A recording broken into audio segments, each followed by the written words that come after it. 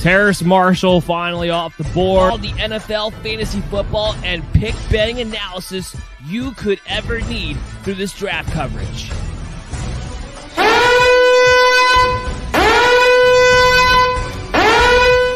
So the Detroit Lions are the ones on the clock. They're going to make their picks soon, but the Giants, I'm getting word, just traded with the Miami Dolphins from 40. It's time for your coverage to start now.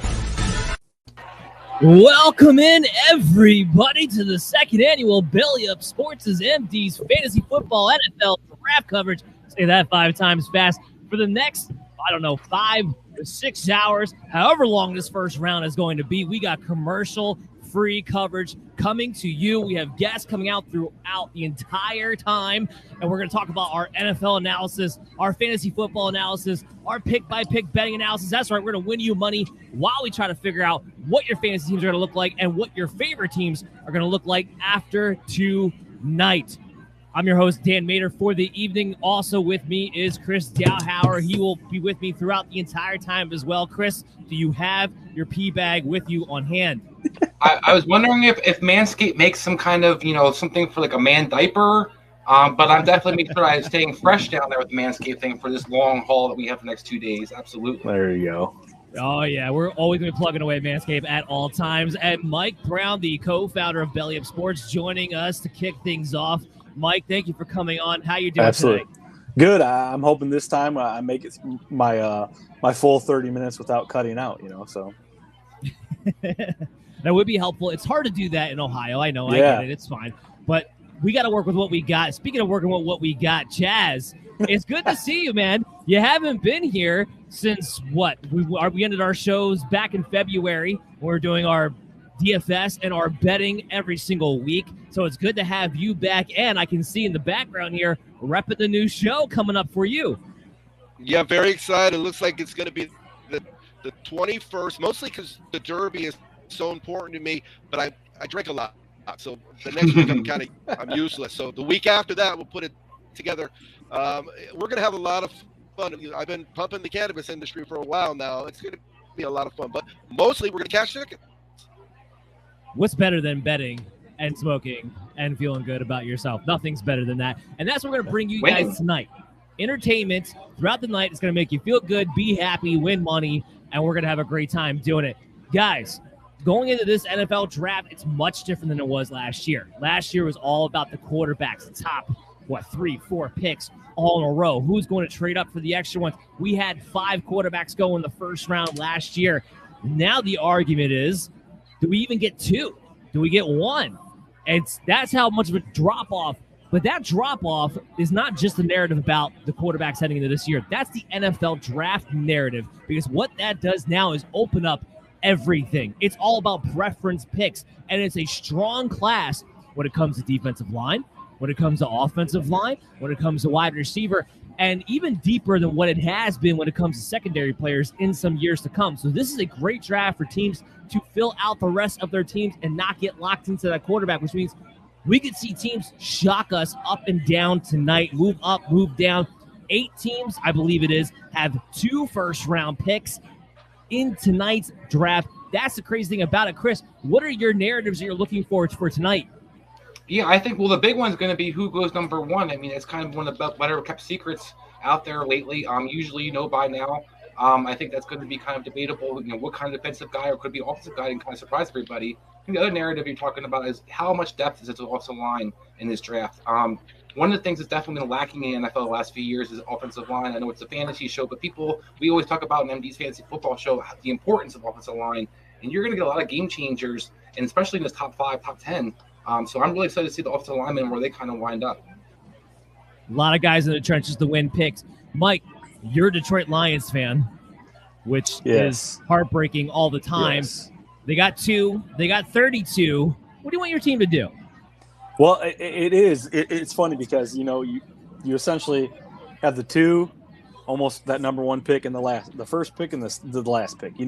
This is one of those drafts that you really don't want the first, second, third pick because, I mean, don't get me wrong. Detroit has a need definitely on the defensive line.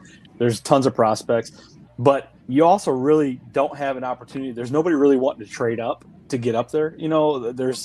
you know, because like Chris said, you know, nobody knows what's going on right now, and I'm more interested to see what's going to happen on that 32 pick for the Lions. You know, to see can we get a quarterback? Can we get a stud there? Who knows? But it's going to be interesting because I feel like Hutchinson's the safest pick. Some people are saying he's the most talented. I think he's the safest pick.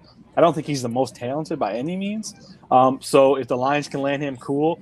I feel like the Jaguars could definitely go offensive line and surprise people that first pick to really help out Lawrence. But there's a lot of things in play right now. So at 2, you know, I would definitely be okay with Hutchinson if he's there. I can't say he's going to if he falls there to the number 2 pick. But this is one of those drafts that I feel like very few people are going to want to trade up to that top 5. Yeah, it's interesting. A lot of teams want to trade back this year, but because of the lack of quarterbacks, not so many are looking to move so sky high like they have in years past. That number 1 pick is up for grabs. Nobody knows where it's going to go. Right now, though, the betting Vegas odds-on favorite is Travion Walker. Updated results from earlier this afternoon. He is now at minus 500 to be the first pick overall. Hutchinson is at plus 500. This was actually one of my bets heading into tonight because I believe Hutchinson is the better pick. He makes more sense, which could be why Jacksonville doesn't go with him. But at plus 500 with a pick that still seems to be wide open, I'm going to take that chance. What do you think about that, Chaz? Well, it's funny you mentioned that because I looked at, again, here's what I've got. I got $100, and I've got 23 minutes to figure out what I'm going to bet on. So not that I'm stressing you out for time, but let's talk about what I'm looking at. You know, I don't have a team. Detroit's not my favorite. I don't like the Rams. My team. Detroit's nobody's favorite. Okay? Bet on. My team is who I bet on. So I looked at every single team, and I looked at every single draft choice this year. And it was amazing how when I saw some teams, I just laughed because you just know, like the Jets and the Giants, you just know they're going to find a way to screw up both of those picks. They're just teams that do that. You know, Detroit seems to be one of those. But I have the lines that I have. I went with the first offensive lineman, the first quarterback, the first running back, the first wide receiver, and then the 1, 2, and 3 picks. So that's what I'm going to be looking at your guys' help with. Which of those is the best? But I did print these yesterday, and the numbers you said were different. So I'm going to go and get the updated lines. But remember, in Vegas, they shut it off yesterday. Did you know that? Right. Yeah, they did. Is that? Hello? Hello? It's insane. It's absolutely like insider insane. trading in Vegas, you know. Trying to avoid that insider information. I was just saying. Yeah. The lines did just update about an hour ago, and that's where we got the updated things coming in from them. Some of them, not all of them, but he's up to 600 on mine. It's up to 600 on yours. So it's going to depend on what sportsbooks you use as well. This was insane now. Betting on the NFL draft, it illustrates the word I'm looking for, the partnership that is now with gambling and the NFL moving forward. Since we're talking about it, I'm going to touch on this real quick and see what you guys think. Calvin Ridley gets suspended indefinitely for this past season. Is this something that's to come, or ultimately will gambling be a benefit for the NFL overall? Anybody can jump in. It's like anything. I know, Chaz, you guys are probably going to know more, but I mean, as you see states slowly bring it into play, it's like it's the inevitable. It goes hand in hand with marijuana. It's like as states bring these things into play, you know, these are only gonna. I mean, and not to get too far off on things, but do you want people to get suspended for gambling and smoking pot, or do you want to see people behind bars for smoking pot when there's real issues, you know, at hand? Not to get too far again, but I feel like it's going to go hand in hand, and eventually it's like, yeah, where do you handle the Calvin Ridley thing right now? When 5 years from now, you know, pretty much every state should be open to it. I think ultimately it's here to stay, and we're just whoever's not for it's just going to have to get used to that. And I don't think it's going to, you know, really tear down the integrity of the game. Things have happened in the past here and there before, but it's not something I think is going to run rampant and really, you know, have these conspiracy theories of the NFL where is things fixed to begin with. They've been talking about that for years, even before gambling became as legal as it is now, and will continue to grow. I don't think it's going to be a big deal, but I'd love to know your thoughts, Chaz. Well, to me, it says right here, the median salary is like $860, right? And the minimum is $430. A lot of people get $2 million or more. The bottom line is, if you're making $860K, right? Stay away from the sports book, Einstein. What am I missing? Yeah, what is do you so need? difficult about that? You could drink Cristal anywhere you want. Just leave the sports book away. Go get it off your phone. It's ludicrous to think that you could have that much money coming in, you would risk it betting, a couple grand. Chaz, one more time, run through what's the 3 picks that you were looking at you wanted to try to bet on? All right, so it's who's number 1, who's number 2, and who's number 3, and then the other 5 are who's the first quarterback, who's the first running back, who's the first offensive lineman, who's the first receiver, who's the first cornerback. I'm going to kick this to Chris. Chris, start off with your number 1, number 2, number 3 picks. I think Jacksonville is going to shock the world, and I think it's going to be the tackle from North Carolina State, Akua. I think that you look at Doug Peterson's kind of track record in Philadelphia. He loved offensive linemen. They definitely need to upgrade. I know they signed Cam Robinson, but Akua can play outside or inside. So I think that's actually going to be the guy. I think they're going to kind of surprise people. I think they're kind of looking for somebody to move up to that defensive end. Maybe that they leak out they want Walker, they leak it they want Hutchinson, hoping somebody to kind of jump up. But I think ultimately they're going to take the offensive lineman. You're going to take offensive lineman even after extending Cam Robinson. I think Akua I think he's the kind of guy that, like I said, can start on the inside, be immediate starter at the guard, and then eventually move out to tackle. Doug Peterson has kind of a history of doing these kinds of things. So, like I said, I think that's where they're going to kind of stick to. And I think Trevor Lawrence is the franchise, and I think that they realize they need to protect him ultimately, and they're going to make sure that the best front 5 they can possibly put out there. Let's play that. The only problem is he's absolutely right. He's so smart, Chris, but this is Jacksonville. Well, Urban's not there. Well, I don't think it's smart because signing Cam Robinson at $54 million and then drafting number 1 offensive lineman when you took the guy Little last year in the second round, I think that is kind of spending too much capital. But I do think that that's what the Eagles history has. They've always went big off the line. But is this the Eagles' history or is it the Trent Baalke history? The Trent Baalke history has been to take defensive linemen dating back to San Francisco. Yeah, but as we kind of saw this offseason, Trent Baalke's kind of holding by the grips of his his fingernails of that job. They brought in other guys to kind of advise, and I think Doug Peterson kind of has the say right now. I think he's going to be the one that makes the ultimate call. Well, let's play that out then. Let's say they do go offensive line. I'd have to think second pick, it would be a mishap, to say the least, if Detroit didn't take Aiden Hutchinson. No, Mike? No, I agree. And actually, tell you the truth, what Chris is saying is it makes a lot of sense. It may not be the sexy pick, especially the number 1 pick, and it may shock people, but you've got Trevor Lawrence, you've got ETN. They're investing in that offense. I know there's a lot of money there, but you're going to throw in that one guy because that one guy on the defensive line isn't going to make the huge difference. Same thing within Detroit, but you definitely got to go Hutchinson if he's there, number 2. Like I said, the safest pick. He's not a J.J. Watt. He's not a T.J. Watt by any means. I've heard some comparisons to Nick Bosa, nowhere near Joey Bosa. I know they have some injury histories, but you kind of know what his ceiling is and his floor is, and it's, again, the safest pick at number 2. Nobody's going to come up there and really offer you much to get that pick, where Detroit, I think, in a draft, if it was really, really offensive laden quarterback. I'm not saying we take a quarterback at number 2, but I feel like this is the one year that, you're just kind of it's the worst thing. Again, I go back to the top 5 picks to essentially have this year because nobody's outside of the top 10 is really going to trade up for you. So I think Hutchinson's there. You got to take him. So it's really interesting. Now we get the Go ahead, Chaz. Well, I always defer to you guys on personnel. You know that. I talk about it all the time. You do not know a name of a guy on a team and actually win a lot of money sports betting, but you're not going to do well in fantasy. So if the number 1 guy is minus 600, which we both would all agree, that's a big favor, right? So, and then the guy skips him. I'm thinking he falls to me. I'm taking the best guy on the board. Why wouldn't Detroit do that? No, I totally agree. And that was the wind up being the case. I personally have Aiden Hutchinson going number 1 to Jacksonville. I think they're going to go defensive line, but it doesn't make sense to me. All the smoke right now, you're going to see how the mock drafts, everything is about Trayvon Walker going number 1.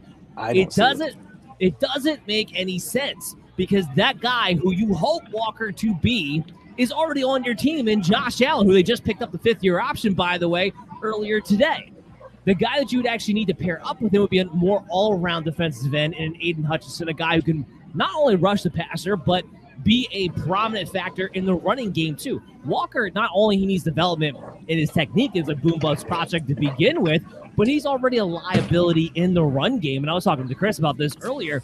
He reminds me of a guy who should be more of a 3-4 outside linebacker pass rusher type of guy than a guy who should be sticking his hand in the dirt. So that doesn't really bode well for what Jacksonville needs. So it doesn't make any sense to me that it would be Walker, which is why I go back to these bets. I'm just in a plus 500. By the way, Trayvon Walker, his over-under is 1.5 right now.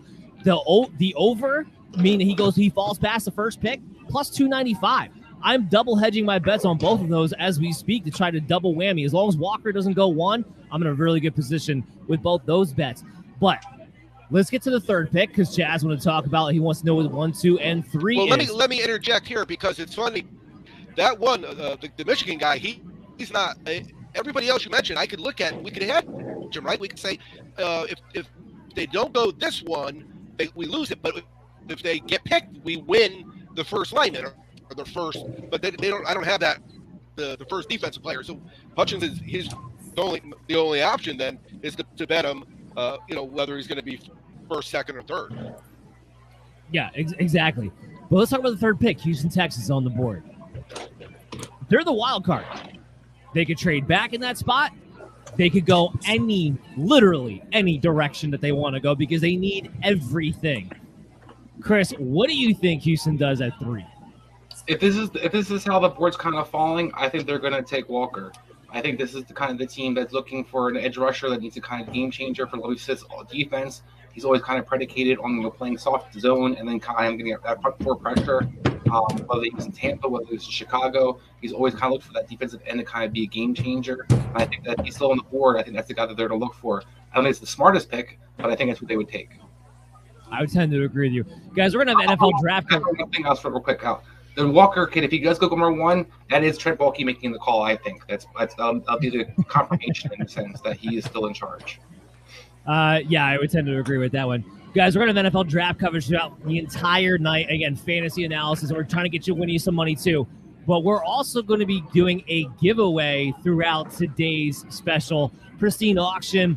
We're doing it through Belly Up Sports. One of our partnerships now is with Pristine. We're giving away a Jonathan Taylor jersey. Here's what you have to do. You have to get on Twitter. You got to follow at Belly Up Sports. You got to retweet. Then you got to register at Pristine Auction. When you do, use the promo code BELLY at registration. That's the way you'll get to sign up. We're going to be announcing a winner at 8 p.m. on Monday, May 2nd with Pristine Auction. So a chance to win a Jonathan Taylor jersey. Great opportunity.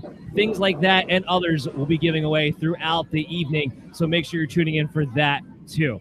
All right, guys, let's talk about some headlines that are coming into the draft that may or may not have panned out.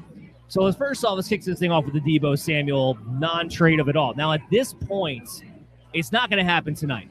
So basically what that tells you is that the 49ers are looking to try to repair whatever the damage has been done. Why Deebo demanded a trade out to begin with.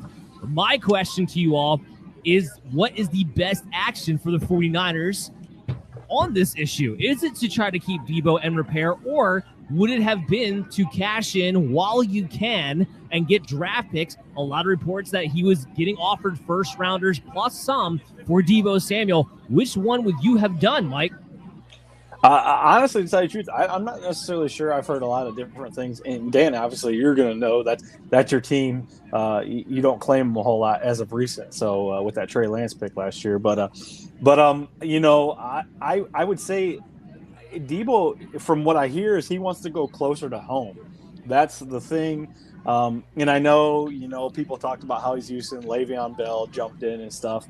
I mean, in a situation like this, I think there's a lot of opportunity, but when a player's like that, they have a year like he had last year, it's unfortunate because even as an NFL team, as the money rolls in, these are the only ways that these players really have any leverage, even though it doesn't mean you're going to ship them out. But do you want a guy to sit on he's going to play for you, but do you want him to sit in? I don't know I haven't followed him enough. Obviously, West Coast, whether he's the big TO diva type, but I think when something like that happens, you gotta really take these inquiries like serious because if a guy wants to go home or whatever's going on, you really gotta consider it because is that gonna create a cancer? Because year after year, San Francisco may not be that really hot commodity, but every year they make the playoffs or they're consistent.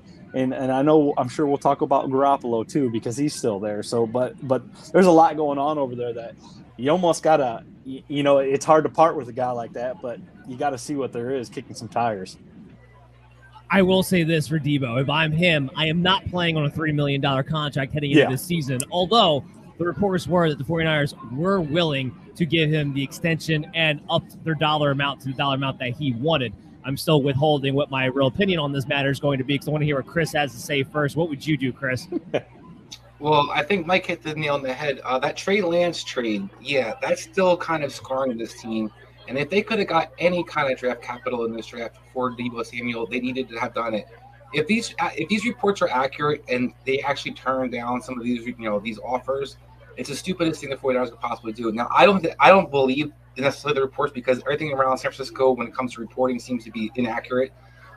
So I do question whether or not there's actual value that they turned down for Deebo, or do they wish they had gotten that value and nobody actually offered it, so they're trying to put it out there. Because this team seems to hold on to their commodities too long and then about to capitalize on them. Talk about Garoppolo as an example, still $25 million sitting on your cap. I think Deebo Samuel is somebody you need to move on from. I think Brandon Ayuk was drafted for that reason. I think that he's a kind of an easy replacement in the sense. This team has a hard time featuring more than one receiver as it is. And you have all kinds of different mouths you're going to have to feed, including one of those Bosa boys that will be due for a new deal soon. So when you put all those things together, I think the 49ers needed to move Deebo Samuel in this trade, in this draft, I should say. And if they didn't, I think they're just basically playing with fire because I think inevitably they're going to want to try to get pennies on the dollar moving forward. Yeah, that kind of sums up where I'm at. They needed to make this deal. You're paying Trent Williams. You're paying George Kittle. You have to get an extension done, which we know that's going to be a mega deal, with Nick Bosa this season. You just extended Fred Warner. You traded all your draft picks away for Trey Lance. So all of your money is going to be tied up, and you're not going to have top-end draft picks to replenish this team.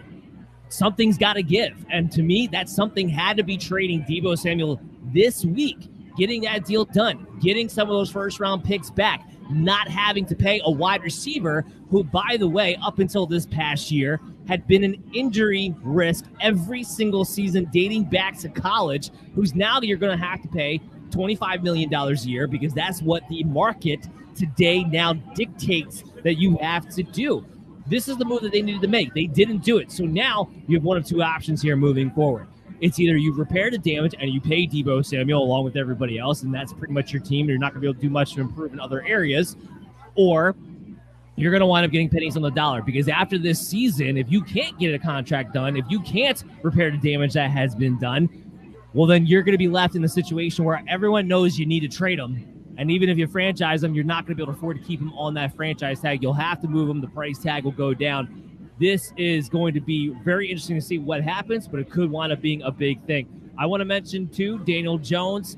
He had his option denied this past today. Actually, I came out today.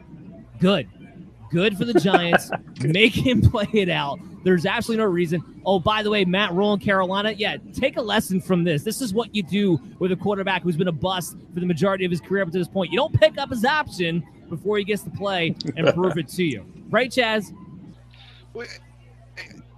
One thing we know about the NFL is when you do something different, and what Deebo did last year was different than anybody ever, right, in terms of being a running back and a receiver at the same time. The lifespan of that is about 18 months, about a season and a half, because these NFL coaches just shut down whatever they do. The only way you're ever going to win in the NFL, you're going to have a quarterback like the kid in Buffalo that can run and throw, and there's just not a lot of those human beings out there. That's why every single year it's the same thing with quarterbacks. We got 32 teams, we got 18 good quarterbacks. It's tough. All right, Chaz, I want to get back to your picks here. Let's get these bets in. We got 5 minutes to do it before this draft kicks off. So let's talk run through the player ones. I love the fact that I'm looking at plus 1,200. Trayvon Walker goes second because Jacksonville's ignorant. That to me is a true statement. It could happen. So that should be like maybe 15% of my budget, right? At plus 1,200. That's valid. Can't argue with that. Okay, and so if he's going to go second, then I got to look at the other guys, not necessarily betting who I think is going to go first, but if I can get him in their position, because this way I can still win if they go second or third. So that's what I need to do. I need to find the kid Chris mentioned is minus 275 to go first for the offense, the lineman. That seems to be a little tough. What about the quarterback, guys? Let's look at the quarterback. They're all pretty good odds. Who's going to be the first quarterback taken? Willis. No, it's going to be Willis. There's no doubt about it in my mind. All right, so right after the first is the quarterback. So that's minus 220. That's not. I mean, golly gee, that's not a heavy, crazy bet. We went with higher odds than minus 220. So that's what I'm going to do. I got to figure out what I'm going to risk. I'm going to risk 80. No, I'm going to risk 85 on Willis as the first quarterback at minus 220. And I'm going to risk the rest of the balance 15 on Jacksonville is stupid. And that's always a solid bet. I just want to say real quick. Sorry, go ahead, Dan. No, go ahead, Chris. I was just going to say, I always appreciate Chaz kind of, giving some people kind of tips that aren't necessarily professional bettors. It's not always about picking somebody. Sometimes it's about not picking, what's the options are that are available to you. We call him second half Chaz for a reason, and there's a reason he doesn't have a team. He doesn't always pick the winners, but he picks what he's looking for, and he kind of has, a box he kind of sticks into to make sure that he pretty much make sure that he has a guaranteed winner or not. If he doesn't, he's not going to lose too much money. So I think that's one of the things that I really appreciate. He kind of brings to a lot of betting people out there maybe don't know about some of these different ways to kind of angle this and kind of attack this draft. I do want to talk about some props that I have real quickly. Breece Hall going in the first round. I really like him going to Buffalo. That's at plus 160 right now. Just him going in the first round in general. I do think he's got a good shot for that one. Chris, I want to kick this one to you. What do you think about this? Drake London as the first receiver is all the way down to plus 250. Garrett Wilson's the odds-on favorite now. Jameson Williams has now catapulted Drake London to be that pick. I like it at plus 250. Drake London fits a lot of systems. People have had him in the top 10 pretty consistently. It's only been within the past couple of days that Garrett Wilson has been talked about going in front of him within that top 10. I'm putting my bet there. What do you think about that? So here's where I think the bet lies. Will the Jets take him? The Jets. That's I think who it's he's pretty going much what to it boils down to. Because I think at 11, Washington's happy with whatever 3 remains and will willing to take any of them. But I think the Jets don't have a clear fit for Wilson. I think he is one of the best. He's probably the best receiver on their board. I know they love Jameson Williams. I know they wanted to trade down, possibly they could for that. But Drake London fits the team, so I think that I look at Drake London's definitely a definite possibility. But that's a hard one, Dan, because I just think. Do you really think the Jets are going to take a receiver at 10? Because that's really going to be the dictation of. I mean, I think they shouldn't, but again, they're like Jacksonville. They're stupid, so they might. That's the part we don't necessarily know. I got a parlay here. This one might be good for you, Chaz, because you were talking about quarterbacks in this direction anyway. There is a parlay special bet right now on DraftKings Sportsbook where they have Willis being the first quarterback, Pickett being the second quarterback taken. That's at plus 125, so you are getting pretty good odds to get that order. Oh, what do you think, Mike? I mean, your team, the Lions, have been the ones kind of rumored here and there, along with the Panthers, of taking a Kenny Pickett. Do you think Willis goes 1, Pickett goes 2? Yeah, I mean, I do feel that way, but I mean, there's a huge discrepancy between where Willis is going to go and Pickett. If we're sitting around 32, I'm reading Twitter all day long, and they're like, if Willis is there at 32, do you take him? It's like, are you kidding me? Like, for one, he's not going to be there, but yes, absolutely. But I mean, Pickett's there. Everyone's concerned about his hand size. Okay, I mean, I get it. There's always concerns in the draft, and who knows? But everyone wants to link him back to Pittsburgh and stuff like that. But yeah, I definitely think it's Willis and then Pickett. I mean, I've even saw Corral or those guys around there. But I think the way the weeks have worked out, it's definitely Willis and then Pickett and the rest of those guys to come. So it'll be interesting. But I personally, if you're going at number 32, I think Pickett still that's a high pick for me in the first round for a quarterback. I don't have him as high as a lot of these other guys. What's that parlay play again? That parlay plays on DraftKings Sportsbook. It's at plus 125 for Willis to go first and Kenny Pickett to go second. I really like those odds quite a bit. Guys, it's 8 o'clock, which means the NFL draft is officially kicking off. So, Mike, Chaz, you two are going to sign off. Mike, give me something that you're really excited about that's going on in Belly Up Sports for people to check out. No, honestly, to tell you the truth, and I'm not sucking up to the host, but Dan, I don't think you get enough recognition, you and Chris, and the things you guys do. This is not something that you put together overnight. This is going to be all night long. You've got a plethora of guests, even going into tomorrow night. I appreciate what you're doing, you and Chris. Just in general, I mean, this is something that a lot of companies don't have. For us to have this and you to really hone in on this and the other things that you're doing with Belly Up TV, I appreciate it. So that's what I'm excited about. I don't need to plug anything else. You'll be plugging our sponsors and stuff like that. So really, it's just owed it to you guys. We'll send the check later, Mike. Thanks for that. We'll send the check later. Yeah. Thank you. You're making me blush. I will say this, because we can officially say this now. Belly Up Fantasy Sports, myself, Chris, and a few others included from shows that you've seen under the Belly Up Fantasy Sports umbrella. We will be at the Fantasy Football Expo in Canton, Ohio, August 12th through the 14th. We'll be there all 3 days, so come check us out then for sure. Chaz, when's your show going to kick off, man? When can people look for it?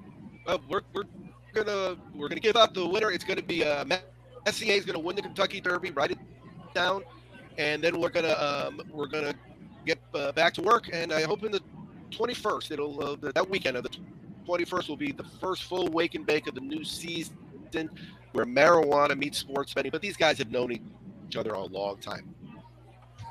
Absolutely. All right, guys, here's what we're going to do. Take a quick break. Come back on the other side. We'll have our first 3 guests for the first 5 picks. So everybody stay tuned to the NFL draft coverage with the MD's Fantasy Football Show. We'll be back right after this. Fellas, have you started your spring cleaning yet? The carpets need cleaning, the drapes need dusting, and your lawn needs mowing. Spring has sprung, and the global leaders in below-the-waist grooming have the best tools for cleaning aisle 5 in your pants. Time to clear out your winter bush and join the 4 million men worldwide who trust Manscaped by going to manscaped.com for 20% off and free shipping with the promo code BELLYUPFANTASY. Manscaped has the full package you need for spring cleaning this year. The Performance Package 4.0 is the only tool you'll need to keep your boys looking and smelling like the fresh tulips your partner wants. To start off your spring cleaning, use the Manscaped Lawnmower 4.0 to get the most precise shave on your hedges. Did we mention it's waterproof? No need to worry about watering your grass with this tool equipped with an LED light, so you'll know it'll be a major asset to the new shower routine. Clear your holes and smell the spring air with the Weed Whacker. This nose and ear hair trimmer provided proprietary skin-safe technology which helps prevent nicks, snags, and tugs in those delicate holes. After clearing your nose, make sure you get rid of that foul ball smell with the Crop Preserver and Crop Reviver. Finish off your grooming routine with the Plow 2.0, the perfect razor for the finest shave on your face. Because if you're using the Lawnmower 4.0 on your balls and your face, you're doing it wrong, boys. Get 20% off and free shipping when you use the promo code BELLYUPFANTASY at manscaped.com. That's 20% off and free shipping when you use the promo code BELLYUPFANTASY at manscaped.com. It's time to throw out your old hygiene habits and upgrade your life. You're listening to the MD's Fantasy Football Show. Welcome back in, everybody. You're watching the Belly Up Sports' MD's Fantasy Football Show NFL draft coverage going all night long, and we have officially kicked off the draft. I have these fine gentlemen here joining us for the first 5 picks to kick this thing off. We got Peter Van Sventer, our betting expert. He was on our show, the MD's Fantasy Football Show, on Fridays during the season. He'll be back again this upcoming week. We also have Parker Ainsworth.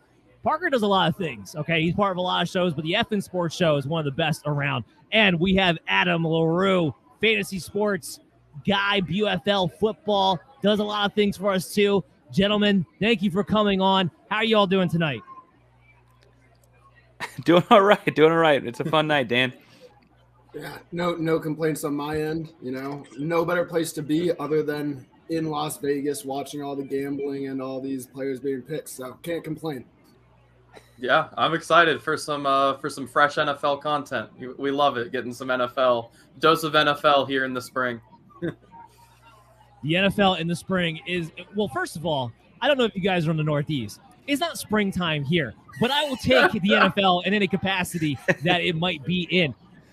I'm your host, Dan Maynard. I'm joined here with Chris Howard, who will also be with me for the entire night. So, guys, Jacksonville will be on the clock momentarily. Heading into this draft, one of the big narratives is that we have several teams that have 2 first-round picks. And as a result of that, there could be a lot of movement depending upon where guys want to move up to get their guy, maybe even want to move back even more. But I have a list here of teams that I have marked down that I think are the most likely to either move up or move down, and I want you guys to tell me whether or not I'm wrong. So first and foremost, I have the Falcons. I think they are definitely going to move down. Parker, what do you think about that? Do you think they move down, and what do they try to move down for? I think they try and move down with like someone like the Chiefs as a couple of picks kind of around the same area, and then get a lot more value there, I think, because they need so many things, right? And the Chiefs need so many less things, but they need someone to come and play right away. And so I could see them trading back. The Chiefs have a couple picks in the first round. That would be my first guess, but that's just off the top of my head.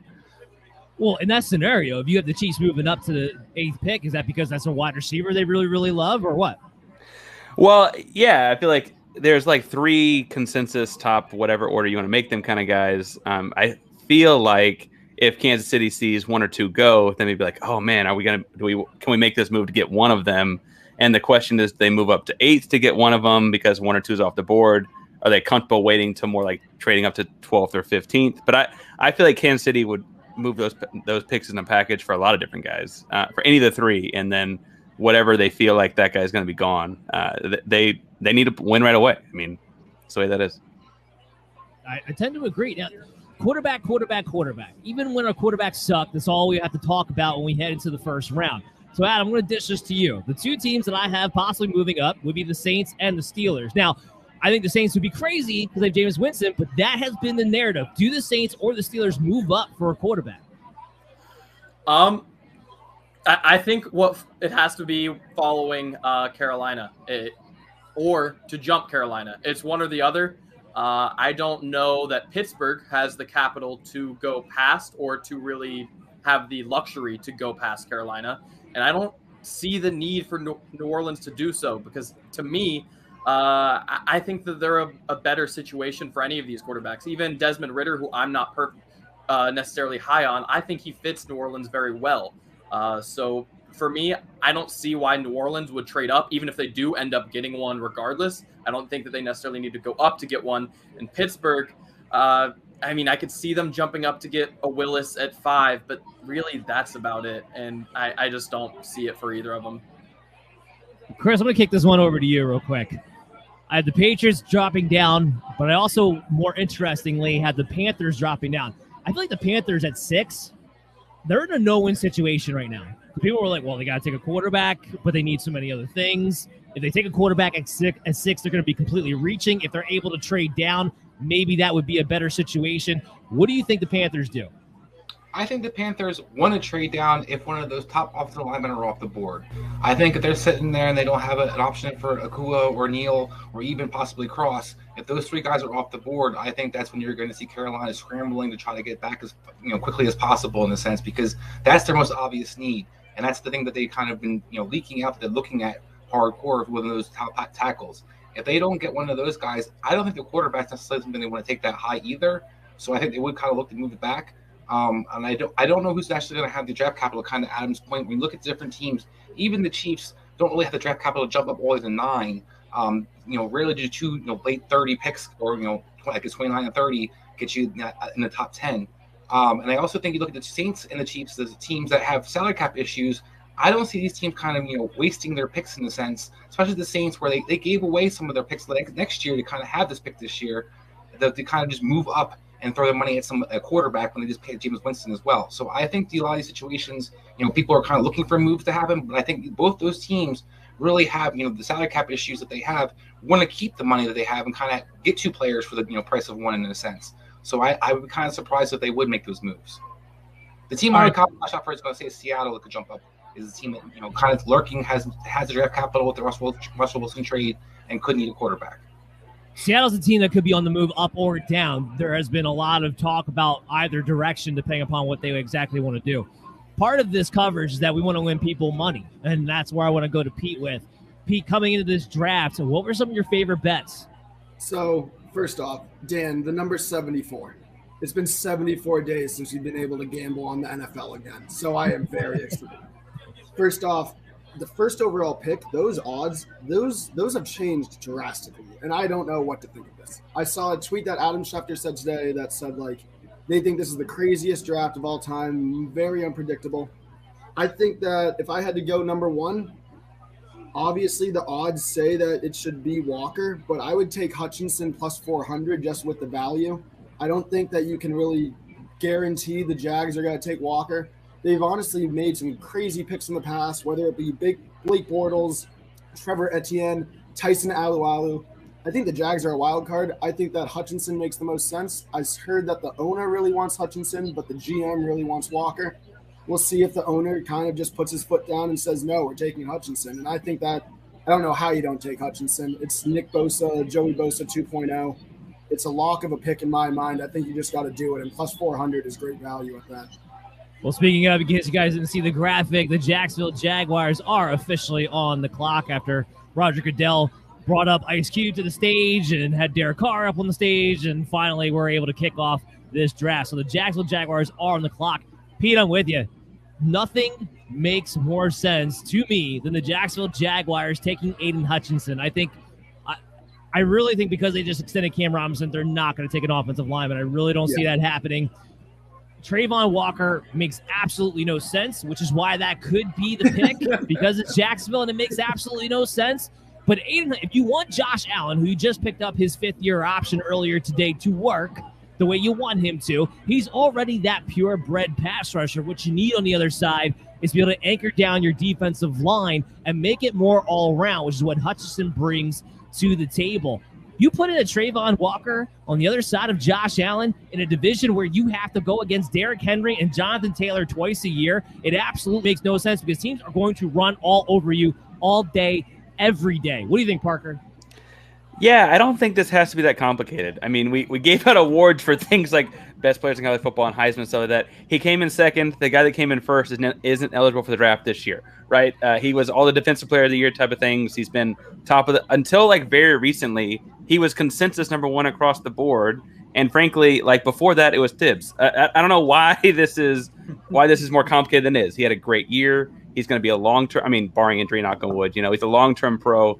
He's built to anchor a defensive line. You can build the rest of your front seven around him. I don't think it has to be more complicated than that. Yep. Chris, put your GM cap on me for a second. Throw the fact out that it's Trent Baalke and Doug Peterson, and we hate their player personnel choices. Throw that out for a minute. You're the GM of Jacksonville. What do you do? I'm taking Evan Neal. It's not even a question for me. I think Robinson's already shown you he's not the answer, and even they paid him all that money. You have the other side. You have Taylor on the other side who can definitely be moved. I think Robinson's better served to play right tackle as it is. And Evan Neal, to me, is clearly the best player in this draft. I think you have a 350-pound guy who can anchor your team for the next 12 to 15 years, be a Pro Bowler, a guy that's already shown it in the SEC, able to stop top-tier pass rushers. What else could you want? To me, this is a guy, Jonathan Ogden. There's different tackles you can go through all the time, throughout history to see these guys are just dominant. Tariq Glenn, from Adams kind of Colts team. Those kinds of players don't come around very often, and when I think we have a chance to get one of them, you definitely do. It served really well for Doug Peterson in the Philadelphia to have those good tackles. I see no reason to, kind of gamble on average tackles at best with Cam Robinson and Taylor. So for me, it's no brainer. It's Evan Neal. Dynasty owners right now, they're trying to figure out, what do you do with Trevor Lawrence? What's with Travis Etienne? What's their fantasy value moving forward, and how does it get better? Because it didn't look great last year. So, Adam, what do you want Jacksonville to do? Do you want these guys to get better, or do you think people should just be trading away Trevor Lawrence, to be trading away Travis Etienne and getting out while they still might be able to get some value for him, or do you think they can turn this around depending upon this pick? I think depending on how the trajectory of Jacksonville goes, I absolutely think that Trevor Lawrence can turn this one around. I think he was, a wee bit overhyped coming in. That being said, he was still the QB1. I think he is a very talented quarterback. I think he does have all of the capabilities to be a franchise quarterback in this league. Now, Travis Etienne is a completely different question. He was drafted because they couldn't get Kadarius Toney. That's what we're working with here. Travis Etienne, I think, is going to be in a difficult situation.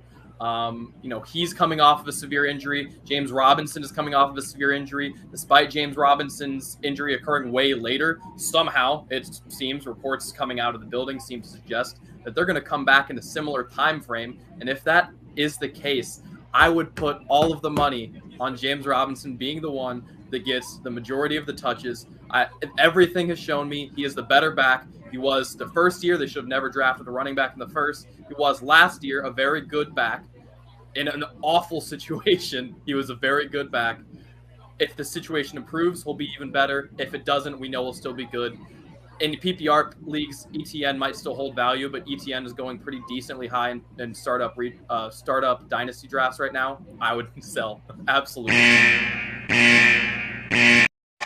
It's a hot take out of Adam. He just spat in the faces of all the fantasy industry because everybody else wants Travis Etienne to come. But you know what? Depending upon his health, that is, I tend to agree. That James Robinson is the more complete back, and the big reason they wanted Travis Etienne was because of Urban Meyer, who's gone now. Will Doug Peterson want the same thing? A lot of that's up for a question mark. Guys, I'm getting word now, though, that the pick is in.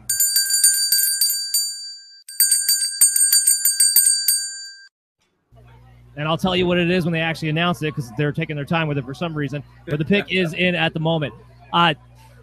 Going back to Pete. So, Pete, when we do this live betting, they usually go like a few picks ahead of time. So now this pick is going to be in. They're now going to give you number 5 draft pick. Right now, Charles Cross leading the way at plus 125, Evan Neal at plus 200, Ahmad Gardner at plus 800. Any of those players you like there real quick? I mean, just as Chris talked about earlier, I think that you had to take Neal. Honestly, I completely agree with what Chris is saying with Neal would be the right pick first overall. I think given what the Jaguars did, though, giving Cam Robinson that extension, and I believe they got the player from Washington this summer, Brandon Schreff. So that's why I don't think Neal might fit there. I think Neal makes a lot of sense at 5. I think the Giants are a crapshoot. I think that they probably go offensive lineman, and then I wouldn't be shocked if they just get a receiver at 7 too. Get a nice 1-2 punch because that I honestly don't think Brian Dade will trust that offense for a second. I think he wants his own system guys in there. I don't think he really has anything to do. He doesn't owe anything to Kenny Golladay, the Sterling Shepherds, the Tonys of the world. I think he might just take Garrett Wilson at 7, and I think he gets Evan Neal at 5, and they have a slam dunk of the draft. You guys ready to make fun of Jacksonville? Trayvon Walker is the pick. They did it. Jacksonville stayed true to being Jacksonville and made the dumbest pick that they possibly could to pair up with Josh Allen. And to that, I say this.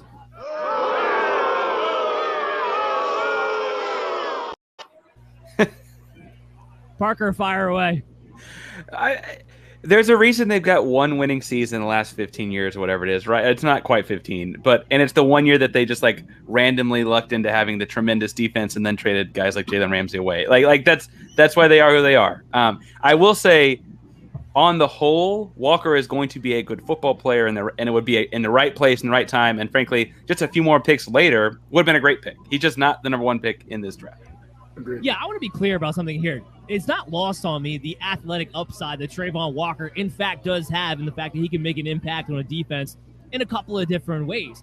But it's the fact that he's probably the most boom or bust prospect in this top tier of the draft when you're comparing him to a Hutchinson, to a Johnson, to really any of the defensive ends up here, even Thibodeau to that matter. I have Thibodeau ahead of him because his technique needs a lot of work. And I don't know about you guys, but I don't really remember the last time Jacksonville did a good job developing players. And that goes back to even Doug Peterson on the Philadelphia Eagles as well. Chris, your reaction, you thought Jacksonville might shock us. They did not. So what do you think? Well, first of all, it seems like Trent Baalke still has, his fingertips in controlling this team. Unfortunately, they tried to get rid of him, but he, as you guys pointed out, there's a reason Jacksonville continues to stink year in year out. This is a great reason. Kayvon Chason last year was their 20th pick in the first round they took. I don't see how you're going to kind of fill Walker's role where you talk about Josh Allen being a similar player. They have two similar players now that kind of are going to be sharing time. They're just wasting your draft capital. I don't know what Jacksonville's doing. Wasted the Travis Etienne draft capital last year. So Jason the year before. This team just seems to not get it. Trent Baalke needs to get a new job. And Doug Peterson, you have learned nothing.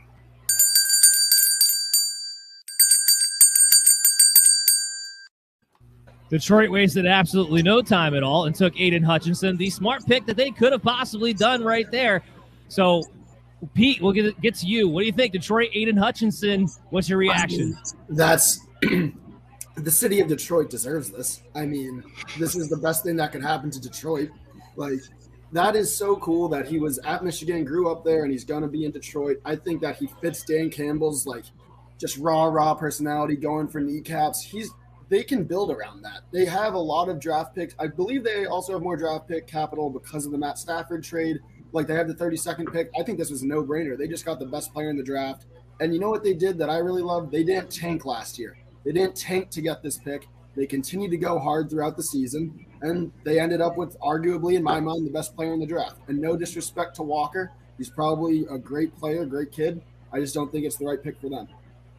So it's interesting. We got Detroit. They went Penny Sewell last year. Now they're going to the defensive line. They are trying to build this team inside out, which is what you need to do when you have to build up an entirely new foundation. So, Adam, what do you think about Aiden Hutchinson going to Detroit? What does that mean for them going forward? And what do you think they do now with their 32nd pick later on this first round? Well, I think they continue to do what they've been doing, which is to build through the trenches. I think this is actually a smart Lions organization, which feels so weird to say, but they are doing the right thing, and that they are building their foundational pieces through the draft, and they are filling the needs that they have to just fill out the roster in free agency. They did what they had to do to get an adequate receiver core in free agency. They don't need to get a receiver. Now, if they get incredible value at 32 for one, may they pounce on it? Sure. But I think that they could continue to, play best pick available. And if that's someone in the trenches, either on the defensive or offensive line, I think that they'll absolutely go in that direction. Now they have a great power rusher. Now they have great tackles. They have a great center. If they continue to build at a guard or on the interior of the defensive line, I think that that's somewhere that they would go. If not, linebacker, just take another step back a level. But I do think that they're going to continue to build inside out, kind of to your point. Parker, the Houston Texans are on the clock. This is like the deuces of wild cards that you could possibly have coming into this draft to begin with. What do you think? I don't even want to know what you think. If you're Houston, what do you do? How many guys can you draft with one draft pick? I think that the real trick, it's where the chaos starts, right? It's where all the unknowns happen. They can go a number of different directions. I've thought they're going to lean defense this whole time because there's value in offense later. And I really think that as far as Houston goes, they just need guys that can play pro snaps. They're a glorified minor league team in a lot of ways. Lately, I do think that they want to try this Davis Mills things out, so I think that they'll eventually go lineman. But for this pick, I imagine they go defense, corner. I'm a Sauce guy. I know some people are Stingley's guys as far as Houston sports Twitter goes. I think I'm with Sauce here at the 3 pick, though. Pete, let's go to you real quick. So now this pick is off the board, so now they're taking bets for the 6th pick. Right now, Charles Cross leading the way at plus 200. Ikawanu at plus 300. Evan Neal at plus 300. It looks like we're going offensive tackle with the 6th pick. Any of those values or anything else in there that you might like instead? I guess value-wise, That's Carolina, by the way. Yeah. I like Cross there, I guess, because as I said, I like Neal going 5th, so I don't think Neal falls to them. I guess Cross makes sense, but as you said earlier, I think they trade down. I think Carolina realizes that there are a lot of wide receivers on the board, and they are a team with a bunch of problems, but wide receiver is not one of their many problems. There are a bunch of teams with draft capital that can trade up. I think the Panthers should trade down, if you want to take a shot, maybe take a receiver value-wise in the 6th pick. I don't know. I don't feel very comfortable with this 6th overall pick with the Panthers. Well, no, and that's why I posed the question to Chris earlier, because like they're another one. They're kind of like Houston. There's a lot of different directions that they could wind up heading in, and they need a lot of different things. And they're also in a situation where I don't think their head coach and Matt Rule is going to be around after 2022. So how are you building out your team moving forward from there? But let's get back to Houston, Chris. Lovie Smith's the head coach. How do you think that affects what they want to do? I don't know. I mean, I don't know how you build in Lovie Smith. I know he wants, cover 2 defense is what he's known for. I talked about a pass rusher earlier. I think this team clearly has a huge hole in the offensive line all along it, so I can't see them passing on offensive linemen. But I think that when you look at this team, a Lovie Smith team, you usually have a team that's going to have an edge rusher, probably a decent safety. The corner, I think, would make some sense. I love Gardner too, but I don't think he's going to go. I don't think he fits his system per se, where I think they might not necessarily think they need to take a corner that high. Chicago never did really back in the day when Lovie was there in Tampa Bay. So I think they kind of think they could find value in the guys that could fit his role, his scheme, so to speak. So I would really be surprised if they don't go off the line in this situation. But I think it's probably a vanilla pick if Lovie Smith and his image, so to speak. Dan Campbell talked about pick Hutchinson. I think that's a great image for he kind of fits that team. I think you looking for a vanilla guy. You're looking for like some kind of boring offensive lineman probably, or somebody who's just kind of, Davis Mills is going to be your quarterback next year. So that's all I have to say. I mean, I don't think it really matters what they do.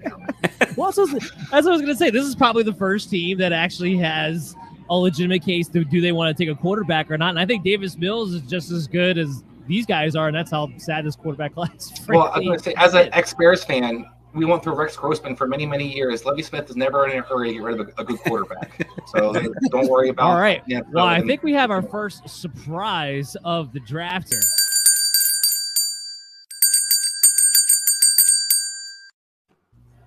Derek Stingley Jr. is off the board. They decided to go with corner, one of the best pure coverage corners of this draft class. So Lovie Smith getting back to his roots, wants to attack that cover too.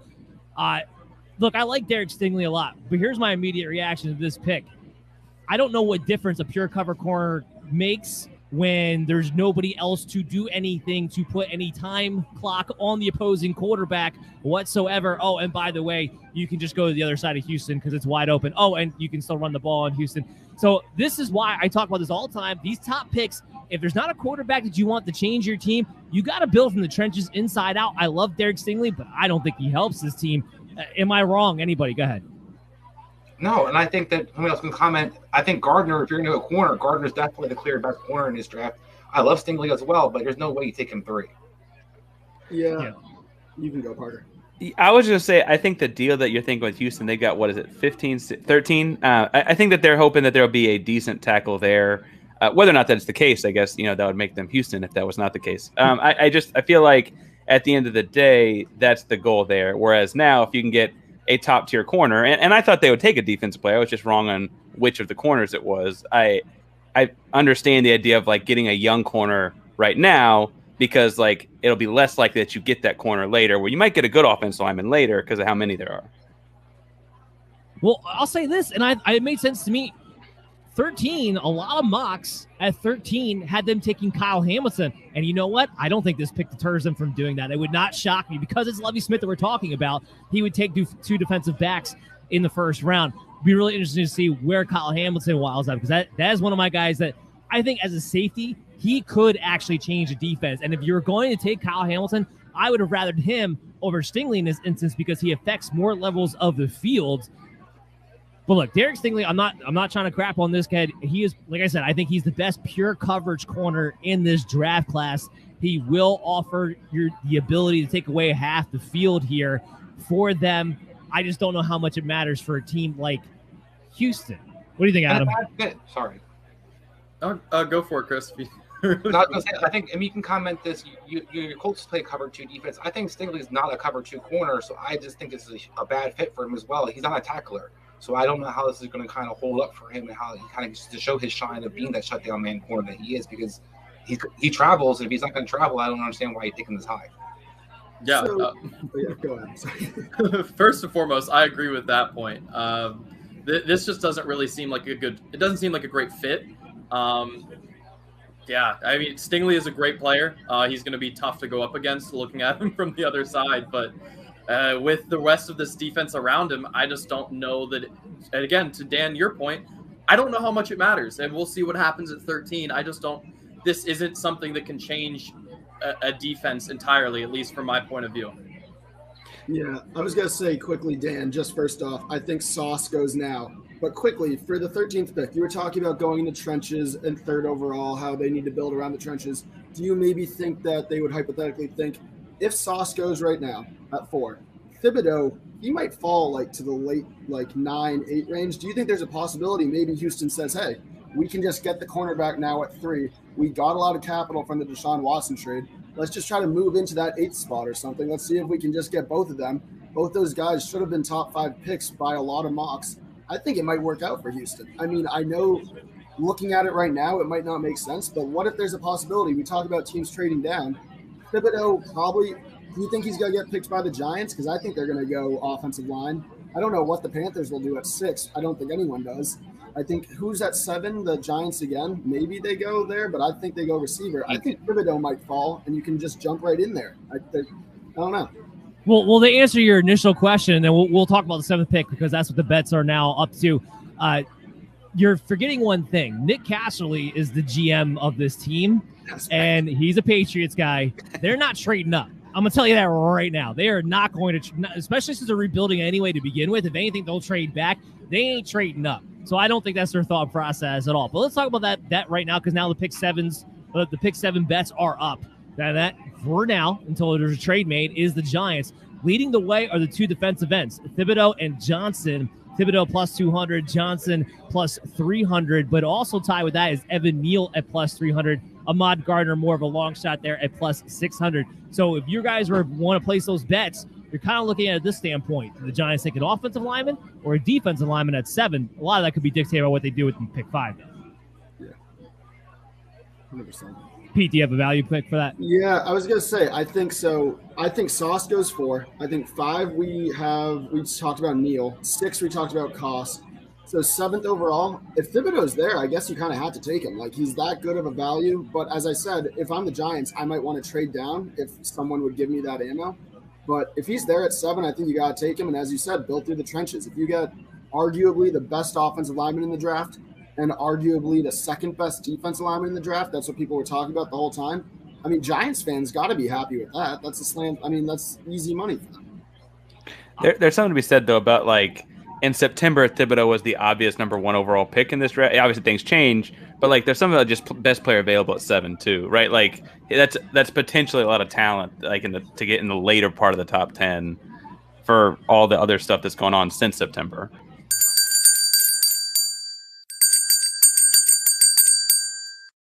Well, Pete hit the nail on the head. Gardner's off the board with the Jets, so they go corner. Robert Saleh needs to get his defense moving in a typical direction. I honestly thought he would go defensive end. They do have another pick, though, so maybe they'll go defensive end with their next selection at 10 if they want to stay on the defensive side instead of going offense. That would actually make more sense to me. But they get Gardner. They get the top pick. I'm going to kick this to Chris because Chris actually compared Gardner to an ex-Jets cornerback earlier in our draft analysis. Yeah, you're reminding a lot of Darrelle Revis. I think when you look at what he's kind of the tape he has, you know, Dan and I kind of talked off air about kind of what he is as a corner, and it's a little hard when you watch me. Like, is this guy really a shutdown guy? He's not as smooth as Stingley per se. Doesn't have quite the same hips, but when you think about how he shadows guys, how he's able to mirror different coverages, and how he uses his body, you know, just tremendously, it's Revis. And I think you can see so much of Revis Island possibility being reincarnated in the Jets right now. There's a lot of talk about this, you know, this pick coming. The Gardner was a guy they really had a huge crush on in a sense, and I think when you look at the guys, to me, he's definitely clearly the best corner on this board. I think this guy's a true shutdown corner, and I think he's one of those guys who's willing to get physical as well, so he can play in any kind of coverage you're looking to play. I think this is an actual good pick by the Jets. Hopefully they don't screw it up like they did last year's draft, but so far so good. What do you think, Adam? Because you're formerly from Cincinnati. Yeah, no, I like Gardner a lot, and I think he fits where the league is going really, really well. And I say that This is a guy who, granted, at Cincinnati against smaller receivers, but this is why I say where the league is going. He had a lot of success in press, kind of to your point, Chris, about the physicality. And at 6'3", 190, a little thinner, one would think, okay, maybe less so at the NFL level. But the receivers coming in and being these number one guys now are a lot on the smaller side. So I don't think that's going to be necessarily the same concern that it would have been, say, 5-10 years ago, that, you know, you're 6'3", 190, a little lanky. Can you be a press man corner? He absolutely can. And it's something he's shown a lot of ability to do so, even against talent at the bigger schools like the Alabama game. So I definitely think Gardner's a good pick here. And Chris, you know, we've loved the Jets picks over the last 2 years. It's just been the deployment that has been our gripes with the Jets. That's our coaching tree. Hey, no, I'm not going to defend him at all. Yeah. I will say this for them. The corner for the Jets makes a lot more sense than it did for Houston, because they do have some talent along that defensive line. You have Quinton Williams. You have some basic fundamental blocks that you've been building over the last couple of years. I like Vera Tucker, who they took last year. I like Mekhi Becton. So they have some trench players already where I think you can take a corner. If you think he's just going to shut down the other team's number one guy, you need that, especially being in that division there with Buffalo. So I actually do like this pick quite a bit. Probably not the way I would have gone, but not a bad pick at the end of the day. All right, so now we got receiver. Tyreek Hill's also there. You got to pay attention to as well. So Tyreek Hill as well. Well, Tyreek Hill and Jalen Waddle. Which one are you going to take out? Hey, don't forget about Kendrick Bourne here. Come on now. Oh, the Patriots. Oh, the Patriots. No, they don't believe in talent anyway, at least not on the perimeter. Pete, they got us up to pick 10. So that's what they got. That's what they're going with now. Pick 10. That's the Jets' second pick. So this goes hand in hand here. Now they pretty much have the Jet. They push all the wide receivers up to the top of the board as far as the favorites going. Jameson Williams, Garrett Wilson, and Drake London, all at plus 250. I might add, before the draft started, I had Drake London as number one receiver taken off the board at plus 250. So I'm probably going to double down on that idea here in this situation myself. But what do you think? I like London. My question for you is this a little bit of the range where you're kind of sweating a little bit as a Niners guy, thinking, hey, maybe the Jets are thinking about Deebo Samuel a little bit? I hope to God they are. I wouldn't be sweating. I hope they ship him off. Please give me the number 10 pick. I don't want to pay Deebo. This might be where you get it then. I mean, I don't think the Jets should trade it, but like they clearly were interested in Tyreek Hill. They've definitely been interested in Deebo Samuel. They have the young QB. Do they want to go with the rookie contract, which I think makes more and more sense? It's almost like people talk about the rookie QB contract. I think more and more we're going to start seeing the rookie receiver contract. You look at Jamar Chase, you look at Justin Jefferson, you look at just over the past 3 years, So Terry McLaurin, A.J. Brown, and Deebo Samuel, it's all about to be their fourth year in the league, if I'm not mistaken. They're all trying to get big deals. I'm interested to see, I think people are going to be – that's why I took the over on receivers too. I think people are trying to get that capital on receivers and take advantage of it while they can. But yeah, I like London. I think it's almost become the second quarterback. No, look, as far as the Deebo thing, it's not going to happen. If it was going to happen, it would have happened beforehand, because now logistically it's pretty much impossible, because when you trade Deebo, you also have to have a contract extension pretty much in place for the other team before they would make that move, because otherwise a team's not going to make that move. That's not going to happen tonight. So very slim to no chance that's going to wind up happening. But I think you're better served, kind of what you pointed out there, Pete, to take these wide receivers down the first round and get those fifth-year options, because they're coming just as expensive as the quarterbacks. So, Parker, you had your hand up. What do you want to say, man? I was just say there's a really cute video of Sauce Gardner at like age 13 or 14, like a freshman in high school, like saying he's going to be a New York Jet one day. It popped up. That played out. Why would he dream that though? Couldn't he have chosen he was a kid. He had like a press pass was like in their locker room, and it's like well, Pete, that's the same question you have to ask Jets fans in general. Why would you choose to be a Jets fan to begin with? Having said all that, so your mother or father just completely screwed you over. There's nothing else to debate about it.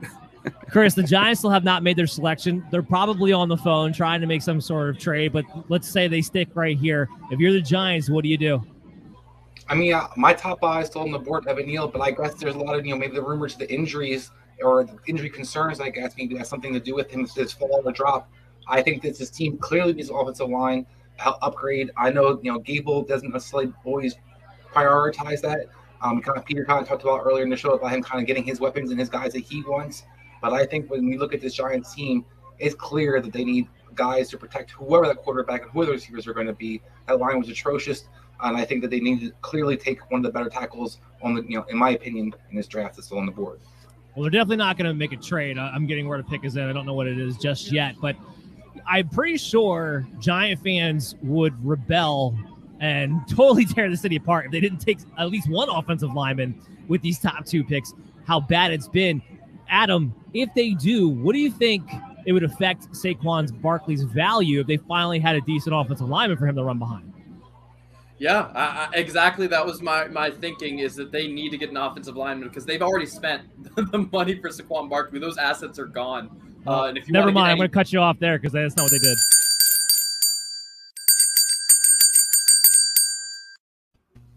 They went pass rusher. They went Kayvon Thibodeau. That's what the Giants decided to do. So, not surprised. Look, they need defensive line just as much as they need offensive line. So, Adam, since I cut you off, what's your reaction to Thibodeau here? Yeah, I mean, it's not where I was going with what I was saying, but this is a good pick nonetheless. Again, Parker, to your point earlier, this is the guy that, come the beginning of college football season, this was our number 1 overall pick. They get him at 5. They get a great pass rusher here. And this is a team that needs talent, both sides of the ball, build the inside out, kind of as you were discussing. I think this is a good fit for them. All right, Parker, give me your reaction as well.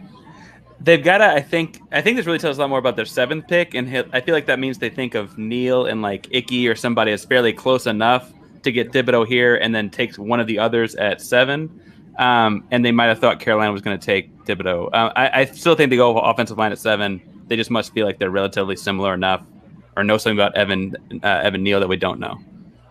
Pete, is there any bets that you want people to know about before we say goodbye to you guys? Yeah, one bet I think I love, as we were talking about receivers and taking receivers early. This isn't going to be an early pick, but I think George Pickens under 36.5. I think it was around plus 120-ish. I like that pick. I think he gets taken in the first round, whether it be by like a Green Bay or whether it be by a Kansas City. And another thing I just want to say briefly, 6th overall, I think that the Panthers are they're like the Lions last year. The offensive linemen fell to them, and they're so happy right now. If they get Evan Neal right now, they're probably thrilled out of their mind. You got to keep Christian McCaffrey healthy. You already paid him the contract. Don't take a QB. Just get the offensive lineman. Keep it simple, stupid. Let the people know where to follow you at and what you're working on. You can follow me on Twitter at Pete Van Sevender. Right now, I'm really diving deep in the NBA playoffs. I'm a big Celtics fan, so we're very excited for the Bucks game 1 on Sunday. I'm going to the game, so I'm very excited. So, hopefully I'll have a piece out for after that game. I don't think it will be the same vibes as the Nets game 1, but I think it will be great. Adam, how about you, man? Yeah, go ahead. Follow me at LaRue Adam. It's on the screen here if you're watching along. I just released my pre-draft Dynasty fantasy football rankings. 5 deep at quarterback, 5 deep at running back, 15 deep at receiver, and then another 5 at tight end. So go check that out. It's on my Twitter or at BellyUpFantasy. And we'll be extending that to 10 running backs come post-draft because obviously that position is very landing spot dependent. But go check that out, and we'll be updating it for the post-draft. And Parker, how about you? Yeah, so I do a lot of work with Belly Up Basketball. So as Peter said, the playoffs are providing a lot of content there. So go check out all the fun stuff there. My Twitter is at Painsworth512 is on the screen. And then my podcast is FN Sports, comes out a few times a week. So check that out too. Gentlemen, thank you so much for coming on. We got more action. We're going to take a quick break. We got more guests coming in for the picks 6 through 10. So everybody stay here with the NFL draft coverage with Belly Up Sports and the MD's Fantasy Football Show. We'll be back right after this. Do you have trouble waking up in the morning? Well, not anymore, because Invader Coffee is here to make you look forward to that morning sunshine. Rated one of the best, smoothest tasting coffees on the market today. Originating out of Texas, this rare coffee product is able to reach new heights in quality from its air roasting process, creating coffee beans with the most robust and smooth flavor you will ever find. So make your mornings more enjoyable by going to invadercoffee.com and use the promo code BELLYUP for 15% off your next purchase. Again, That is promo code BELLYUP for 15% off of your Invader Coffee purchase today at invadercoffee.com. You're listening to the MD's Fantasy Football Show. Welcome back in, everybody, to the NFL draft coverage here with the Belly Up Sports' MD's Fantasy Football Show. I'm your host, Dan Mader. We're going strong for the first 5 picks here. Chris Dahauer, you're here with me. I'm going to get to you in a second, but we got to welcome in our 2 new guests for these next 5 picks. We got Nick from Scoreboard Addicts, and we got Kendrick Lindsay. He runs the football department here at Belly Up Sports. So we got 2 great guests for the next few picks. Fellas, how you doing? Let's start with Nick. Doing good. I'm really I'm curious as to what the Giants are doing. I'm not sure what they're doing with their top pick. I would have gone tackle. I don't like them leaving everything up right now to Carolina to go ahead and have their pick of who's who. But hey, the Giants are the Giants are going to giant. Well, Nick, you're a Giants fan too, are you not? I'm a Jets fan. Jets fan. Okay. Well, see, I want to ask you this question because we asked the question earlier. How is it you become a Jets fan when you live in America and you have free will to choose what you want to do? How did you come to that decision? So when I was a kid, my family's a baseball family, so we're not really into football collectively. I'm into football. I like football. I played football in high school, but my family is a baseball family, as most Hispanic families probably are, baseball and boxing and whatnot. My best friend in junior high, he's a Jets fan. So that was my first real exposure to football, was at being at my friend's house. And he was a Jets fan, so that was the football that I watched. I actually learned about football playing Madden. Okay. All right. Well, that's one way to do it. Chris, I didn't get a chance to get to you for your reaction to the Giants pick. So what is it? Yeah, I mean, I don't hate it, but I don't love it. Kind of to Kendrick's point, I think this is you're kind of putting the ball in Carolina's hands. Thibodeau is a guy that not necessarily the top guy on my board, edge rusher. I like Johnson better, but I think that this team definitely has a hole. The pass rush situation. We lost Carter this past offseason. Needed to get something out there. But I definitely went with the lineman there. I think this is, passing with Evan Neal was stupid, but I don't necessarily think that it was going to be something that they can still kind of make up for it, depending on what Carolina does. Yeah. Now, I was going to say, Kendrick, speaking to that, if you're Carolina, what are you doing here? A lot of people thought this could be the destination that takes the quarterback first, but really they need a bunch of things. So what do you think? If I'm going with them, and look, I like Evan Neal as well. I do like him. I would go Icky, I think, would be where I would go with this pick. My only concern with a guy like Neal is, and you can go ahead, and Chris, but you can let me know, what you feel about this. My only concern with a guy like Neal is when you're playing tackle in the NFL, and the way that guys, you look like the Bosa's, and you look at a guy like Hutchinson, you look at a guy like Myles Garrett, they're getting faster. And I guess my concern is when Neal gets his hands on you, I don't think you necessarily get past him, but his feet, I think it's a quickness thing. He's a really big dude, and I think it's more of a quickness thing for me. I don't know. I feel like he would maybe struggle with some of the quicker defensive ends. I don't really see that with a guy like Icky. And so if I'm Carolina, I would go there. No, I definitely understand what you're saying. My thing with Icky, though, is his biggest knock is, can he pass protect? He's definitely a road grinder. I think that he hasn't really shown you he's a great pass protector, while Neal has in the SEC. Talk about the different guys, the speed guys and different rushers that are available. The SEC does a pretty good job of pumping out a lot of those edge rushers that want to be drafted. And Evan Neal's been one of the top tiers of the guys against that. I think he's better than Orlando Brown Jr. is. Orlando Brown Jr. had kind of that knock against him as well. Yeah. The teams definitely still were happy with and tried to definitely trade for that guy. But Neal, to me, is a guy that's even more has better technique than Brown did. And he has more of he uses his body better. I think this guy looks, to me, reminds me of Jonathan Ogden, Trick Glenn. So I think that while you talk about the guys getting faster, I think he's kind of already shown you with his pass protection over the last 3 or 4 years in Alabama, he can handle that. I do want to remind everybody real quick, in case you're one of the fans of the teams that didn't pick who you wanted, it's okay, because you can still get a great giveaway, get a great gift from us on behalf of Pristine Auction. All you got to do is go on Twitter, follow Belly Up Sports, at Belly Up Sports, retweet. It'll be right there. It's pinned to the top there, so you won't be able to miss it. Register on Pristine Auction. Use the promo code BELLY at sign up. We'll be selecting a winner at 8 p.m. on Monday, May 2nd. So something to just, kind of keep in mind. We'll lift your spirits up in case your team didn't get to do much. While we're waiting for this pick to officially come in, actually, I have to take that back. This pick did officially come in.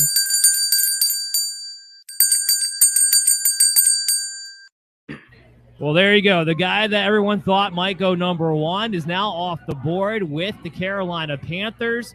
So, Kendrick, this is what you wanted to see. I want to get Nick's reaction, though. Was this something you would have rather seen the Giants or the Jets take? I think I would have rather the Giants take. I definitely didn't want the Jets to take a tackle again. Taking 3 offensive linemen out of your last 5 picks definitely is not a way to build a winner, especially when 2 of them play the same position. If they would have taken Aquanu, then it basically admitted that the entire 2020 draft was a waste of everybody's time and energy. And apparently Joe Douglas didn't know what he was doing that year, which makes me start questioning whether or not he knows what he's doing this year. So I'm glad the Jets didn't take a tackle, and they still have some faith in Mekhi Becton, who was a former first-round pick himself, and George Font, who is a top 10 tackle in the NFL as of last season. The Giants, on the other hand, I would have liked to see them either take Neal or Aquanu. It looks like they'll have the opportunity to take Neal. I did like Neal a little bit better than Aquanu, simply because he's starting to move into that fashion of being he's kind of lean. If you guys have seen him in the gym, I've never seen a tackle that's that lean. He looks like a lot of muscle. He's not a very big man, and that may be a bit of a liability in the run game, but this is a passing league. Nobody cares about your running back anymore. Nobody's even thinking about drafting running backs in the first round unless you're the Jacksonville Jaguars, and I wouldn't call them the marquee team in the league. So I think, they picked Kayvon Thibodeau. I don't think anybody's going to sit here and say that he wasn't, at least a top 7 pick. Maybe not for them because they have more glaring needs, but this is an offensive-driven league. Thibodeau is going to put pressure on the quarterback. But I guess the big question is how they're going to keep either Daniel Jones or I'm sorry, the backup escapes me right now. How they're going to keep them upright. And I guess they should answer that with the next pick. Yeah, we'll see exactly what happens. Do they just stay in the trenches? That they did want to trade back quite a bit, but we haven't seen any trades, have we, Kendrick? And is that surprising to you? I'm not surprised yet. For trading back. If there's any team I'm expecting to see trade back, I'm honestly expecting it to be Seattle, because it's Seattle's MO. And of course, I'm sure you're loving the chaos that's been ensuing in Seattle right now with everything. Oh, absolutely. Russell. But yeah, with Russell getting shipped out, I'm sure you love this. I know you do. This is painful for me. So I'm expecting them to probably trade back. That would be my bet. If I could put money on it, I would. But I'm not surprised yet. I think Atlanta is going to be the one I have my bet on as far as who I think is going to be trading first. Because I don't think the Giants are going to get somebody to move up here to take somebody off their hands. I do think they're going to make their pick here in a few moments. Chris, going back to Carolina's pick real quick, does this help Christian McCaffrey? I mean, I know the big issue for McCaffrey is just staying healthy, but at least when you look at this move, you think, okay, if you're out there on the field, you might even have more room to run.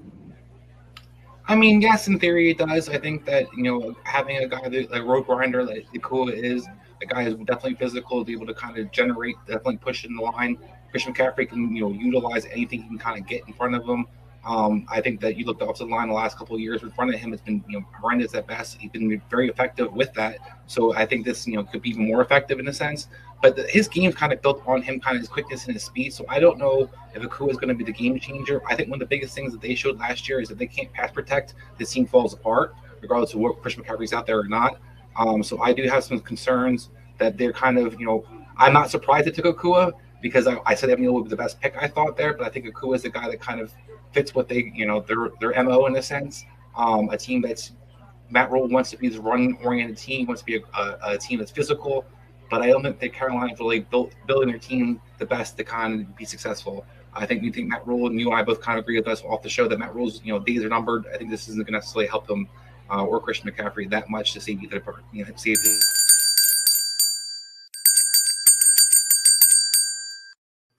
Chris, you can pick up where you left off. Evan Neal off the board. He goes to the Giants. And before you actually say anything, I want to give props. It's the first time I'm able to hit that button all night because I haven't been a pick that's blown me away yet. And now the Giants get Neal, who was the number 1 guy off of my board overall, I had him ahead of Hutchinson. I had him ahead of everybody. I'm glad to finally see him go, and this was exactly the pick the Giants needed to make. They addressed both the offensive line and the defensive line. My hat's off to them, but go ahead, Chris.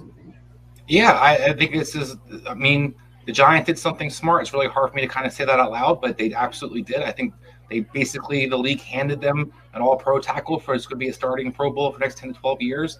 It's something that, definitely solidify the team, help Saquon, help Daniel Jones, whoever the quarterback winds up being, but definitely a great building piece and helps Brian Dable kind of establish his offense. He's going to love to throw the ball over the place, so they have a guy that can actually pass protect and help with that. So this is a great pick by the Giants. Does this, I got you here, does this put Saquon on your radar in a first or second round come redraft time? Second round, yes. First round, still not quite there yet. I still think that you kind of saw last year, Saquon, while the holes will help him, isn't necessarily built for his vision. What you're looking for is explosiveness to return, and that doesn't return. It's not going to matter who's kind of opening holes. I don't feel like for him, going to be a top-tier guy. I think it's going to depend on, can he be explosive as he was 2-3 years ago versus what we kind of saw last year. I tend to agree as well. It's going to be more about him. Again, it's kind of like McCaffrey. These guys are so good, it's more about them than the offensive line, but the offensive line certainly does help. So Kendrick, earlier today, Daniel Jones, they didn't pick up his contract extension. What does this pick do for Jones, who has struggled with fumbles being the biggest issue? Do you think this is going to ultimately help him perform, or do we just think Daniel Jones is a bust anyway? So I would have definitely thought. See, my whole thing with the Giants not taking a tackle with their first pick, I thought, this whole year is dedicated, really. The Giants, they don't need to win this year. This is not a year where the Giants need to be a playoff team and they need to, or be even 500. This is a year where they just need Daniel Jones to look good. They just need him to look decent. He's had stretches, or he's had moments where he's looked really good, but then he's had the moments where he just looks bad, and the fumbles are there, and the interceptions are there, and just the really dumb plays. With this, obviously now you have by all accounts, they have one offensive lineman they liked, and it was Thomas, their left tackle. So I'm assuming now with Neal, they're going to have him play right. So at least now they'll have two bookend tackles that you would assume can at least protect his two sides. It's the middle of the offensive line that still is the question mark. But I mean, this is Daniel Jones's last year. I think with them, especially declining his fifth-year option, they're letting him know this is your year to show that you have something. I don't know if they plan on, if they see any receivers maybe in the later, in the second round or third round that they really like and that they want to build around. I know there's some people who think they might end up, the reports are they might trade Kadarius Toney, which I think just kind of maybe goes to show again how big of a disaster Gettleman was. With his draft picks and his selections there. They have one of the most expensive wide receiver rooms in the league, and it was one of the worst last season just in terms of overall production. Don't know how much of that's the receiver's fault as compared to just the play calling and Daniel Jones, but I mean, this is all on Jones now to get this done and to show that he has something, or else this team is going to be probably drafting in the top 10 again, maybe even the top 5 again, and they're going to go into a draft that is much higher in terms of the QB rankings.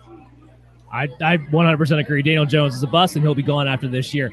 Nick, I want you to help me look into the future here. We want to win people some money. So right now, it's a either or situation. Pick 11, which is as of this moment is Washington, unless there's a trade. It's minus 250 for them to take an offensive player, plus 180 to take defense. So I want to take the value. What do you think? They go offense or defense more likely with that 11th pick? Honestly, with the way the NFL is now, I think you have to go offense. You've got Carson Wentz, who I don't have much faith in, but you don't want a rookie to come in next year or the following year or even this year and be an understudy and not have something to work with in the future. Bringing a rookie in with nothing on the table for him to work with is not a way to set him up for success, even if he's the greatest college quarterback that ever lived. I mean, look at Trevor Lawrence, who is supposed to be, the greatest thing since sliced bread, but we really didn't get to see it last year with him, Justin Fields, or Zach Wilson because they had nothing to go with. And anybody that knows anything about football is without a solid quarterback, everything else is kind of moot. You could have the greatest team in the world. If you have a trash bag for a quarterback, you're not going to win games, not in this league, the way it's built anymore. So I think that building a solid foundation for your quarterback before he gets there is probably the best route for you to go. Now, you may not be able to keep some of those playmaker types happy, until that quarterback gets there.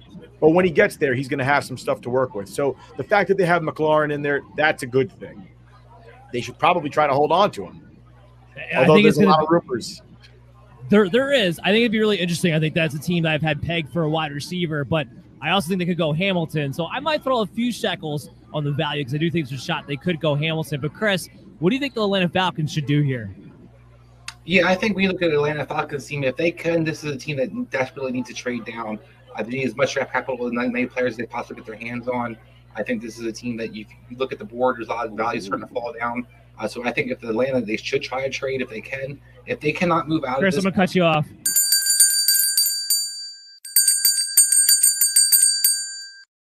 And the first receiver, I won my bet. The first receiver is off the board. Drake London goes to the Atlanta Falcons. Look, Calvin Ridley suspended indefinitely. They don't know how long it's going to be. They need pretty much everything. So you get Drake London. You're going to pair him up there with Kyle Pitts. You're going to have two big targets. I do think it's a little bit of an interesting fit, and now we can kind of get some fantasy of it all. But both those guys operate largely over the middle of the field when they're at their best. But I do think London's a very complete receiver. Chris, give me your reaction here. I love Drake London. I'm not opposed to him going in the top 10. I don't love the pick for Atlanta necessarily. I think they have other holes. I think that they do need a receiver, and I think that's something that they need to address at some point in this draft. But I think right there they needed to look at some different, whether it was Jeff Cross or they'd look at some, a game changer at the offensive line or a tackle. Defensive tackle. I think they need somebody to kind of build a team around. And I don't think Drake London's a great player, but they have some other pieces they really need. Yeah, I'm not a big fan of this pick as far as our organization goes. And from a fantasy standpoint, looking at Drake London, you're looking for a dynasty right now. He was going to be somebody, depending upon his landing spot, you might take him as the number one receiver. I probably will not. It probably will be either a Jameson Williams or a Garrett Wilson, because now they're looking like they're going to fall into the better locations. Because Marcus Mariota is still the quarterback of the Atlanta Falcons, guys, and I don't know when they're going to get their next quarterback. That's going to be the issue as well. So now his dynasty value plummets. I don't think he's going to be following the same trend of some of the rookie wide receivers that we've seen the last couple of years, like a Jamar Chase and Justin Jefferson. He's not going to be in that situation. But Nick, I see you laughing, so I want to hear your reaction here. I don't like the pick. I honestly, I don't love the player. I really don't. There was a lot of mocks having the Jets pick up Drake London, and I thought that was a terrible pick for us because of all the players in this draft. He had the highest drop rate with his peers. And when I say all the players, I mean the ones in the top tier wide receiver persons that could be drafted. He had the highest drop rate. And drop rate to me is like, okay, so your quarterback's struggling today, and you're just going to add to it. And like you just said, Marcus Mariota is their quarterback. So how much is he going to help them? And now a lot of people said that those were mental drops, lack of focus. If you can't focus when there's people coming to hurt you on the field of play, when can you focus? I don't understand that mindset. Oh, yeah, he wasn't focusing. That's why I dropped the ball. That's the worst way. A physical problem you can fix. A mental problem, that's a whole different world, and we just saw that in basketball where Ben Simmons had mental problems, and it caused him not to play in the playoffs. They say he catches 50-50 balls great. So does Denzel Mims, and he's not doing much for the Jets either. He doesn't get much separation. He's a big man that doesn't get good separation. I guess he could beat some of the smaller corners in the league, but a lot of these corners are getting long and lanky. They're getting to be Richard Sherman types, Antonio Cromartie types, 6'1", 6'2", and they're playing on the outside. Gone are the days of Ty Law and Darrelle Revis being 5'10" playing on the outside. You're going to get Jalen Ramsey's. You're going to get Derek Stingley's. You're going to get Ahmad Gardner's that are 6 foot plus that can compete with these guys. I honestly am not in love with the pick. I didn't think he was the top receiver in this draft. I want the truth. You can't handle the truth. Now, for those of you who don't know, that is our debate button. So, Chris, you're going to get a chance to rebuttal now to what Nick just went off on. Go ahead. So just a couple of things about Drake London. I hear about the catch rate and the contested catches. That seems to be a knock on him. Except for he led the NFL in college in contested catches, and the reason he did that was because he does have very strong hands. He doesn't drop the ball all the time. This guy is very consistent, and one of the things I like about him is he can line up on the outside and in the inside. He can play the slot. He played majority of the slot receiver at college. A 6'5" guy who can move all around. And Dan, I'm gonna challenge you a little bit for this, just fantasy wise. When you look at what A.J. Brown's success was, and you look at kind of the way they used him in kind of those slant and those easy crosses and the easy stuff, kind of having him in that glorified slot role, like a Jarvis Landry was in Miami. You look at a guy I think that can be easily featured in this offense in a lot of ways because Kyle Pitts can kind of open that up, and you have a guy that can kind of run that underneath stuff in Arthur Smith's offense. But I do say, Drake London to me is a guy that people kind of, I think get down on him because of the contested catches. They compare him to Mike Williams. I think this guy, when you look at him, to me, he screams Cooper Kupp. Cooper Kupp wasn't, a guy that necessarily had all the greatest separation in college, a guy who definitely was able to kind of line up on the inside and outside, a technician at that. And I think Drake London brings all those kinds of things. And you look at the quarterback play in USC. This guy made things happen with a pretty shitty quarterback situation at USC while he was there. I will challenge you with this. Mariota pretty sure lost his job to Ryan Tannehill, and that's ultimately my problem with Drake London, at least for 2022. We'll see how the quarterback situation works itself out moving forward. I love Drake London. I think he is the best receiver in this class, an all-around guy, but when a receiver falls into a situation like this, it's hard for them to live up to their potential, at least anytime soon. But I want to kick this over to Kendrick because this team's up on the board. So, Kendrick, what do you want to see Seattle do here, man? Take Cross. My next bet. I mean, they have a lot of holes, but if they're gonna go forward with Geno and Drew Lock, then they need to. Their offensive line's awful. It's awful. The team's awful. You might as well go ahead and start rebuilding this offensive line. Dwayne Brown's gone. I don't believe in their ability to develop anything either. Really, it seems like players seem to kind of max out in their second year. They've had a few different rookie offensive linemen be on the all-rookie team, and then they never seem to get better. But if I was them, I'm taking Cross because, depending on who you ask, some people believe he was probably the best pass protector among tackles in this draft.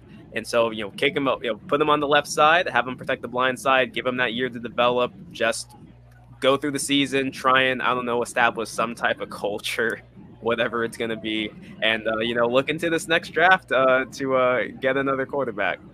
Hey, real quick, can I give some credit for being able to say Drew Lock and Geno Smith and not throwing up a little bit in his mouth as he I just want to tell Kendrick, I'm sorry, I'm not sorry that we took away way too much in that Jamal Adams trade. You don't even understand. This is the most depressing summer of my life.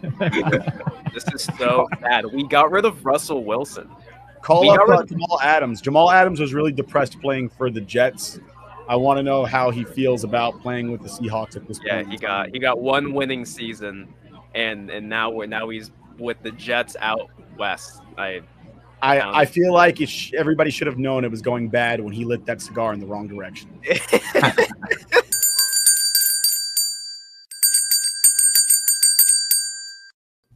All right, Kendrick, you get your wish. Charles Cross goes to the Seattle Seahawks.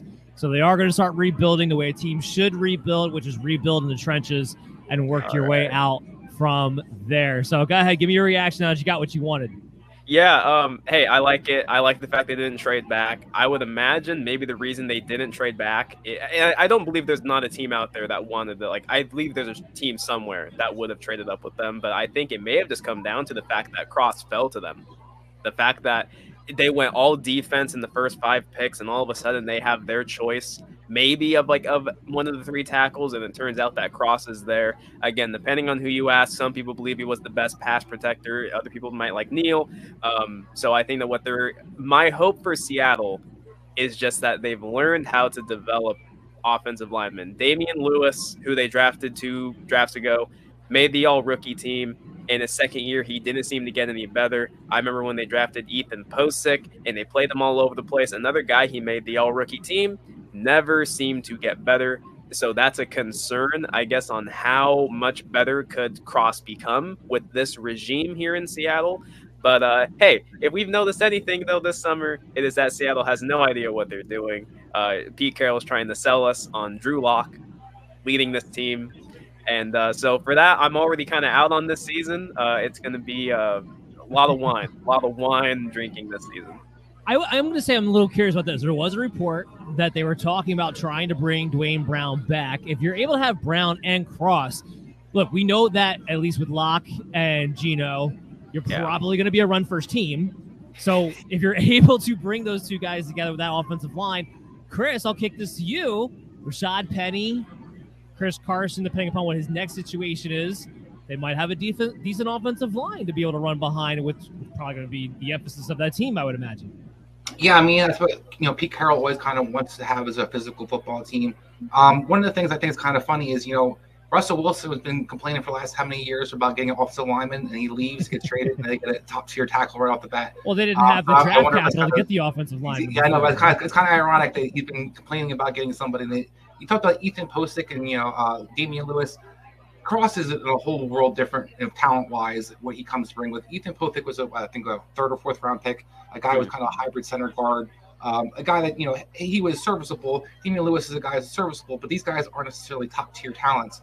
I think Cross is definitely a top-tier talent. One of the best tackles. He talked about the pass protection that was on the board. An agile guy. He's been very successful in the SEC. So he put all those things together. I think this was a great pick by the Seattle.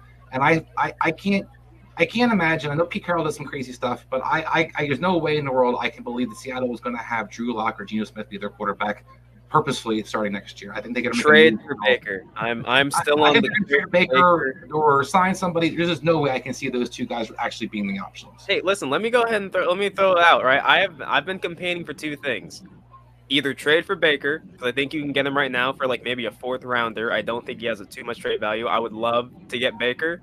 Either that or, hey, if we just want to have fun and we want the season to be interesting, you want to sell tickets, bring in Kaepernick. That was my thought. I'm like, hey, let's have some fun. I will buy into the season if you go and get Kaepernick. I would love to watch it. It would be exciting, and I would love to just see it.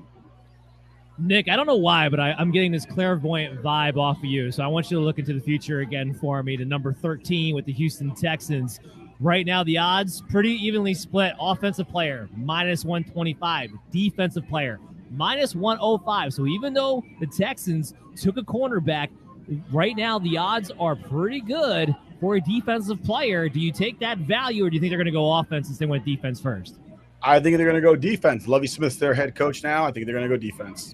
Defensive head coach, defensive mind. I agree, and that's why that's one of my lock live picks of this draft so far. Put your money on -105 for a defensive player, because as this draft continues on, I believe it's going to be Kyle Hamilton if Washington doesn't take him at 11. I think it's going to kind of shape up to be that way. All right, Nick, the Jets are back on the clock. What do you want to see them do here? A lot of people have asked me that. The only caveat that I had for the Jets in this draft was, A, don't draft a tackle in the 1st round because you're basically giving up on your previous 1st round pick. And B, whomever they draft, in 3 years, he better be in the Pro Bowl.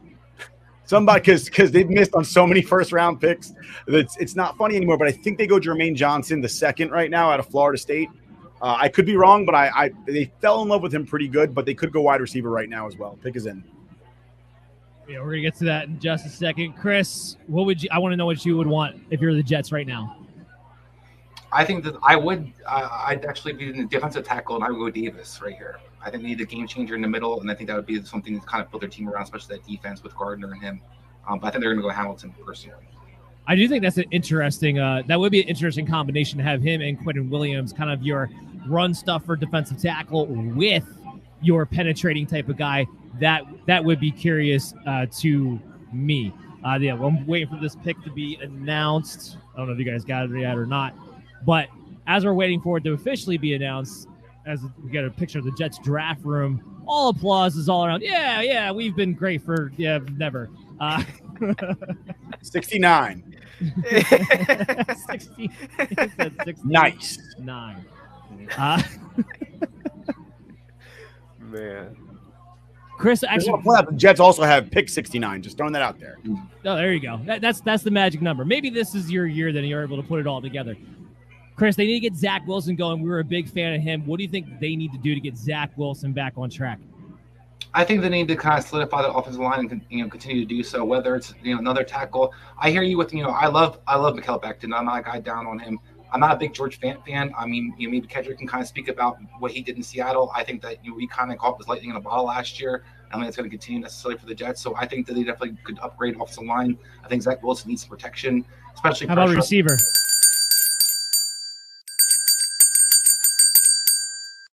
Going to do Wilson. How about wide receiver with Garrett Wilson on Ohio State? So here we go. I'll get Nick and then I'll get Chris. I think we're going to have a similar reaction here for two different reasons, but a similar reaction. Nick, go ahead. This is your team. Garrett Wilson, he's your guy. So Garrett Wilson, I had him pegged. If Jameson Williams doesn't get injured, he's the number one wide receiver in this draft. But he does. Garrett Wilson was my number 2. I honestly, I don't hate the pick. I said I only had one caveat for this whole draft was I didn't want to tackle in the first round. I didn't get that, which I'm happy for. We got a wide receiver. The most important thing right now for the New York Jets is to ensure that Zach Wilson is their guy. And getting playmakers on the offensive side of the ball is the best way to do that. The biggest problem the Jets had last season is all their wide receivers went down with injuries for the most part and missed significant amounts of time, and they couldn't keep their hands on the football. A lot of drops last year from a lot of guys makes Zach Wilson's life more difficult. A lot of tipped balls getting intercepted on the other half. That made his life more difficult. They picked up some tight ends in free agency with CJ Uzomah and Conklin. So they kind of addressed the tight end position, which we haven't gotten any type of production from except for a 4th-round pick for Chris Herndon from the Vikings. That's the most production we've gotten from the tight end position in probably 15 years. I don't hate the pick. I like the pick. He was my number 2 after Williams, who's injured. So, damaged goods. I'll take Garrett Wilson all day. All right, and let me know, where can people follow you at? What do you guys got working on over there, Scoreboard Addicts? So you can catch me, The Rook, and TJ at Scoreboard Addicts Podcast on Belly Up. You can catch us over at Score Addicts Pod on Twitter. We're on TikTok. We have a whole bunch of stuff like Does Gen Z Know with our intern stat guy Sal, where we ask him questions about the 90s and the 80s and find out whether Gen Z knows what the hell they are. He actually knew what a rotary phone was. That was pretty cool.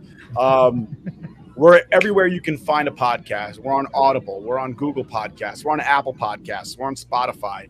We're on YouTube. We're everywhere talking about everything from golf to football to hockey to baseball to basketball, college basketball. We'll do anything and everything. We also have wrestling trivia once a week. And that's mostly focused on the Attitude Era of WWE. So the Monday Night Wars type of trivia, that's a lot of fun, and we have a lot of guests on that for that as well. And if any of you guys are interested in hopping in to have that little competition, we'll be more than happy to have you on. But that's where you can catch us all. Score Addicts Pod on Twitter. Love it.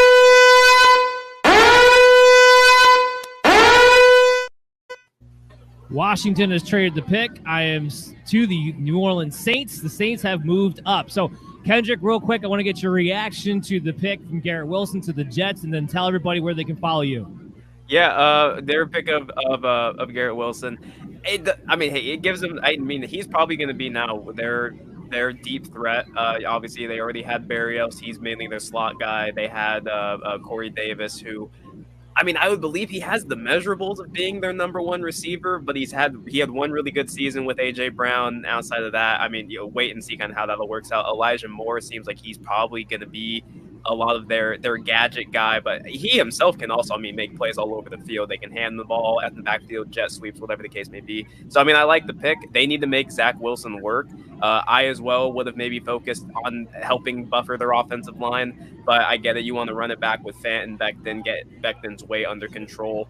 You have at least 2 solid tackles to help make this thing work. Give it another year, see how Zach Wilson works. He did show flashes last year of what he could be.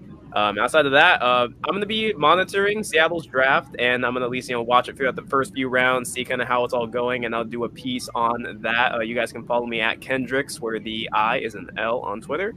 But yeah, I'm hoping that the rest of if this first pick is things to come for Seattle, this should be a great draft, and I'm actually going to look forward to this. And curse the Niners and everything that they have for this coming season. Curse you. I give you a lot of props for just being able to stay positive right now. Guys, what we're going to do is take a quick break. When we come back on the other side, we got more guests coming in to talk about from picks 11 through 15. But a big shout out to Kendrick and Nick. Thank you so much for coming on. We'll talk to you guys soon. The weather is changing, and there's only one way to keep your drink cool this season. As we get back to normal and get back to places like the beach or the park or backyard barbecues, you are going to want to be able to keep your drinks cool. Why not use the best products available for the job? all you have to do is go to our website, bellyupfantasysports.com, and hit the link for Yeti, and it'll have the greatest and latest Yeti offers for you to enjoy. They have the best coolers, the best tumblers, and everything else you could possibly need to enjoy your life this season. So hit the link in the comments below or go to bellyupsports.com and get our link access to the best deals available today from Yeti. You're listening to the MD's Fantasy Football Show. Welcome back in, everybody. You're watching the NFL draft coverage by the Belly Up Sports and MD's Fantasy Football Show. I'm your host, Dan Mader, with Chris Dowhauer. Been going strong so far through the night. We're almost halfway there. But joining us now, we got Lucas Coronado, one of the Belly Up football writers. So, Lucas, thanks for coming on, man. How you doing tonight? I'm doing good, man. Thanks for letting me on here as well. Yeah, very happy to have you on. But I got to kick this thing back to Chris because there's lots happened. I haven't looked at his reaction. So, Chris, two things from you. Garrett Wilson to the Jets, and then the Saints trading up here. Hate the Wilson draft by the Jets. I love Wilson as a receiver. I think he's definitely debatable. You know, he could be the top receiver on this draft class. But when you look at the pieces that what the Jets have in place, Kendrick kind of come out of the 49ers and the curse in the 49ers. The 49er curse went to New York, and they can't use more than one receiver at a time. And you saw that last year. Nick kind of talked about them having injuries and receivers having injury issues last year. But the receivers weren't productive when a guy was injured. You have three receivers who pretty much fill the same role. I think it's just a redundant draft pick. We saw the Giants try to do that, make Daniel Jones better by getting more weapons last year, quote unquote, and not addressing them off the line. How'd that work out? I think the Jets are going to have the same issue again this year.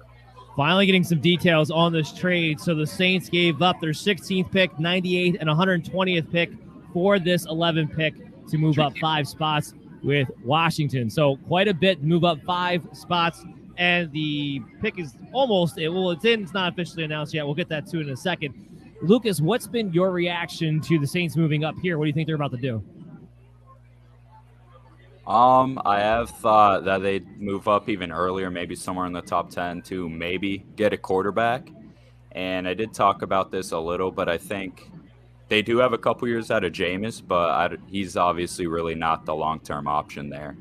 I think it's going to be a quarter. I mean, look, usually when a team trades up, it's for a quarterback. I just don't know why they thought they would have to get in front of Minnesota, because Minnesota, I don't think, was going to take a quarterback, being that they are trying to compete this year, even though Kirk Cousins is on a 1-year contract. I don't see that being the direction they were going. So maybe it is, maybe it is. I try to lean towards it might not be. But I want to go back to Garrett Wilson real quick, just from a fantasy standpoint, to go to Chris's point. I don't know how he's different than Elijah Moore, who you weren't able to use until Corey Davis went down, until Braxton Berrios went down. They play very similar roles where they need to play inside, outside. So from that standpoint, now you're going to be cramping on Elijah Moore's fantasy value. I don't think Garrett Wilson's set up in a situation where this is a pass-first team. So the volume amongst having a target share with Moore, with Corey Davis, this is just not a great fantasy location for him to wind up in. And I don't think it was that smart for the football team. No, and not a clear red zone target to have either. When you look at the guys they added at the receiver core, there's no guy for Zach Wilson to throw a jump ball necessarily to either. But I think this, real quick on the comment of the Saints, I think this is obviously Jameson Williams. I think that's the only guy they move up for to kind of make sure that they solidify to get. You obviously wanted a receiver. You saw the first 2 go off the board. You have him as not the next guy on the board. Minnesota's kind of rumored to be interested. So that would be the guy I think that they're jumping ahead to try to get. I hope they don't. I hope it's not for a quarterback. All right, because I know we're in the post Sean Payton era. Maybe he comes back someday. Maybe he doesn't. But I really hope it's not the jump up for a quarterback here, because neither of the quarterbacks that are likely to be taken in the first round here today are going to change your franchise. And either way, they're both projects. Sticking with Jameis Winston for another 2 years and figuring out your quarterback is going to be is I think long-term wise is going to be better for that. But actually, before we get to the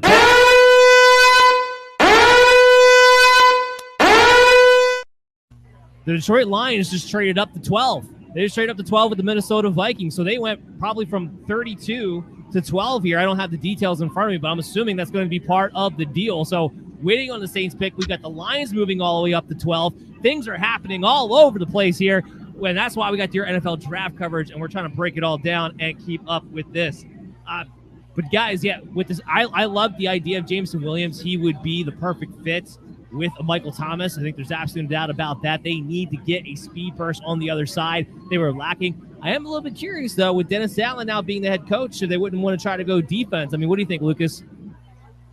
Yeah, that does make sense too. I guess with this trade, you said they probably did trade from 32, and that does make sense. They do have a number of directions they could have went at 32, in my opinion, but moving up to get another good, solid first rounder, I think makes sense for the Lions. Chris, as we go along here, we're trying to win people money, so let's go to pick 15. Pick 15 off. What is pick 15 off the top of my head? I'm all over the board here now. That it would be the.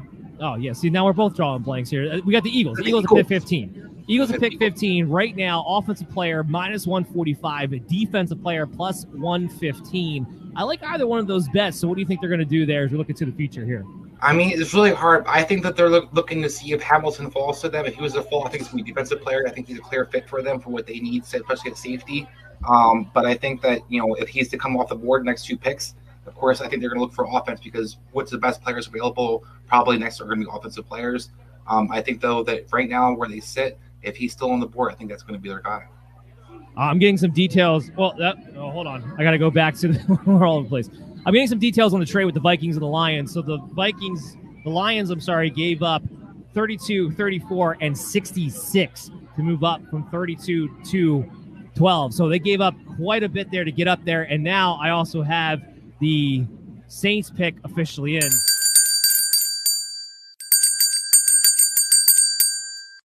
It is for a wide receiver. It was not for Jameson Williams. It was for Chris Olave. Similar type of deal. Field stretcher guy. He can play inside, outside. He can be explosive. And again, still a good matchup with Michael Thomas. But Chris, you looked a little bit surprised there. So why are you surprised that Chris Olave is the pick instead of Jameson Williams? I think Jameson Williams is clearly the more talented guy. I think he's more the guy that fits with Jameson Winston's kind of MO if he's going to be your quarterback moving forward. I don't know if you necessarily move up to get Chris Olave as much as they did or give the capital they did to get him as well. Maybe Jameson Williams isn't kind of going to be ready. Like people kind of talked about him being ready in the spring. Maybe that's pushing his draft value down. But I think when you look at the 2 players, I think Williams is the guy, clearly the next top guy remaining on the board. And the other receivers are kind of pick your poison in the sense of who you like the more. I think Olave was definitely a first round.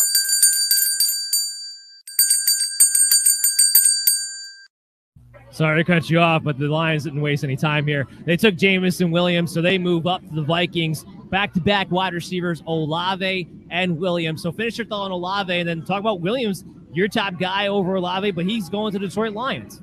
Yeah, so as the guys were saying, I think Olave is still a good player, definitely a guy that was a first-round talent, just a little too high for my taste, especially with draft capital to give up. Jameson Williams, to me, is a taller Deshaun Jackson. This guy's a game changer, a guy that, can stretch the field. I don't love his fit with Jared Goff necessarily because vertically, but because this guy can run slants, crosses, all kinds of things, putting the ball in his hands. He's an Olympic sprinter basically out there. A guy can make you miss when he gets the ball in his hands. I love this pick for them. And he balances what they have kind of in the receiver room really well with St. Brown, with Swift coming out of the backfield. This team definitely has a lot of different playmakers in place. And Jameson Williams is a guy that, if you get up and get him, you definitely wanted to. I think there's a home, Detroit definitely kind of put all their eggs in the basket in a sense in this draft, moving up that way. But I love it. Big talk was about how good these wide receivers were and everyone wanting a piece of them and how many were going to go in the first round. We're getting all this action now in the middle of the round. So, Lucas, we got 4 that came off now because we had Drake London top 10. Then we had Garrett Wilson, Chris Olave, Jameson Williams. They've been the last 3 picks. Who's your next likely wide receiver to come off in this first round? That is kind of tough because I feel like there is a drop-off that I've seen after those guys. But I'd probably say maybe George Pickens sometime here mid to late first round. And I do like Pickens. He's a pretty solid receiver. And I do like Jameson Williams. That pick is good. He is honestly just like a game changer for that offense. So I don't think it's going to be George Pickens. I think it will be Treylon Burks will be the next receiver taken off. He's just more versatile. First of all, George Pickens, we don't know what we're getting because this guy has a large injury history when it comes to college. But I do think it's going to be somewhere between a Burks, maybe a Pickens, maybe a Dotson, who's been talked about a lot going in the back end of that first round, maybe a Sky Moore. But these wide receivers are going high. They're going fast, and I'm loving the action that we're getting here in the middle of the rounds on top of it. So, Chris, let's take this back. Fantasy standpoint, this is what it's all about when it comes to this. Oh, hold on. I can't do that yet.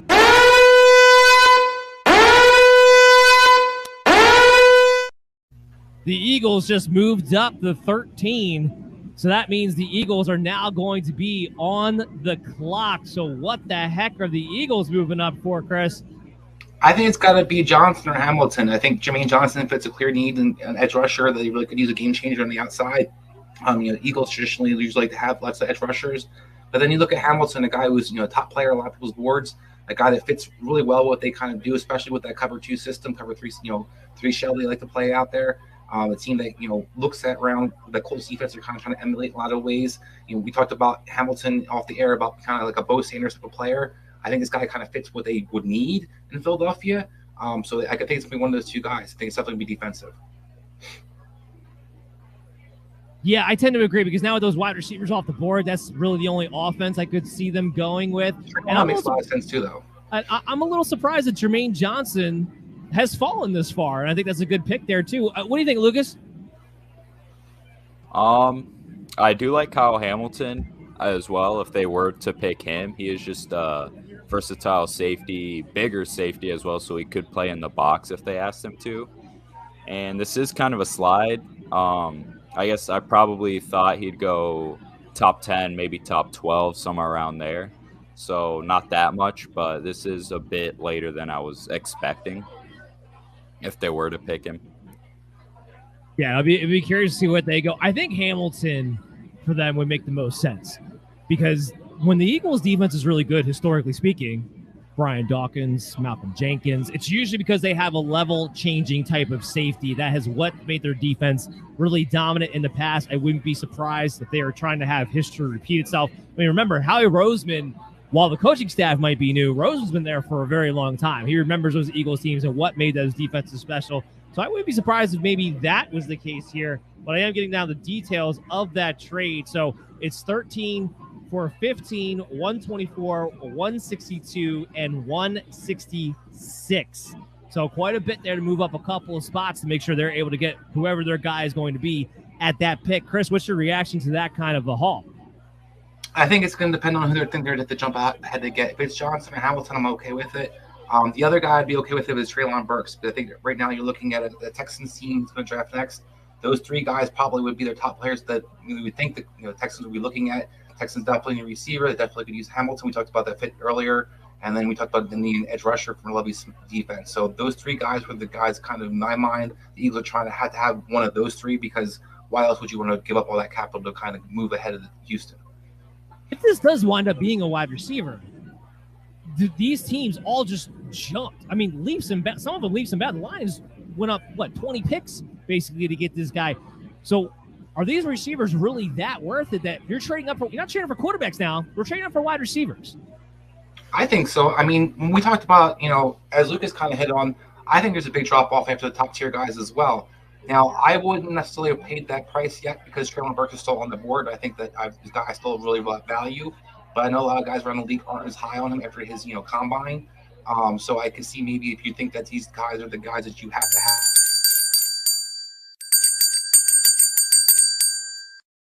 Eagles went defense, and they got their replacement for Fletcher Cox with going with Jordan Davis. You know what? I got to hit this button for this pick because I really like it. So not only did he get your replacement for Fletcher Cox, but for the next year, maybe two, depending upon what he has left in the tank, you're going to have two of the most dominant defensive tackles in all of football. I'm telling you right now, guys, you're not going to be able to run the Philadelphia Eagles. And when you see them on their schedule with that fantasy running back of yours, yeah, you might want to have to put somebody else in because you ain't going to be running up the middle on them. What do you think, Lucas? Yeah, like I said, I was expecting maybe Hamilton, so this isn't exactly what I was expecting.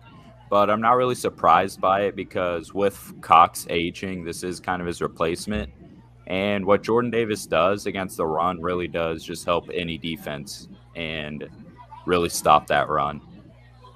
I will say this. It makes more sense now why the Eagles wanted to jump up because the Ravens are now on the clock And a lot of people thought the Ravens were going to be taking Jordan Davis with this pick. So it makes sense why they want to jump up a couple picks to get that guy. But now that he's off, what do the Ravens think to do? I mean, I think they're still in a really good situation.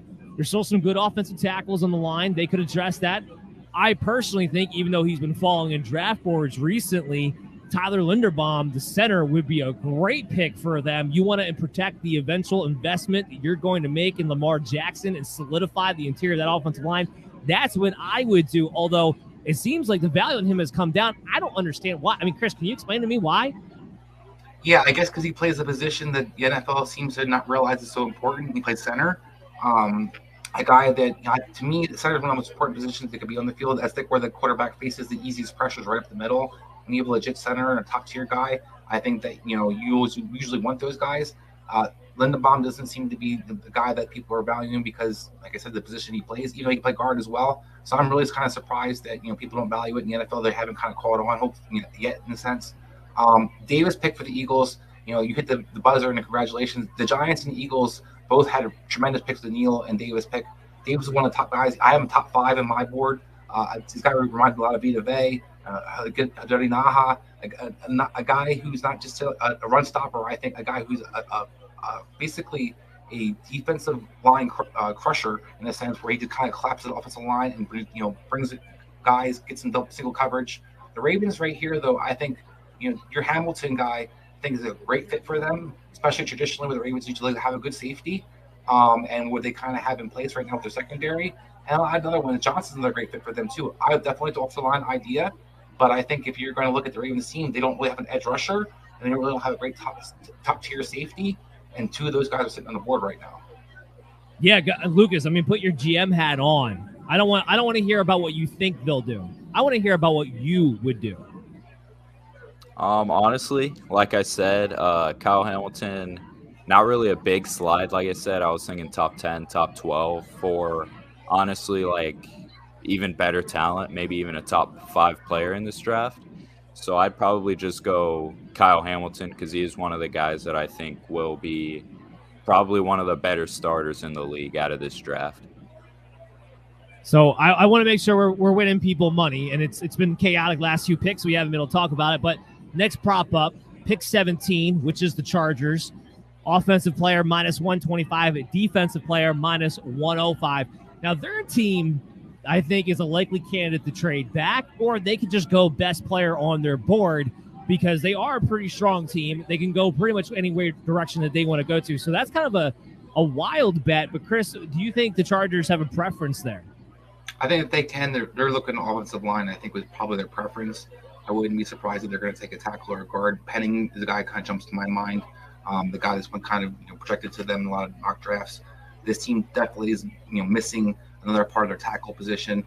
Pipkins isn't the answer. So I think if Justin Herbert's your kind of franchise quarterback, he did a great job with Slater last year. You need another guy on the other side. Balaga didn't necessarily pan out for them. I think this kind of makes a lot of sense for them to take off the lineman.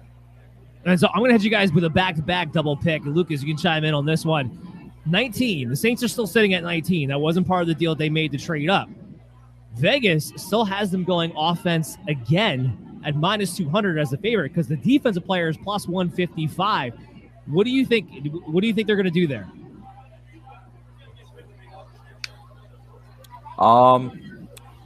I'd probably say defense. I don't really see them doubling down on this offense, really. At least not yet.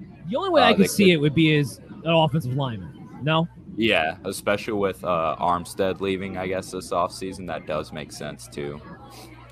That would be the only way I would see it, but I'm willing to put a little bit of money on the defense side. Plus, it's good value, plus 155. They just went wide receiver, so unless they go offensive lineman, I don't see them going back to the offensive position again. But Chris, do you think it's that sure of a thing that they'll go offensive lineman at 19? No, I think if Johnson's still on the board as a guy that clearly seen that he's another pass rusher as well. Their guys are getting a little older in age, so I think that would be a guy that could definitely still be in the play for them. And I think Hamilton's still a guy I talked about for their last pick. He's still on the board as well. It still fits a need for them as well. So I would be a little surprised if they're going to necessarily have to go off the line because I don't think their value is necessarily there for them. And I'm kind of interested to see if they're looking at those guys that are kind of still kind of falling down the board. I think what they're basing it on is that a lot of mock drafts had the Saints at 19 taking Penning, the offensive tackle. I think that's kind of what they're going off of. But, yeah, there's a good value bet for you guys right there as we're looking ahead at the 19th pick. All right, so we're still waiting for the Baltimore Ravens to make their pick. After them, we have the Houston Texans at 15. Chris, what are you going to say? Were you going to say something, Chris? I was going to ask you a question real quick. Sure. What do you think? Now, the Ravens have a lot of different needs. We talked about offensive line, defense. They could go. One of the picks that I'm kind of would be intrigued by would be Treylon Burks. What would your thoughts about that? Say that again. Treylon Burks to who? The Ravens. Right now, the Ravens have a lot of different holes up to the defense. There are holes they could go offensive line, but I also, I don't necessarily need him, but I think he'd be kind of a nice fit. Marquise Brown, Bateman, he kind of fits that next kind of role for them in the sense. If they didn't already have Bateman, I would say it would be, but because Bateman's going to kind of be that bigger receiver who can play inside, outside to begin with, I don't see it being a Treylon Burks pick. I think for them, they're another team that even though they make the playoffs last year, this is a team that's maybe a couple of good draft picks away from being a Super Bowl contending team in theory. I think they're going to address need more so. I would be really shocked if it wasn't either Johnson or Hamilton here. Treylon Burks doesn't make much sense to me. If they had moved on from Marquise Brown, maybe, but because they didn't do that either, I think they're looking at the team as they have the weapons they need. This is not a air it out offense to begin with. So I don't think adding another wide receiver would be prudent for them. Oh, they're officially announcing the pick that we already knew about, which is Jordan Davis to the Philadelphia Eagles. I thought maybe it was the Ravens pick, but it was not. I will say this from a fantasy standpoint, though. Let's talk about the Ravens. Lamar Jackson did not have a very good year last year. There was a lot of different scenarios going on with him. But right now, his ADP is somewhere between QB 6 and QB 8, depending upon where you go. If you look at his numbers from last year, he was still on pace to rush for 1,000 yards had he not kept missing games being sick with who knows what, because it wasn't COVID, actually, that he was missing games for towards the end of that season. You're telling me a quarterback who's going to be rushing for 1,000 yards could be the fourth year in a row this year, or would have been the fourth year in a row had he been able to play last year. Is really a QB 6, QB 8, Chris? Yeah, I think that's ridiculous. I mean, we've seen this happen before where people kind of overreact to the previous season. Lamar was hurt most of the season, as you kind of pointed out. Rashad Bateman, the guy we talked about just now, wasn't their guy for most of the beginning of the season either. So you have kind of different factors kind of going into next year. This offense should be much more efficient. Should be more healthier, and they should hopefully address some of the offensive line issues they had last year. If some of those things are kind of addressed, Lamar Jackson should still be the top 3 quarterback in my book. Yeah, at least top 3. I can understand like Josh Allen being ahead because he runs and he's got the throwing going on for him now. But it's not going to be Patrick Mahomes this year, not without Tyreek Hill. It's not going to be Aaron Rodgers without Devontae Adams. So there's more of an opening now, I believe, that upper echelon. We've seen Kyler Murray get hurt time and time again. Now, I think we're talking about Lamar Jackson and Josh Allen. And I think it's up for grabs after that. Maybe a Justin Herbert's able to perform again the way he did a season ago. Perhaps he'd be up there in that conversation. But Lamar Jackson right now, keep your eye on it. Best ball and redraft league, especially early on. I think he's coming out of value right now. And the Ravens are primed to bounce back. They'll get J.K. Dobbins back. They'll get Gus Edwards back. And that's going to help their offense get back on track in a big way, too. I'm waiting for them to officially announce the Ravens pick here. Washington moved back to 16. So, Lucas, as far as that trade, what do you think Washington's going to do now they're moving back and some other players come off the board that we thought might go to them? I guess they could go in a number of directions. I know they have McLaurin, who has kind of been plagued by his quarterback almost his whole career in the NFL. And now having Wentz, I don't think that's really a long-term option, so I wouldn't be surprised if they took a quarterback either. Again, maybe Kyle Hamilton. I think he could really help out any defense in a big way. And, yeah, so I wouldn't be surprised if it's one of those guys. Then, of course, you have Houston at 15. They had moved back. Houston's another team that can keep going in another different direction. So, Chris, what would be the best value pick for Houston? I think that we're going to, continue to talk about them, but I think it's going to be Lindenbaum or Kyle Hamilton, one of the two guys. I think Hamilton's a game changer for them in fits their defense really well, especially what they have, the hole they have without having Reed there anymore. And then offensively, we talked about Lindenbaum and the importance of having a top tier center in my book. And I think that this Texans offensive line, without other than Tunsil, is definitely questionable at best. Whether Davis Mills is your quarterback or not, you want a guy who can kind of open up holes and a guy who can keep your quarterback upright. So to me, that should be the two guys I'm looking at. So this is really funny. I'm keeping my eye on the live bets coming in, and now we're up at number 20, which right now is the Pittsburgh Steelers. Minus 600 for an offensive player, plus 425 for a defensive player. Pretty much pointing to Malik Willis still on the board.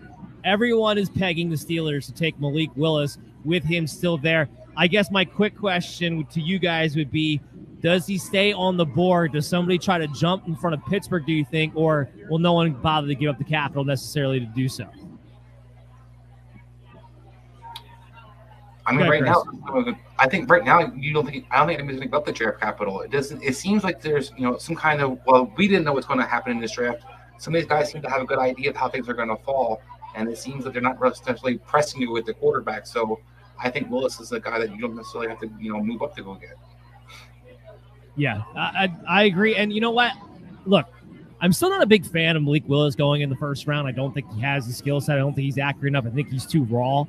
But for the Steelers in the position they're in, I do think that would be the best possible landing spot for Malik Willis. One, he doesn't have to start right away this year. They're known for being able to develop their players. They'll be patient with him.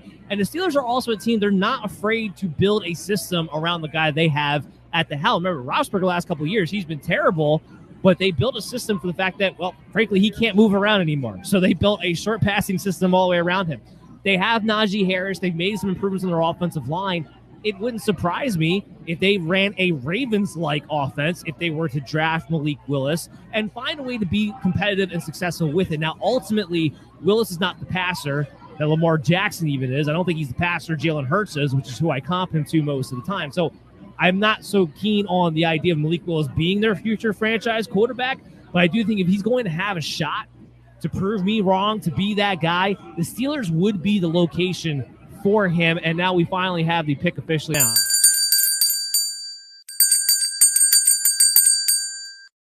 Yes, because it makes too much sense. It is Kyle Hamilton.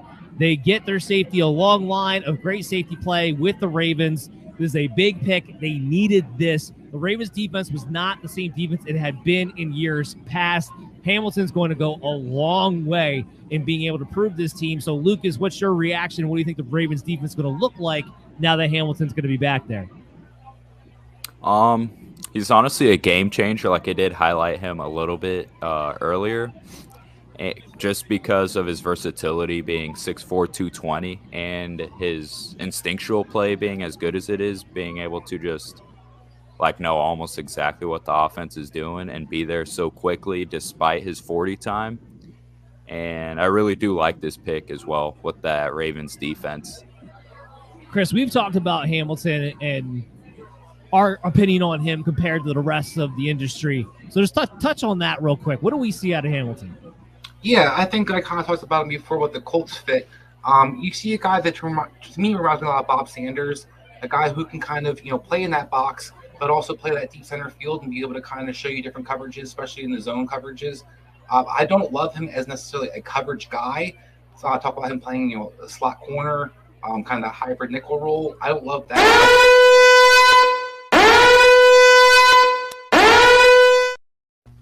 I'm sorry, but we got huge breaking news right now. The Ravens have just traded Marquise Brown to the Cardinals for the Cardinals' #1 draft pick this year at number 23. So the Ravens moving on again. Marquise Brown now an Arizona Cardinal, and they get the number 23 pick. Chris, you asked me about Treylon Burks. If he's there, that's going to be the pick there for the Baltimore Ravens. Give me your reaction. I mean, I better be.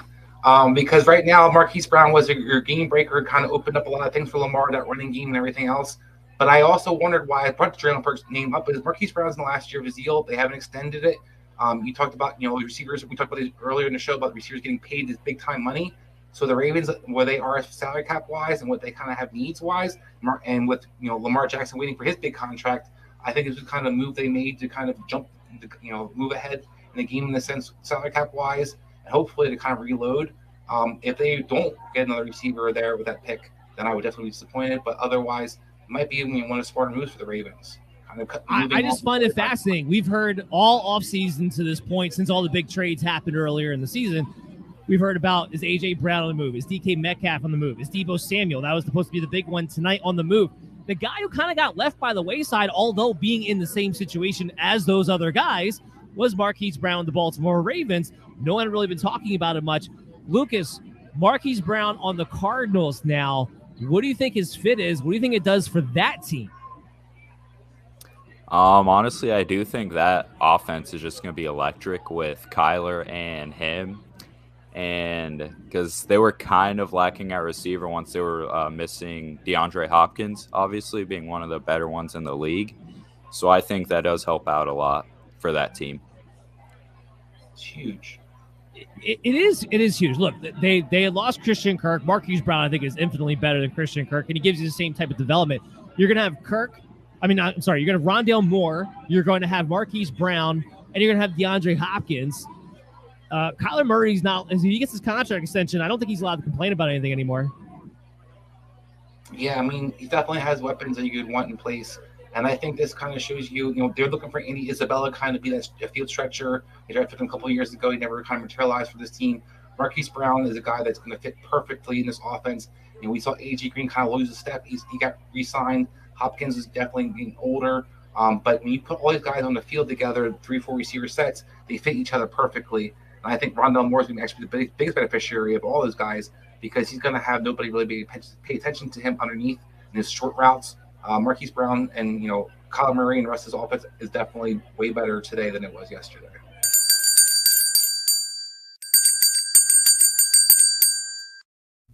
All right, so we got Kenyon Green, the first guard, off the board. He goes to Houston Texans. So the Texans trying to build out their fundamentals. This is a good pick. I personally had Zion Johnson higher than Kenyon Green, but either way, you need somebody to try to help bear down that interior of that offensive line. So, Lucas, give me your reaction to them taking Kenyon Green here. I guess that's not exactly what I was expecting, but I guess nothing is. And going interior line is good, I think, because I have heard that they might just try and see what they do have in Davis Mills, the rookie quarterback from last year. So getting that O-line better and bolstering that part of the game will really help out, at least see how you can do at quarterback. I can't agree more. Okay, Lucas, where can people follow you at? What are you working on? All right, well, on Twitter, my Twitter handle is LucasCoronado10. And I did just have my first episode of our podcast come out today at Footballytics. We do have a Twitter page for that as well. It's just Football YTIC. All right, I like it. Thank you so much for coming on. We'll be seeing a lot more of you real soon. Guys, we're going to do is take a quick break, come back on the other side. We're going to have our next wave of guests come in, and the Commanders pick is already in too. So I'll have that right after the break. Get your party started with the Kong Beer Bong. You get a can cooler for those chilled, laid-back get-togethers, and a built-in beer bong for when things start to get a little wild.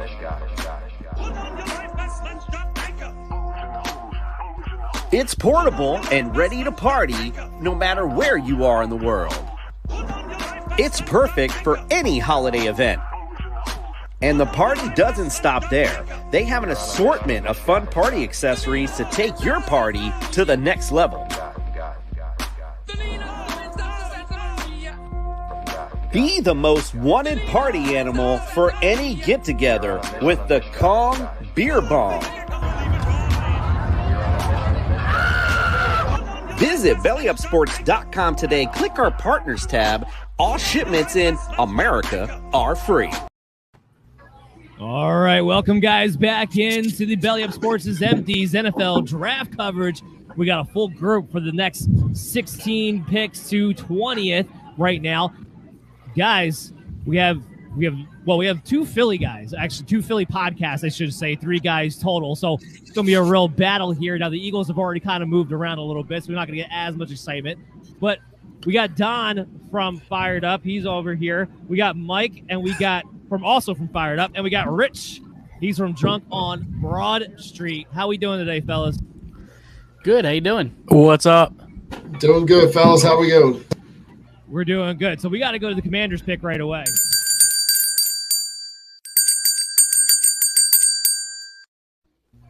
And this is the biggest reach of the draft so far, in my opinion. Jahan Dotson is going to come off the board here for the Commanders. And I'm just going to go first on this one because, Chris, you and I had this debate in our show last week.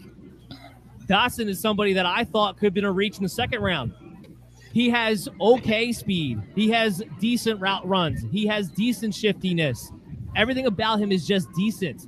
You watch this guy on tape, nothing special jumped out to me whatsoever. And I also think he might have to be a slot receiver. He doesn't do a very good job of getting off the line when he goes out in the perimeter. And he wasn't playing against the toughest competition all the time, even though he was there at Penn State.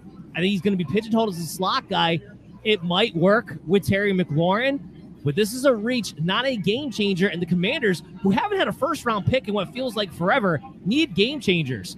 So, Chris, go ahead, because you had a different opinion than I did on Dotson. Well, I'm definitely more of a Dotson fan than you are, and I don't think he's got average speed. I think he's got good speed. Ran a 4.41, one of the more explosive guys in the draft this year. Having said all that, it's a terrible fit. Terry McLaurin and Brown, they drafted last year from North Carolina, and they drafted Curtis Samuel. You put all the 3 guys on the field, and you add this guy to the mix. Where does he play? So I look at this team, and I look at what Carson Wentz has been more successful with. He can throw the ball. He can throw the ball deep. He likes tall receivers that have some guy, for the red zone. This team is screaming in need for red zone target. If they were going to take a receiver, I think Treylon Burks was definitely the guy they should have went with.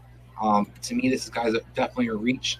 I don't argue strongly that Dotson isn't a first rounder. I like him more than you do, but I don't think he's a guy that you should be, necessarily the Commanders being happy taking. They have so many holes in the offensive line. Their guards are terrible, and their safety plays those questionable at best. So I look at this team. There's definitely other places they could have gone. Even Lloyd. They took the kid last year from Kentucky, kind of got moved from middle linebacker to outside linebacker, so they kind of still look very neat in middle linebacker as well. So there's so many different holes there in this Commanders team that I just think this was just a huge reach.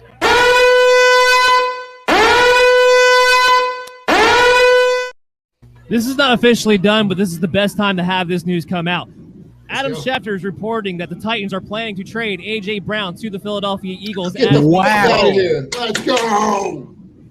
I am still getting details about this as it comes in. Again, this trade is not officially done, but it looks like this is what is trending towards that direction. Receivers are on the move. We talked about Debo being the guy. He's not the guy. Marquise Brown just got shipped off to the Arizona Cardinals from the Baltimore Ravens, and now it looks like A.J. Brown might be on his way to being a Philadelphia Eagles. Guys, go ahead. Take it away. Howie Roseman, the silent assassin. I assume that would be for pick 18 coming up here, I'd imagine. I would imagine. Again, this is not done. This is being talked about as it is.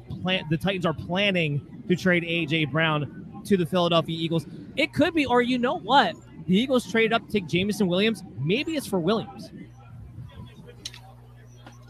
I was going to say, I think this means that the Tennessee's looking at Treylon Burks as a guy on the board right now that they could easily fit the A.J. Brown role. Like we talked about earlier in the show, you can pay a lot less money in that rookie contract than you're going to pay A.J. Brown right now. So I think this might be a salary cap move more than anything for Tennessee.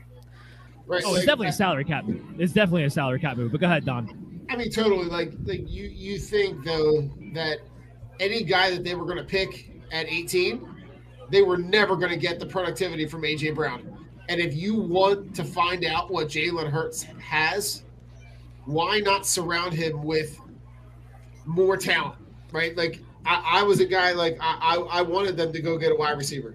You're not going to get a better wide receiver at 18 than you are going to get in getting A.J. Brown. And the idea that, they were working out the last, 2 weeks together in L.A., right? A.J. Brown and Jalen Hurts, because no,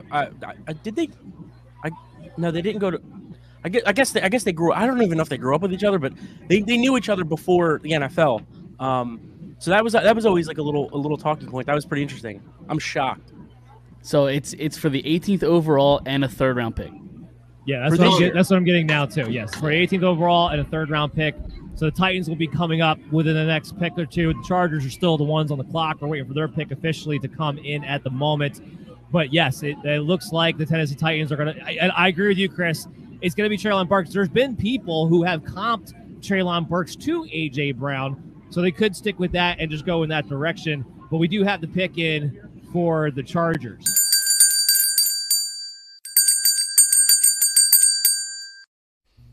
And it is Zion Johnson. So the Chargers looking to solidify the interior of their offensive line. He was my number 1 guard coming into this. This is great news for Herbert. It's actually great news for Austin Eckler because Zion Johnson really explodes and gets moving off the line of scrimmage. So let's go to Mike here first. Mike, what's your reaction to the Chargers taking Zion Johnson with the 17th pick overall? Yeah, no, I like it. It makes a lot of sense. Obviously, protect Herbert, their franchise quarterback, and Eckler, as talented and explosive as he is, he's dealt with injuries the last couple of years. So, no, I think it makes a lot of sense to bolster that line. Yeah, I mean, really, anything you can do to protect, your franchise quarterback and your game-changing running back in order to be able to get time for your game-changing wide receiver, like that pick just makes sense on a ton of different levels. Yeah, 100%. And they were in a position where they could go whatever was the best on their board. And clearly Zion Johnson was that guy. You can't really go wrong with that. All right, Chris, Tennessee Titans are on the clock. What are the Titans doing here again? It's got to be Treylon Burks. I mean, I think the two guys they would have considered over them would have been probably the Green and Zion Johnson. They have an obvious need at tackle, at guard. So that was something that I think they were looking to try to upgrade with those two guys off the board. I think Treylon Burks has got to be the top guy. They're replacing A.J. Brown, a similar kind of built player, a guy who can kind of do the similar type of things. Will be able to be an asset in the running game as well because he can block. So you put all those things together. I think that's what they're probably looking to do. The only guy I'll throw one more curveball in and just kind of keep in mind is, you still have Jermaine Johnson still on the board somehow. This team could definitely use another edge rusher on the other side. Dupree was, good, but he wasn't great. Landry's good, but they could maybe add another guy that kind of, add another pass rusher like Buffalo did a couple years last year. So I wouldn't be surprised if they kind of look at that. But to me, it's with this draft that Capital just gave up basically what A.J. Brown got. They've got to go with Treylon Burks here. Yeah, it's a first and a 3rd rounder is what the Eagles gave up for him. And you know what? This makes sense for the Philadelphia Eagles. They have salary cap space. They're not paying too many people right here at the moment. Right. A lot of their offense is young. Devin Smith, Jalen Hurts still on rookie contracts. I mean, most of the spending money that they do have is going with Fletcher Cox and the offensive line. So, but here's the question. With A.J. Brown's injury history, and you guys are all Eagles fans, so I don't care which one of these answers first. I want to hear from all 3 of you. Are you willing to pay him the $25-30 million he's likely to get now? Well, I don't know if it's about being willing. It's going to have to happen at this point, No, but I think what Don said was right. He's a game-changing receiver. You just kind of hope, the quarterback can get the ball to him down the field. Yeah, you guys have anything to add? For me, like I look at what he's able to do in terms of being able to get the ball in space, be able to go up and get the ball. He's a guy who, when you line him up, right, you're going to have to pay attention to him, which is going to create more space for Devontae Smith, more space for Dallas Goedert, more space for, Miles Sanders coming out of the backfield. It only is going to help Jalen Hurts.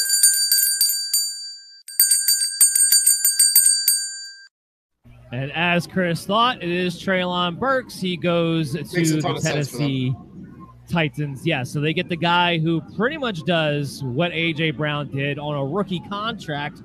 Maybe doesn't have the same health concerns as an A.J. Brown. That's quite potentially so, but in comparison, we know A.J. Brown's shown that he can perform at a high level in the NFL. Now they go with Treylon Burks, who hasn't necessarily done that. But do we have the confidence? I think I do at least. But do you guys have the confidence? We'll start with Mike, that he's going to be able to adequately replace A.J. Brown from day one? That's a tough thing to ask, especially because, I mean, as impressive as Tannehill's looked at times, he's not a world beater, right? Like he's an average to slightly above average quarterback. So it's not like he's going to make any receivers look great. The receiver's going to have to come in and kind of do it themselves. So it's a tough thing to ask, but why not? Why not? How about you, Why Chris? not? Because you wanted to see this pick happen anyway. Well, it's not necessarily I wanted to see it happen. I think it was going to happen. But Arthur Smith's no longer the coach there, so that's going to be a big thing to kind of see how this kind of transitions for this offense. Todd Dowling's now the offensive coordinator for this team, and last year AJ Brown didn't have the greatest year. Now I know he's banged up a part of the year, he was injured part of the year, but he definitely wasn't as productive as he had been on the Arthur Smith. And I think as a result, I do have some questions about Traylon Burks and kind of hitting the ground running. And then if you're a Tennessee Titans fan, I'm gonna be a little bit down on this trade as well. While I understand salary cap wise, while you're doing it, your team kind of fancies yourself as a Super Bowl contender. Rarely does a rookie receiver kind of carry a team. It can happen, but it's kind of a lot to ask for Traylon Burks. As Mike kind of emphasized, Ryan Tannehill isn't Aaron Rodgers. He's not Tom Brady. So when you put those kind of factors together, I think Traylon Burks has got a little bit more ahead of him in a sense. I think he can be productive, but I don't necessarily think he's going to be a guy that you can trust to be number one receiver for your team next year. So I think it's going to be really interesting kind of see how that kind of materializes moving forward. Well, I'll jump in here on the fantasy side of this.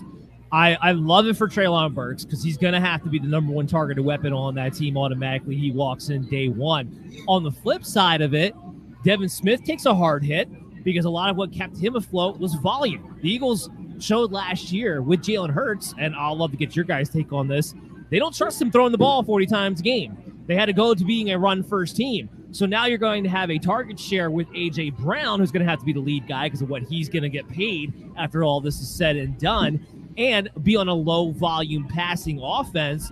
So now Devin Smith, to me, is a fantasy bust, or maybe not a bust in the long run, but right now his value's on the downslide.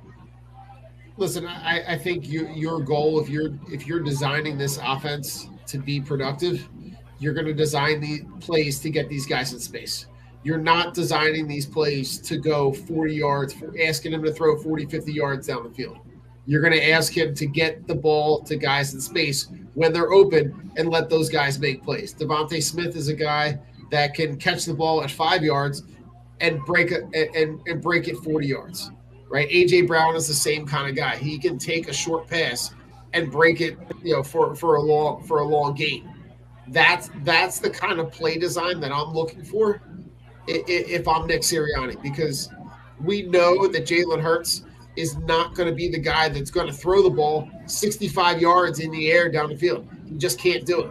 So for me, you have now given him the weapons to be able to find out what he can do and find out if this is the guy, because they also have the ammunition in next year's draft to be able to go and get the quarterback if they really want it. Yeah, I mean, this having A.J. Brown on the other side of Devontae Smith just creates so many more opportunities for Smith than having a guy like Jalen Reagor next to him. So this kind of slides Reagor down the depth chart a little bit, and now you can let Devontae. Well, I'm pretty sure your team just wants to move on from Reagor if they can. Yeah. Mike, to be honest, I hope it slides Jalen all the Reagor way off the depth chart. Off the depth chart. Also, too, you have to think about too, Devontae's young, You get a guy that's a top 5, top 10 receiver in the league, whatever he is, wherever you have him. I mean, he's a good player. A.J. Brown's a really good player. You pick that guy's brain and you watch him what he does in practice. That only helps. Most definitely. Chris, all that's left is Debo and DK Metcalf. Are we going to see these guys get traded soon too? Because every wide receiver who's got a contract coming up got traded this year. Yeah, I mean, I think that this should show you, as I talked about earlier in the show, that maybe the 49er reports were being exaggerated, what Debo's value was, what people were going to be willing to offer, or what the 49ers wanted for him. I think A.J. Brown going for this price tag shows you that Debo probably wasn't going to be a top 5 or top 10 pick was going to get him, or multiple first-rounders people wanted. I think Debo's probably going nowhere. I think we talked about it at the beginning of the show that was going to happen. That should have already happened.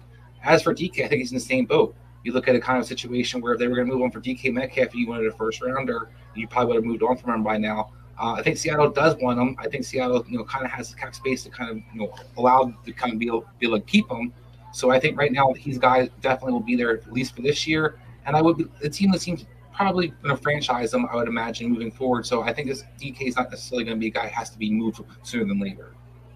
All right, guys, we do want to keep up to date with the live betting. So we're up to pick 22 here, which as of now is the Green Bay Packers, although there's been trades happening all over the place. Talk about a team who needs a wide receiver. It looks like they're going to be left holding the bag again, but I digress.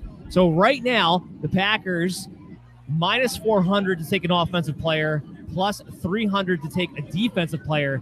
With all these wide receivers off the board, unless they go offensive line, I like my money on the defensive value in that standpoint, though, because of how this draft is folded out. And I think at plus 300, that's a hell of a value. I mean, what do you think, Don?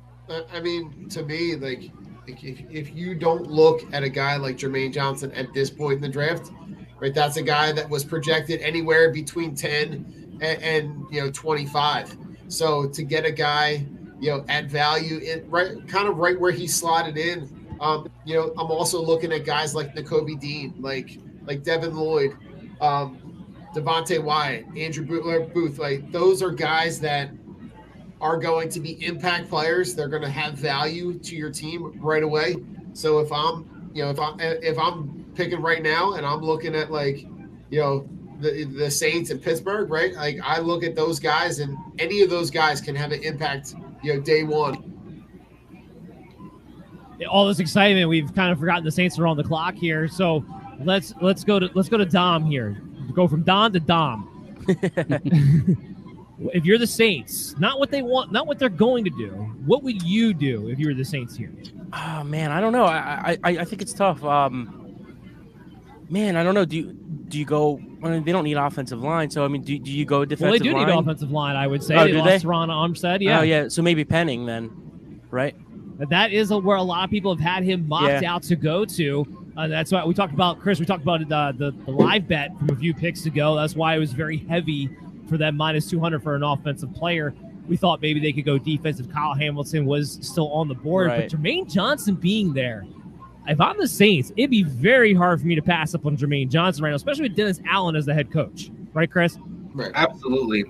I mean, like I said, they have a defensive, that's getting aging. Cameron Jordan's not, spring chicken anymore out there. So when you look at kind of what they have at the end position, where they can use pass rush wise, it makes a lot of sense for them. Lloyd, the linebacker, makes a lot of sense for them too. I think defense, there's a lot of different guys on the board still that could really help them. Offensively, I think Penning could be considered, but I wonder, is he a truly left tackle? And that's where it's kind of going to be interesting. You pay Ramczyk a lot of money, play right tackle. So are you going to try to chance that to kind of move him to left tackle? Penning to me is a guy that you should not play at left tackle, in my opinion. I think he's clearly not that. I think he's the right tackle at best. He's more of a mauler. So I'm kind of curious to see if they will go that route. And that's for the Packers. That's a team I would definitely think is going to go off the line. They lost a lot of the offensive line in the last couple of years. Lindsey at the center moved on as well. So if you look at the interior of the line, I think you can't even name the two starters of Elgin Jenkins right now inside. So I think Green Bay is definitely the team that's going to be sniffing the offensive line. This just in, A.J. Brown, the hottest selling Eagles jersey out there right now. Yeah, I just ordered one. You didn't. Dan. Would you say that? Can I comment on the A.J. Brown thing real quick? Yeah, go ahead. But I do have – I think the Eagles, these guys make great points. I think that A.J. Brown fits his offense to a T. And the guy that I think you guys want to see, Rager move down, I think Quiz Watkins is the guy who's going to move up for Rager. And when you put those three guys on the field, they all fit really well. I think that's going to help Smith be, as I think Mike pointed out, that, Smith is going to have a much easier time than having Rager across from him. You're going to have a lot more attention kind of drawn off of them. And you look at these three guys, I think we're to develop you. The guy I'd worry about most, production-wise fantasy is going to be Dallas Goedert. It was already kind of hard for Jalen Hurts to look for him as it was, I think, as the beginning of the season. As the season kind of progressed, he looked for him more. But I think that's the guy who's probably going to suffer most in this offense. I think receivers will be just fine. He's going to be the safety. He'll end up being like the safety valve, right? He'll be the guy. But I think as a guy that you don't really – they weren't –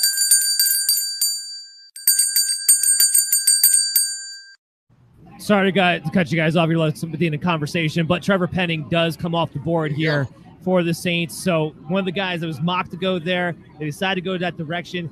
Chris, I'm just going to give you my quick reaction to this because you talked about it, and I totally agree with you. Trevor Penning's not a left tackle. And when you draft here, then it doesn't necessarily have to be a left tackle to be going in the first round. But typically speaking, when you say tackle, you do a first-round pick, you want him to be the left guy. And being that they lost Teron Armstead, that's what they're looking for a replacement. But his biggest weakness was his back step. He overextends way too often. He leaves the inside open on spin moves and on inside rips.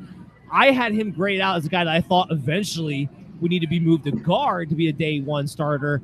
At the very best, a right tackle. I don't have this guy as a left tackle. I think he might be a turntable out there in pass protection.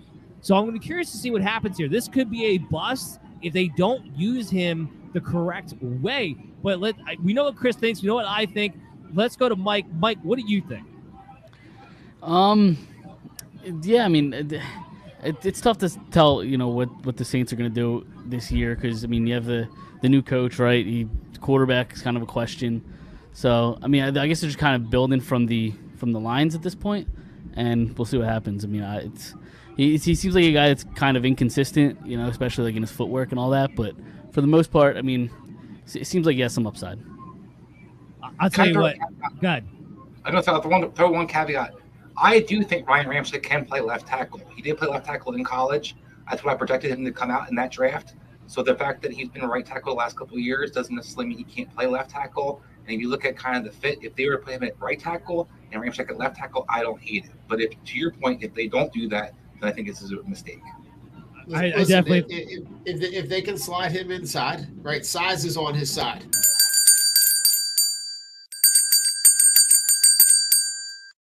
Get him to slot in the Steelers. Sorry, I got to cut you off real quick. The Steelers go Kenny Pickett. So it's not Malik Willis number one. Kenny Pickett stays in Pittsburgh, goes to the Steelers. They go with the pocket passer, and where this gets real interesting, other than it being the first quarterback taken off the board and the future of the Pittsburgh Steelers, and the fact that they just took him over Malik Willis. Because Kenny Pickett is touted as this guy who's supposed to be a day one NFL starter, now all of a sudden we have a quarterback controversy right off the bat for day one between Kenny Pickett and Mitchell Trubisky. I know you guys are Eagles fans, not Pittsburgh fans, but we'll stick with the same state. I want to get your reaction anyway. Don, go ahead, because I had to cut you off for the last thing. What's your reaction? I mean, for it, like if I'm Pittsburgh, like it's not really to me a quarterback competition, right? Mitchell Trubisky has showed you exactly what he is, which is a career mediocre, middle of the road guy. He's not a guy that's going to move the needle, especially in that division. When you have to go up against the teams that you have to go up, right? When you've got to go up against Baltimore, when you've got to go up against an upcoming Cleveland team, like to me, right? If you're going to pick Kenny Pickett at this point in the draft, he's got to be your guy day one. And Trubisky slides right back into the role that he was in last year, which is that backup role, which seems to me the role that he's kind of just slotted in right now. He's done nothing to prove otherwise. I agree. I think Kenny Pickett's going to prove really soon to do nothing otherwise either, though. That's kind of my problem with this whole thing. But hold on, guys. Breaking news. So I got the details of the A.J. Brown contract. It's a 4-year, $100 million deal, $57 million guaranteed. So he gets $25 million a year, as we would have expected.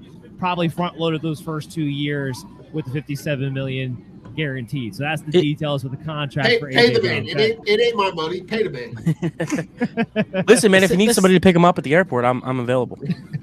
Listen, the salary cap is made up in football anyway. You're right in South Philly. Just slide right down 95. Yeah, I'm 5 minutes from the airport. Let's go. The salary cap is made up in football anyway. So easy to move money. Let's get back at it. Dom, I want to get your reaction to the Steelers pick, then I want to get Mike's reaction. So the Pickett pick, listen, I don't know if he's going to be good. I don't know if he's not going to be good. I'm not sure. But I will give the Steelers a lot of credit here because it seemed like he or maybe even Willis, whoever it was, the quarterback was going to be, seemed like they were going to go in that direction. And I give them a lot of credit to, the last 2 months we've seen Pickett move up, move back, move up, move back. And I give them a lot of credit for just sitting there, keeping it cool, calm, and collected. And they got, their guy. Mike, what do you think? Yeah, I mean, I think Don is throwing a little too much shade to Trubisky. I think Trubisky's actually gonna maybe not be anything spectacular, but he's had something this year that he hasn't had yet in his career, and that's a good NFL coach. So I think a good NFL Trubisky, franchise. That too. Right. Let's be honest, right? We played in a sleeper league last year where you could pick two quarterbacks. Yep. Would you pick him as no. even play as your second quarterback? No, not at all. Not at all. All right, Mike, where can we follow you at? What are you working on next? Yeah, so we got the Fired Up Podcast. So we're on Twitter at Fired Up Podcast, anywhere on Apple, Spotify. You can check us out over there. We're live every Monday nights. And we just started a website too, so people go in there, check out our articles and all of our content. Yep, firedupsports.com. Excellent, Don. Where can we follow you at, man? You can find us at Drunk on Broad. We're normally live, either Tuesdays or Wednesday nights. We're covering everything Philly sports, just like these guys at Fired Up. So, you can catch us all your streaming platforms. We're putting out some highlight videos from previous night's games, so you can see that stuff as well. And I love what the Eagles did tonight. So, it was a win for the Phillies. It was a win for the Sixers, and it's a win for the Eagles. It was a batter night. A batter night in Philly sports. We don't get this much, It doesn't happen this often. Thank God the Flyers didn't play tonight. That is true. Guys, I want to thank you so much for coming on. I enjoyed having you guys on. We'll talk to you all real soon. On the other side, guys, we'll take this quick break, come back in. We got more guests coming in for picks 21 to 25, so stay tuned to the Belly Up Sports' Empties Fantasy Football Show NFL Draft coverage right after this. So, are you a sports fan? Are you an athlete? Or do you just want to look and feel like one? Well, I got news for you. The outdoors is the ultimate sport, but you can't play unless you can see. Yeet sunglasses provide the gift of high-quality sight in the roughest of environments. From the crashing ocean waves to the high peaks of the mountains, Yeet sunglasses are designed to be the most durable, comfortable, dependable, anti-wear and tear products on the market. Not only are they made with the utmost quality, but they're available at affordable prices for everyone. Go to yeetsofficial.com right now, and use the promo code BELLYUP to save 10% on your next order. That's 10% on anything you order from yeetsofficial.com. What does that cover? Let me tell you. At Yeats Official, we have sunglasses, we have winter goggles, we have fashionable sunglasses. So if you're looking for new eyewear, if you're looking for something that make you have more fun in the sun, go to yeetsofficial.com, use code BELLYUP, save 10% on. And welcome back, everybody, to the Belly Up Sports' NFL Draft coverage. I'm your host, Dan Mader, joined here with Chris Dowhower. Chris, we have made it now to the back half of the first round, and I have not had to pee. That is my biggest accomplishment so far That's tonight. an achievement. But you know what? This is what's crazy about the NFL draft. As a host, I have so many storylines in my head that I want to talk about. We can only talk about one at a time as picks are coming in, and it's driving me up the wall right now. But first thing we got to talk about is who's joining us right now. So we got Jared from Corner Booth. We got Andrew from Divots and Pivots, and we got Kev from Quad on the Tailgate. Fellas, thanks for joining the show. How are we all doing? Oh, Dan, I am over the damn moon. I'm feeling so good the Cowboy hat's coming on. Oh, my Lord. Oh, yeah, you Philly fan. How does that work with being an Eagle fan, but you're having the Cowboy It's a Western hat? It's just technically a cow. I also dance in the glory of my in the death of my enemies. So listen, if I'm Kevin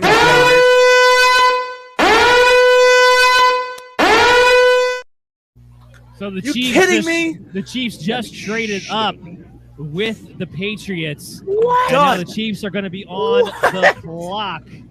So, I mean, this is typical for the Patriots to trade back. There's no shock there. I think the question now becomes, and Jared, since you're introducing yourself, we'll kick it right to you. What are the Chiefs trading up for? I think the Chiefs, like, all the big wide receiver names are off the board now. Treylon Burks was the last one. They can still get Sky Moore at the back end of the first round, regarding they didn't trade both their picks away. I think they go get an edge rusher. I think Jermaine Johnson's coming off the board finally. I think it's either Jermaine Johnson or I think it's Tyler Linderbaum. It's going to be one of those two. That would be my guess. Yeah, let's introduce Andrew here. Andrew, what's your thoughts on the draft so far, man? This was my fear. My fear. Andrew's a Patriots fan, so that's why I had to kick it over to him. Every fucking year. Look, they didn't do it last year, which was the important one. I stay up every year for the draft, and they just fucking trade to the. What do they trade to? What pick? All right, so I do have the details of that right now. So the Chiefs traded their pick 29, 94, and 121 for the Patriots 21st pick. So the good news is the Patriots are still in the first round Still in as the of first right now round. until they trade out again later Yeah, on tonight. they're going to trade that thing back for like 4 fifth-round picks and then take a punter D-end combo from a D3 school none of us have ever heard of or an NIAI school, and then they're going to try and convert him to a wide receiver, and he's going to end up getting 100 catches in a season and become a Super Bowl MVP. No, you forgot the lacrosse player from Rutgers. That is going to happen. That's their second-round pick. Yeah, that's their second-round pick. Yeah. No, this was of all years for Belichick to freaking squander this and trade out of the first round. Are you kidding me right now with trading away the 21st pick when you need top-end talent on the New England Patriots? Come on. Oh, my God.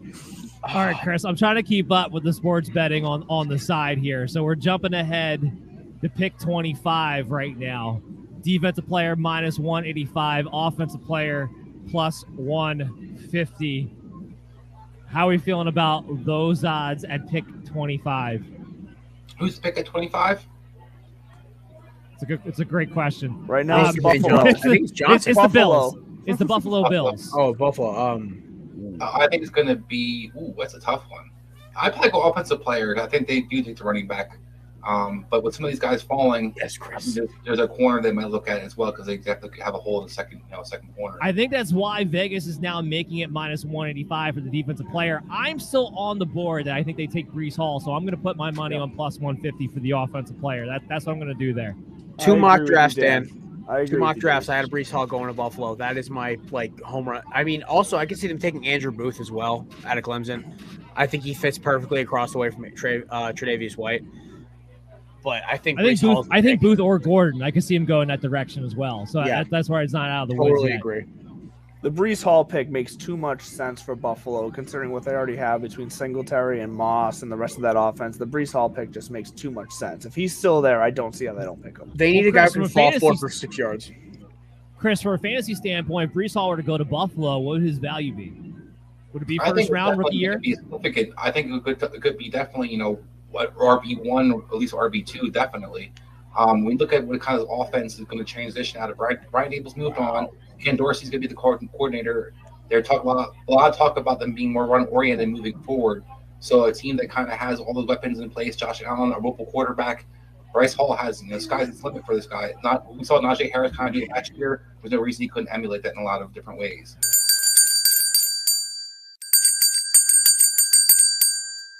Traded up for Trent McDuffie is the pick. So the Chiefs traded up for a cornerback.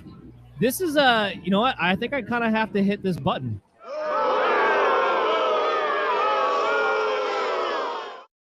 And to be clear here, the reason why I boo it is because you traded up for a corner that you could have either gotten where you were or a similar tier type corner at that spot. I had Andrew Booth as my next guy off the board. So Same. Kev, what's your reaction?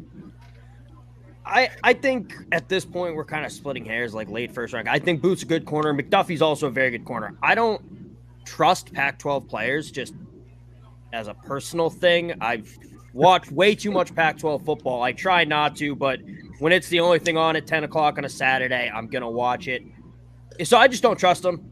They don't play offense or defense in that conference. But the Chiefs needed defensive help. Their defense got better as the year went on. You can't expect that again. I don't hate the pick, actually. I'm not going to boo it. I'm going to wait and see what they can do with this guy. But was it worth trading up for? I'm not booing Trent McDuffie. I am booing the fact that you moved up to get a guy that you probably could have gotten where you stood at. If they really liked him, then yes, because the Packers are probably going to do something stupid. They're probably going to take him. Hold on, let's talk about that real quick, because everybody was talking about the Packers like there's no way they can't take a wide receiver, but now it might be out of their hands. It might be out of their hands now. I'm driving the Sam Howell to Green Bay hype train. Yeah. We're doing this again 2 years later. Maybe they'll take Breece Hall if he doesn't go to Buffalo. Oh my God. Yeah, 3 running backs. We're Dillon. doing this live. It's only funny because me and Kevin, one of my co-hosts, she's at the draft right now, and she's a diehard Packers fan, and she's suffering right now. I was going to comment real quick about the Patriots trade for Andrew. Andrew, you realize, though, trading your first rounder is probably the best thing that happened for you because the Patriots usually screw up their first rounder. It's usually those picks you're going to get will actually make your team. But So you know what? But you know what the problem with the Patriots guys will be productive. But okay, so I countered that with look at the Patriots roster right now. What they are lacking is top end talent. They have a bunch of guys who are okay, who can perform here and there, like your Kendrick Bournes who show up for a game or two, your Damian Harris's who every now and then in the snow breaks a 90-yard touchdown run. Like they have a bunch of guys who are good. They need someone. They need a playmaker. And that's what they're missing here. The trade back to 30, sure. They might still be able to get a playmaker at 30. We'll see what they do. So I'm happy they didn't at least trade out of the first round completely. But I wanted them to at least, if anything, take a playmaker on the offensive line. Their offensive line, they've lost so much depth on that offensive line this offseason. I wanted them to make a pick at 21. The fact that they traded back to 30 is killing me right now. We'll see what they do. We'll see what they 29. do. Just to be clear, they traded back 29. to 29. Okay, 29. Sorry, not 30. One of the linebackers is most likely still going to be there, whether it's Nakobe Dean, who I want, or Devin Lloyd. One of them will probably still be at 29. And there's not a lot of top-end talent. Yes, the NFL draft is deeper than like the NBA draft. Once you get to picks 21 to 29 in the NBA draft, they're worthless. But there's not going to be that playmaker. If they had like the 10th pick this year and traded back, yeah, I'd be pissed because they could have gotten a wide receiver or something. But those are two very good linebackers. And with Dante Hightower maybe retiring, getting old, and then we have Bentley and Mac Wilson are going to be our starting linebackers. We need more playmaking ability at the linebacker position, which is something that has hurt the Patriots the last couple of years. Yeah, yes. Jamie Collins was an athletic freak 5 years ago and things like that, but it's hurt us the last couple of years.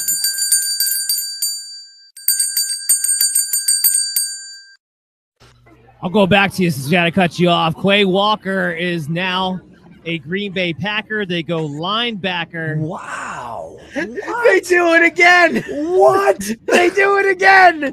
3 for 3. At least they didn't trade up for this one. Up. This was like the lock where I thought for sure they were picking a wide receiver, no matter who was there. I thought for sure. Again.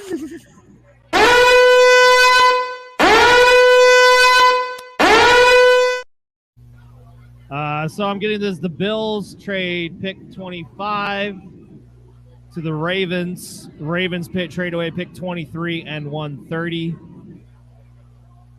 That's got to be.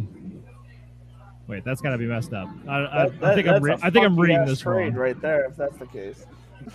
Bills just fleeced the Ravens.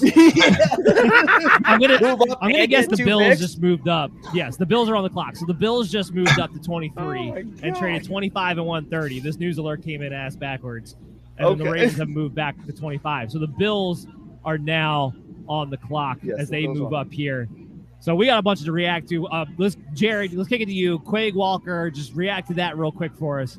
Not even the best linebacker in the Georgia defense. Like I'm trying to figure this out right now. Like Kevin is hyped because Nakobe Dean's still on the board, man. Like, okay, so my biggest thing about Nakobe Dean was he could stick a guy up in the hole at his size, solo tackles. The problem with this kid is that he's always the second guy to the ball. He was the 5th most impressive guy in that defense, and the 4th most impressive guy is coming out next year. That's my problem with this. It's like they're like trying to reinvent the wheel for the 3rd time this year. I'll tell you my problem with it is that Devin Lloyd was the best linebacker period to me in this draft class. So, Chris, what do you think? I'm with you with Devin Lloyd. Devin Lloyd is my top 10 players in this draft. I think Devin Lloyd's a game changer. I think he's a guy who can play inside, outside. He can blitz. He can cover. I love him. I think this is great for Patriot fans because I think Devin Lloyd should have been the pick there or Lindenbaum, either or, but it looks like either one of those guys could still fall to them. The Packers, I'm trying to figure out where their value is. You have DeAndre Campbell, you paid all that money to at linebacker.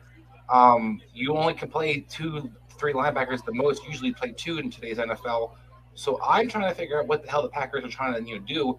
You talk about Walker being the 5th best player on Georgia's team defense wise. This is a guy that I think shouldn't never sniff the first round to begin with. And I cannot understand what they're trying to do. You have a huge hole in the offensive line. You have weapons that you still definitely need. And you could use extra players, definitely. Pass rushing, for example, would have been a nice player to have. The Smith kids, Smith is getting a little older. They're paying other guys a lot of money. So I just really surprised by it. Well, I shouldn't be surprised because the Packers do some stuff, but it's just a stupid pick. Well, what's getting lost in all this right now? Go ahead, Kev. I know why they made this pick. So all of our lives are fake. This world is just Aaron Rodgers' own personal hell. And Brian Gutekunst is the devil. And he's just punishing Aaron Rodgers for spitting on his family or something in his life. So that's why I think this move was made. Mark Murphy is literally just trying to plot Aaron Rodgers' downfall. You know what? I'm with you guys because fuck Aaron Rodgers. Whoa! I love Aaron. That's not it. I love his interviews on McAfee, but it's at this point I'm just look. It's great. I feel bad for content. Packers fans. Everyone likes Rodgers on McAfee. No one likes him when he's not on the show. That's the problem. Rodgers Whenever he great. speaks not on McAfee is when everyone starts to hate him. I mean, Yeah, listen, just that ask press his family or Shailene Woodley. I think he's still dating Shailene, which is the funniest part. They just call off their engagement. My favorite part about this is like, it's like, dude, man, like, what are you trying to do? Like, I don't understand. I don't get it anymore. I really don't. All right, well, there's two things I want to touch on here. One is, I am utterly shocked that Jermaine Johnson's falling this far right now. Yeah, that's the big one. 23. Amen. And then the second one is, all right, guys, what do we think the Bills just traded up for? Ooh, I don't know if they'll go. Maybe Chris, do they really? Okay, Chris. I mean, I don't know if they're going to move to get Hall, so it makes sense to maybe a corner because McDuffie's off the board. Maybe there's next corner that they're looking and try to make sure that they land one they have on their board. Could be Booth, but I think that's what makes the most sense for them to move up for. Otherwise, none of the guys are kind of on that board that you need to move up to get. I'm with you. It can't be Hall. But at the same time, if they don't take Hall here, I don't think they're going to get him. They'll get Walker. If they want Hall, I think this is the time I don't think they fall. Maybe they don't care enough to get Hall. I mean, and that might be the case. Defense the whole time, and maybe they look at Devin Singletary and the run that he had towards the end of last year and said, "You know what? You're good enough. We're going to stick with you because we don't run the ball anyway, so it doesn't really matter." And that's why they won't win a Super Bowl. Exactly. Or they're realizing I that you disagree. can take a running back whenever the hell you want. You can take it in the yes. 6th round and you can pop off for 1,000 yards and be a Pro Bowler. You can go. Not everybody. Not everybody. To Kevin's point, this is a fairly deep running back class. I think Spiller fits the Buffalo I offense disagree. I do not think this is a deep I love the running kid, back like class. the kid out of Arizona State whose name escapes me right now. Like they can get him in the 4th round, and he's probably better. Rashad White. And you Rashad actually White. could get him in the 4th round. I The love problem with Rashad White is that he has no power as a runner, which is why I don't like him at all. He's purely a pass catcher, and that's it. Now, if your plan is to draft a guy like that and pair that with a Devin Singletary, that's fine. But I kind of thought the idea was they were wanting to move on from Devin Singletary altogether at some point, unless, again, like I said, that run he had in the second half of the season was enough for them. Maybe Duke Johnson's that guy. He had a nice little run towards the end of the year. Spiller might still be there at what's that 57? Spiller could possibly be there at 57. Spiller could he's be the there last 57, workhorse back. and he could fit their offense a bit there. I don't mind Spiller to Buffalo if he's still there. Then this makes sense if they don't take Breece Hall here. I have a comment here, and it's coming off screen. It's from Todd Corson. He says somehow the Packers still go 13-3, even though we always scratch our heads at the picks that they make. Which that's fair. And I don't that's know what if Aaron this is Rodgers that year. does for you. Yeah, I don't know if this is that year, but Is Devontae Adams still on that team? it's certainly That's fair. when they go 13-3.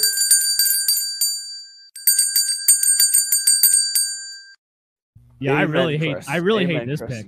Oh, I I really love hate this. pick. God, I love this pick. All right, well, go ahead, Jared. All right. Well, so first of all, with Kazir Elam, sorry, my biggest thing with him was his range, his athleticism. He's like kind of the discount Sauce Gardner. If you can't get Sauce, but you want a rangy quarterback who's being able to cover bigger receivers, yeah, his tape isn't immaculate, but overall, I like his tape better than Andrew Booth. It's just Andrew Booth had better numbers, and I think Kazir Elam was a projected top 10 pick preseason this past year, or at least top 15. Now they're looking at him end of the first round. I think honestly with Tre'Davious White, it's not a bad pick, especially with where Buffalo's biggest issue was the second they couldn't stop anybody once Tre'Davious White went out. I think it's a solid pickup. I really do. I like his take. And I'm looking at the future picks here right now too. I don't. You know what? I'm changing my opinion. I don't see how Brees Hall falls to Buffalo at 57. I'm looking at Tennessee. I'm looking at the Jets, who have 2 picks in the second round before Buffalo has another pick. I'm looking at Seattle, who has 2 picks in the second round before Buffalo. Like, there's some teams here who want a running back. I don't see how Brees Hall is going to fall to them at 57. Well, if Andrew, they wanted Brees Hall, you. this was the time. Andrew, well, I got you. We're looking back at some sports betting right now. 29, that's the Patriots. Right now, It's defensive player at minus 450, offensive player at plus 310. Do you think it's that sure of a thing they're going defense? Look, I agree with Chris. It feels that way and with actually Kev, who also made the point that it feels that way that they're going to go linebacker here. And if they go linebacker and get one of those 2 top linebackers, I'll eat my crow, whatever it is, and I'll freaking be all right with it. But I'd be all right with that. But if they go ahead and trade again, then I'm going to be pissed off. So the Dallas Cowboys now on the clock. And look, if I'm a Cowboys fan, which I'm not, but if I was, if I took anybody besides Linderbaum right here, I would be screaming for everybody's head. You have to get the interior offensive line put back together. You lose Connor Williams, you lose Collins. You have Zach Martin, who's aging and getting hurt. You have Tyron Smith, who's aging and getting hurt. If they were to take Tyler Linderbaum here, they could get back on track, do what they do best, which is running up the middle in a power scheme offense. To me, that has to be the pick. At least that would be the logical pick here. Let's see what they wind up doing. Kev, what do you think they do? I think Jared is going to take Brees Hall. Just because. I don't know why. It's the most Jerry thing ever. Or he's going to just take Sky Moore just for fun. Or Christian Watson out of North Dakota State. I wouldn't be shocked by the Sky Moore pick. I don't hate that, Kev. Look, I hate it, but I wouldn't be shocked by it. What do you think, Chris? John Mechie, the Pats, second round. I think you make a great point. Linderbaum should be the pick. Another guy I think could be the pick or should be the pick could be Jermaine Johnson. They could use another edge rusher for sure. But I do think that there's a good chance this is Dallas. They're going to make something kind of head-scratching. Probably a lot of talk about them getting an extra receiver. I don't think they need another receiver, but I wouldn't be surprised if they reach here. Especially not in the first round. Yeah, I mean, absolutely they shouldn't. But I think that it's Dallas, so you never know. But I think Linderbaum or, like I said, Johnson should be the picks. But I'm really curious to see what Jerry does. I like the Brees Hall thing. That's kind of funny, but it's Dallas. Well, why don't they just draft Malik Willis while they're at it too? If they're going to be doing that. Right? You know what? That was my answer. Let's just really throw a monkey wrench in it. Look, and I don't disagree with you that they don't. So, well, okay, I do disagree with you. They need another receiver. They don't need a first-round receiver. I agree with you with that. But they do need another receiver. The fact that they lost both Cooper and a depth guy like Cedric Wilson, I do believe they need somebody else in this draft at receiver. First round, I agree with you. No, they should not be taking a receiver first round here. But second or third round, I could see the Cowboys taking a receiver. So the Baltimore. Sorry. No, go ahead. Like I said, I don't disagree with that at all. I think that the thing for me for Dallas is they struggled to use all the receivers last year and the weapons that they had in place. And I think that obviously they want to run the ball a bit more than they did last year as well. So you put those factors together. You add James Washington, and you found Cedric Wilson. You found Turner. So I think Dallas has a good job of kind of finding guys to kind of use for that third, fourth, fifth receiver. I don't think so need draft capital, spend their draft capital too high on that. If they get somebody later to kind of value-wise, I'm okay with it. But overall, I think Dallas still has a lot of holes they need to fill, particularly also line and defense. Sure. If you are a fan of a team and you're depressed by the pick that you made today, we are giving away a Jonathan Taylor jersey that might perk up your day. All you got to do is follow Belly Up Sports on Twitter, retweet this giveaway tweet, which is pinned to the top there, and you have to register on Pristine Auction. Use the promo code BELLY when you do so. That puts you into the tournament. We'll select a winner on May 2nd at 8 p.m. Eastern Time. So something to look forward to in case you're like Andrew and you're pissed off the Patriots traded back yet. If they take a linebacker in the first round, I'll be all right. But right now, I'm still a little mad. It's a little steaming at the moment. So the next pick is going to be the Baltimore Ravens. They traded back. They've had a solid pick the first time around there, to say the least, and made some moves there with Marquise Brown going to the Arizona Cardinals. So what do we think the Ravens might do at 25? Are we discounting the Ravens reaching on a receiver here? because they got rid of Marquise Brown, and I'm not sure they're sold on the receiving core now. And, the A.J. Brown sweepstakes is over. And unless they have some, like, inside track for Debo, like, do we see them taking Sky Moore here? I think that could be a valid pick. I mean, yes, a wide receiver certainly becomes a part of the question with them moving on from Marquise Brown. I just don't. I mean, maybe. And Sky Moore has a similar type of style to him that a Marquise Brown would. I think it's definitely within question. I think the Cowboys didn't go Tyler Linderbaum here, that's another team I think that needs to go that route. But we'll see exactly what happens here in a few moments. What else, Kev? What do you think they'll go? The Ravens. Yes. I think Sky Moore. Honestly, I think. Let me cut you off.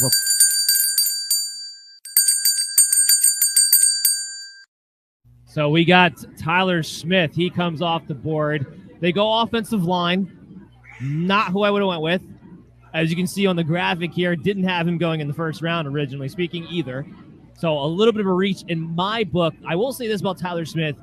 He can either be a right tackle or he could be a guard. So he has some versatility from that sense, and they need to get back to getting their offensive line up.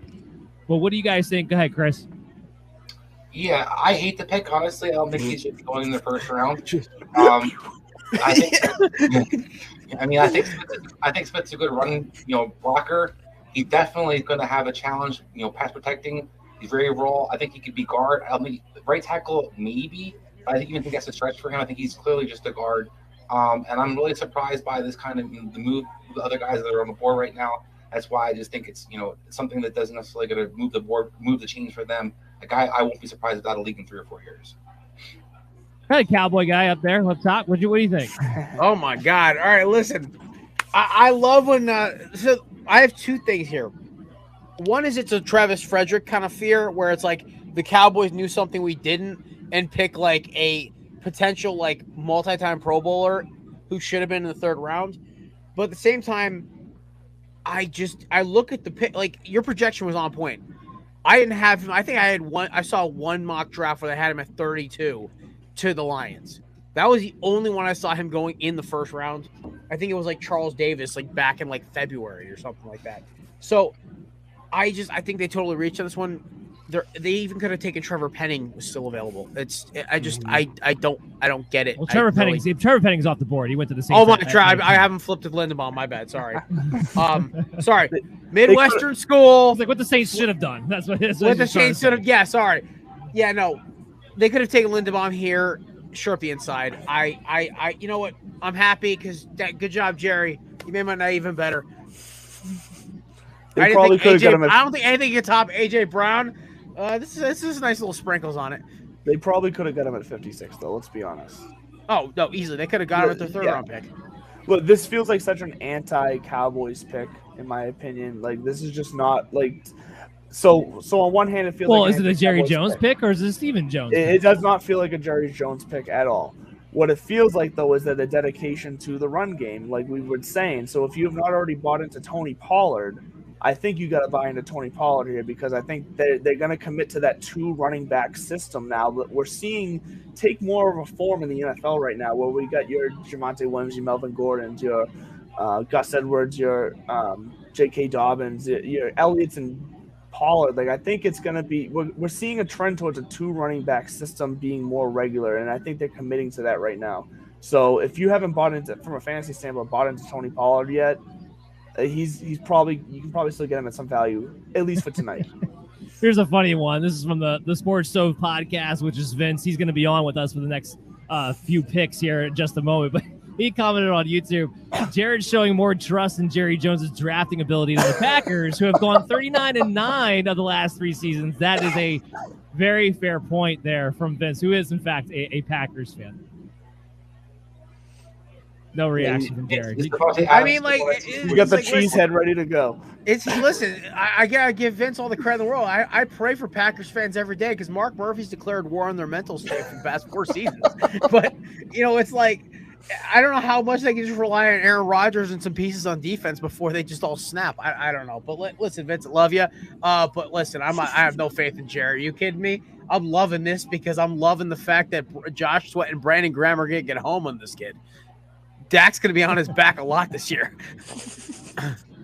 So, Chris, help me out here. I'm looking into the future. I'm going to pick 31. Talk about the Bengals. Right now, even odds, -115, whether it's an offense or a defensive player. Now, they're in a position. They could just go best player available, so that's why I think it makes it interesting. But if you're the Bengals, what are you leaning towards? I think it's going to be offensive line. I think that Joe Burrow is your future. That passing attack and Joe Mixon are your weapons. You need to continue to solidify the offensive line. There's definitely holes all through it, so I think that's where they need to keep their attention and should be focused on. I tend to agree. All right, let's rewind here to the Ravens, who are still on the clock at the moment. We're trying to figure out what they should do. Now I know what I want them to do, and I'm going to put it this way too. If they take Linderbaum, I'm going to go to a fantasy standpoint here. J.K. Dobbins coming back off Achilles, Gus Edwards coming back. Yeah, guess what? Don't care about their injuries. They take Linderbaum and put him in the middle of that offensive line with what they have with Lamar Jackson right now. Dobbins shoots up easily to the high-end second round in my book, even with having to split time with Gus Edwards. What do you think, Andrew? Well, I think we've seen that proven in the time that we've seen Dobbins and Edwards together, and just multiple running backs in the Ravens system in general. I think we've seen that they're committed to that type of style of play, and that you can have a guy be very successful and high-end talent in a fantasy standpoint, and Dobbins who can catch the ball and run the ball. I think it makes a lot of sense. So if they're going to shore up that offensive line, then yeah, Dobbins definitely could be a steal this draft if people are going to doubt him because of the injury. Yeah, and that's why I think it'll be really interesting going through with that. And look, the Achilles injury, that is the one injury that can still put players behind a year. It still takes a longer time to recover, normally speaking. But now we've seen it with Cam Akers, who was able to come back and play 5-6 months later. Now, he wasn't Cam Akers himself that we're used to seeing being explosive and everything like that. But it's just amazing now that even with a running back coming off an Achilles injury, I'm not that concerned. I agree. I think J.K. Dobbins has proven that he's got the skill to where he can overcome it. As long as he's feeling close to 90%, I'd say, I think he can make something happen out there. He can make some plays. He's a playmaker who likes the ball, and that's what you want on the field out there as a running back, especially in the type of offense that the Ravens run. What do you think, Chris? Yeah, I love J.K. Dobbins. I think he'll definitely come back with today's recovery with surgeries. People, I think the injuries that used to kind of end people's careers or kind of make you lose a step or make you the same player rarely happen anymore. So I think this is a guy that could definitely bounce back. He got hurt early in the season last year. It wasn't like it happened late in the season. So he's got plenty of time to recover, plenty of time to kind of get used to getting hit again. So I love J.K. Dobbins moving forward. So wait for this pick to officially come in as they're trying to announce it. Tennessee's on the board next. You guys won't be around for that. So what does Tennessee do now after all? Trading away A.J. Brown, taking Treylon Burks. What direction do they head in? Do they attack the defense? I think that's the move. They have to. They couldn't stop anybody. Mike Vrabel looked until Mike Vrabel turned into like the best chess player I've ever seen, besides his mentor Bill Belichick. I was like, I think what was it? They had 90 plus different players suit up for them last season. Something along those lines. It was an insane number. So maybe go get Jermaine Johnson, who's still, because they couldn't rush the passer. I think besides Harold Landry, I think they have nobody on the edge who can get after a guy. So if I'm Tennessee, I just say stop the madness, go get Johnson. Like it's time. It's pick 20. They did it. There it is. They did it. Thank you, Ravens. Makes me up sense. for Lamar. Sign me up for J.K. Dobbins. Sign me up for the entire Ravens offense. That's going to be one of the most dominant offensive lines in football next season. Go ahead, Andrew. Give me your reaction. Yeah, no, everything we just touched on. Like the Ravens are going to be back to what we saw from them, 2 years ago. And obviously they weren't themselves last year with all the injuries, but 2 years ago, between what they can do with Jackson and the dual running threat, it's going to open up some intermediate and short passing routes for the few receivers that they do have. So I do see the running game being the main factor of this offense for sure, and I see them being back to a playoff contender for sure. Where can we follow you at, and what do you got working on next? Yes, you can follow me at Real Mr. Mallard on Twitter.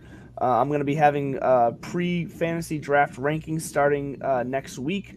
They'll be out every other week, and then once the season starts, I'll have weekly rankings that you can check out to get your start and sit questions out. And then if you're a golf fan, follow me on Divots and Pivots. I have a Divots and Pivots show as well. So golf show, wherever you fancy, I'm here for you. All right, hold on. Actually, before we get to the rest of you guys, I got to hit this now.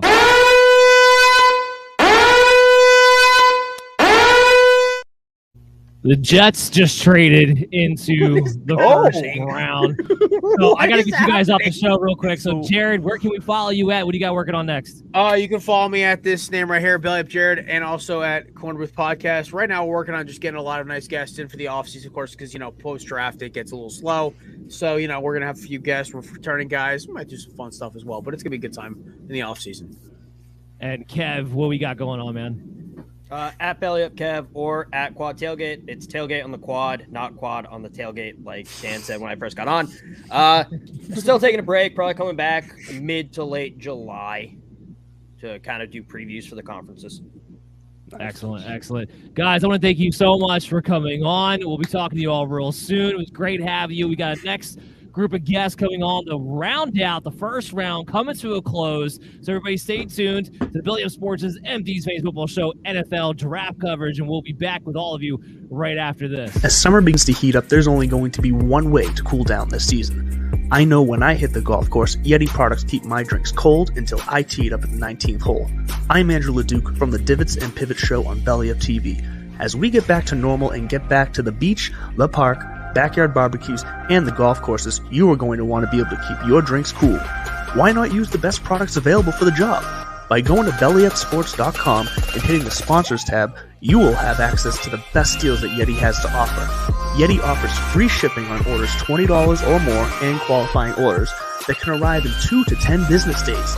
They have the best coolers, the best tumblers, and everything else you could possibly need to enjoy life in the summer. So go to bellyupsports.com to get our link to access the best deals available today. And remember, free shipping on qualifying orders. I'm Andrew LeDuc.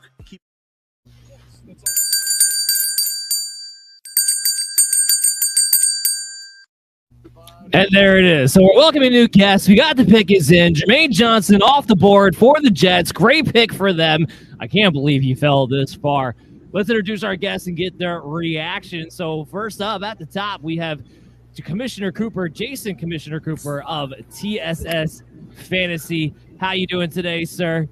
Doing great, my friend. Appreciate you having us on. And wow, you guys been running a marathon today. Congrats to you and Chris. And a great job on the show. Been enjoying it so far. Technically, this is just a warm-up because tomorrow when we come back for the second and third round, that's even longer. Vince, how are we doing, man? Packers fan, we were talking some smack on you the last group there. How are you doing, though? Dan, man, that was a hard segment to watch. I'm doing great, man. I'm doing awesome. Thanks for having me on. Looking forward to these last several picks. Real happy to have you on. And we got the Duke the Uke. He's our big-time NFL draft writer right now on Belly Up Sports. Happy to have you on. Let's kick it to you right away. What's your reaction to Jermaine Johnson on the Jets? I think that's crazy, man. The Jets getting Garrett Wilson and Sauce and Jermaine Johnson. Those are 3 top 10 players. Seriously, what a haul for the Jets. This is a masterclass in drafting. They could not have done this any better. Yeah, they really came out. They've actually done a really good job so far today. Right, Chris? When we talk about the Jets, they used to be stupid, but now since Douglas has taken over, there's been a lot of good picks made. The question now, though, becomes, do they have the coaching staff to actually get it done on the field? Because we didn't see much improvement last year. Yeah, I think that question still remains for me. That's kind of why I was on the Wilson pick. I think the coaching staff's, left a lot to be desired last year. The defense was horrendous. The offense didn't show any progress throughout the season. So I have a lot of concerns. The draft, I definitely have been a big fan of. I think Jermaine Johnson kind of saved that, Wilson pick. If he was flip-flop them, I'd be super happy with that pick. So I look at this Jets, draft pretty good. It was good last year, but didn't want to capitalize on the field that great. So we'll see how it works out now. I will say this now, though. The pieces are in place for Robert Saleh to actually run his defense. So I don't want to say there's definitely no more excuses because there's still a lot of talent needs to be had on this team. Let's not get it twisted. But something productive should be seen here on the field, I would imagine. Jason, now you're part of the fantasy group like me and Chris are with Belly Up Fantasy. By the way, guys, Jason's going to be coming with us to the Fantasy Football Expo in August 12th to the 14th in Canton, Ohio. If you're around, can make the trip out. It's going to be a great time. Please do so. Stop by and see us. We'll be happy to meet you. But is there anything that stuck out to you from a fantasy standpoint so far in the first round? Like, what's been your favorite one? I mean, so I think let's overstate the obvious. It's A.J. Brown. I mean, that just came out of nowhere. Wifey, as a Philly fan, comes running into the garage like, oh, my God, super excited. Big, I think that's big football-wise, even for Philly. I like that move for them because you have Devonta Smith who can go deep, and now you got A.J. Brown that can pretty much do it all. 2 young receivers, a young quarterback that can kind of mold into place.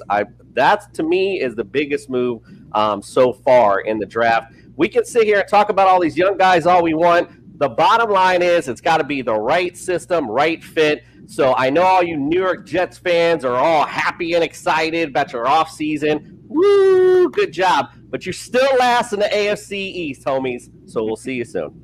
Yeah, Jason is a Dolphins fan, in case you guys couldn't tell.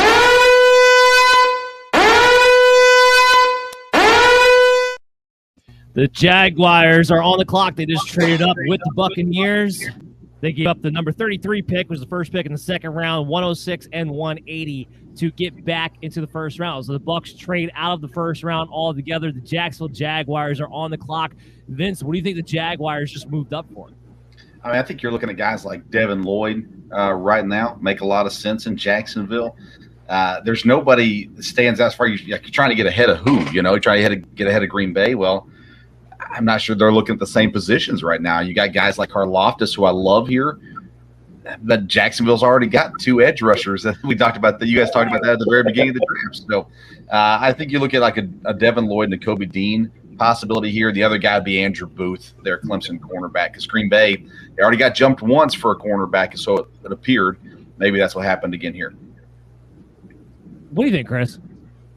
Are we sure that Green Bay is not taking another linebacker? I'm not sure. They're one of the few teams in the NFL trying to pay. I think they have about $47 million committed to the linebacker position and 2 first-round picks the last 2 years. But yeah, so I do think that it's probably going to be something, defensively. I would be kind of surprised with linebacker. I know they moved on from Miles Jack. They weren't necessarily thrilled with him.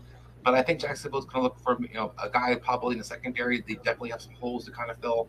And I wouldn't also look at the whether or not an offensive lineman, but I think ideally it's probably going to be a secondary player. I would look at Luke Kine here or at the safety. Devontae Wyatt. That's a good one too. Georgia. That would be a good one too. Who would be your top guy on your board right now? So the top guy still available on my board is obviously Devontae Wyatt. He's just such an unbelievable talent. The fact that he's still available is just absolutely bonkers. But I honestly don't think that the Jaguars are trading up to get a guy like Devontae Wyatt, especially after taking Trayvon Walker. It doesn't seem like, great strategizing here. I think that a sleeper to be picked here is maybe Bernard Ryman, the offensive tackle from Central Michigan. Maybe that's why they jumped ahead of the Packers, who have a need at offensive tackle. Bernard Ryman is a very athletic and strong player. I really love it. He's honestly one of my favorite players in this draft. And if the Packers are looking at him, this could be why the Jags jumped up. I like that pick as well. Raymond, they do need offensive line, and especially with Raymond in particular, he is a guy that profiles as somebody who could play inside. So they wanted to keep Walker on the outside, keep Cam Robinson on the outside. They could move him to guard. That wouldn't be that big of a stretch either.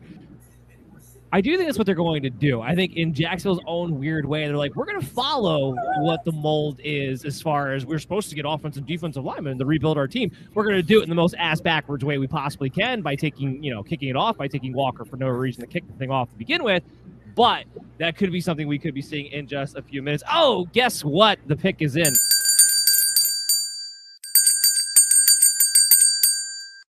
Maybe they were worried about the Packers going linebacker. It's Devin Lloyd. That's who the Jaguars just trade up for. Now, look, I like the pick because Lloyd was the top linebacker on my board. He was one of my top players overall. I do think this is a guy that comes in. He can be a captain of your defense. He can be a game changer for your defense, and that's something Jacksonville desperately needs. I'm just surprised you bring in Doug Peterson. Trent Baalke has a history of usually taking offensive players, and he went defense twice. Is Jacksonville trying to tell us something, Jason? I don't know if they're trying to tell us something, but they're trying to tell the league, sending the league a message. Trevor Lawrence, look, he did all right last year. Sometimes, I guess. We got an offense that's trying to find themselves. I'm not really sure what the Jags are doing, to be quite frank with you. So we'll see as we go forward. Do you like the pick? I know this wasn't the top guy on your board.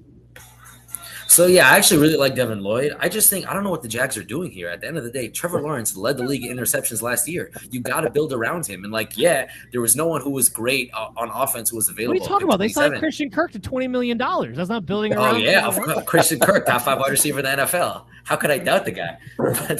Championship. But at the end of the day, you got to build around Trevor Lawrence. And there was no one available at 27, but they traded up to 27. There would have been someone who was available at pick 33 who would have been a good pick, good value at 33, offensive line or something like that. I don't get why they're pounding defense so hard here. They got to build around Trevor Lawrence. Well, I'm curious to see what Chris says, because Chris, you had Devin Lloyd in a similar position I did, which is really high up on our board. So what do you think about the pick? Yeah, I have a top 10 player on my board. I think he's definitely a game changer, and I love the player himself. I'm kind of surprised by the pick, as everybody's kind of pointing out. The value is a little bit questionable for me that you're moving up for guys that you don't really have a clear need for, in a sense. Trevor Lawrence definitely has not got enough, ammunition around him. Christian Kirk, I don't think, was the answer. But I also think that at least it wasn't Breece Hall, so we should be kind of happy about that. It was not a running back.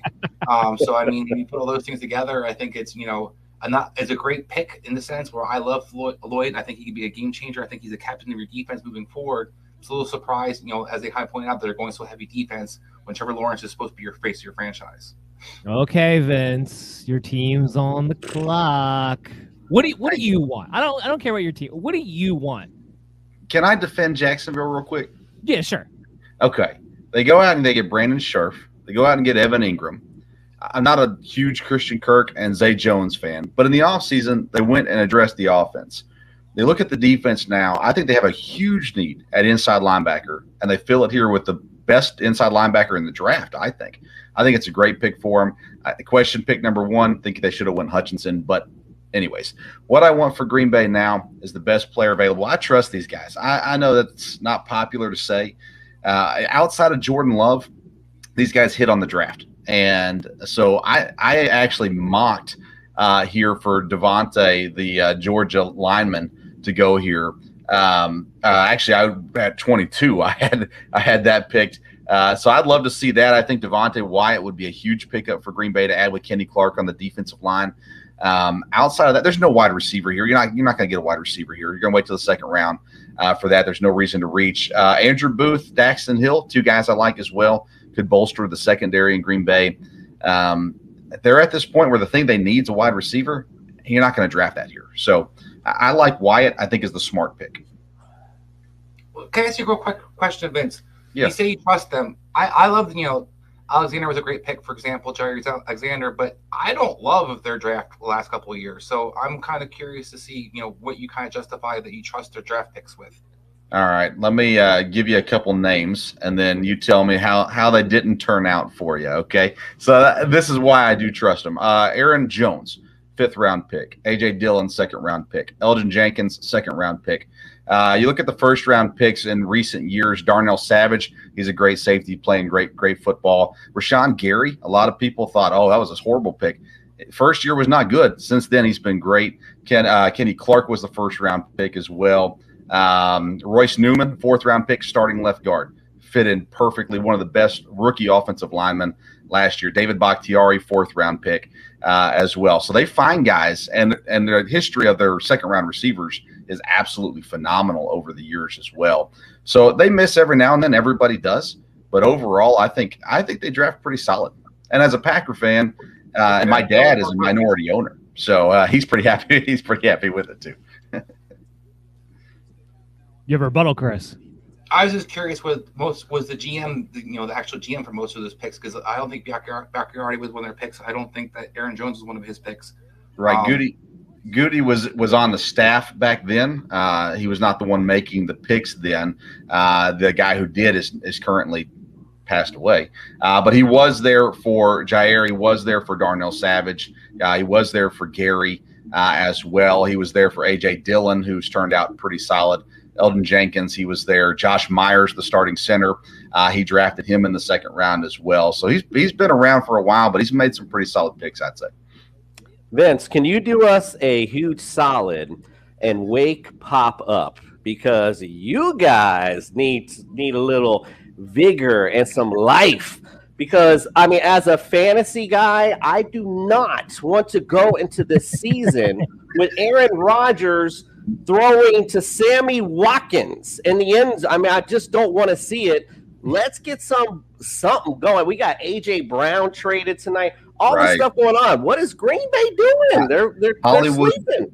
Hollywood Brown on the move also. I mean, there's definitely some options there that could have really bolstered this offense. I thought Debo was still an opportunity, a chance, because there's ties with San Francisco and Green Bay with LaFleur and everything. So I thought that was a slim possibility as well. The fact of the matter is those receivers went so early in this draft. I mean, what can you do but wait and hope that you hit in the second round? And they might draft 3 receivers still in this draft, just it won't be in the first round. Looking ahead to pick 32 real quick, because this is going to be the last prop bet we're going to have for the night. It's minus 200 for a defensive player, plus 150 for an offensive player. That is the Vikings pick after the trade with the Detroit Lions. So what do you guys think? Are they going to go right now? Vegas is telling us defense, but I could see the Vikings are in a position where they can just take best player on their board too, because they don't necessarily have a big need anywhere. They have little needs here and there, but they could just kind of take the best value available. So I'm curious to see what you think. What would the best thing for the Vikings to do at 32? I think, Vikings just go best player available. Given the way that the draft fell, there isn't really a player who's been dropping, that they need to snag right now. Maybe a guy like Devontae Wyatt, maybe a guy like Lewis Seen, who's interesting, Nakobe Dean, but none of these guys fill big, massive needs for the Vikings. The places where I would, love for them to hit needs that they have is like interior offensive line, secondary, but like cornerback. But none of those guys are really available right now. Good values right here. Maybe a guy like Andrew Booth. If Andrew Booth is available, that would be very interesting. But I feel like, they just follow their board. This is a rare situation where they have needs, but the way the board fell, just take who's there. Well, just going off of what you just said, you just listed a bunch of defensive players, which is why probably Vegas has it at minus 200 right now, which isn't really the value pick. But I agree with you. I don't really have an offensive player that I think they need to address at that 32 spot right now. So I don't think you're going to get the good value bet, which would be the offensive side. I think it is more likely it would be defense. They need help in the back end of that secondary. Hey, there's Dan, no one here either right now. That's a great pick. Dan, what you got to think about with that, looking at value, someone trading up to 32 to get Malik Willis there at the end of the first round, get that 5th-year option. I think that's where your value lies, not Minnesota, but someone who trades into that 32 spot. And that's possible as well. The Vikings could very well just keep trading back and getting more value right now because they can just kind of stick to their board at the time. Here's a good one. So after the A.J. Brown trade, Philly's odds moved from 50-1 to 40-1 to win the Super Bowl. So A.J. Brown just moved them 10 spots on the odds to win the Super Bowl. That's really curious, but we got the pick.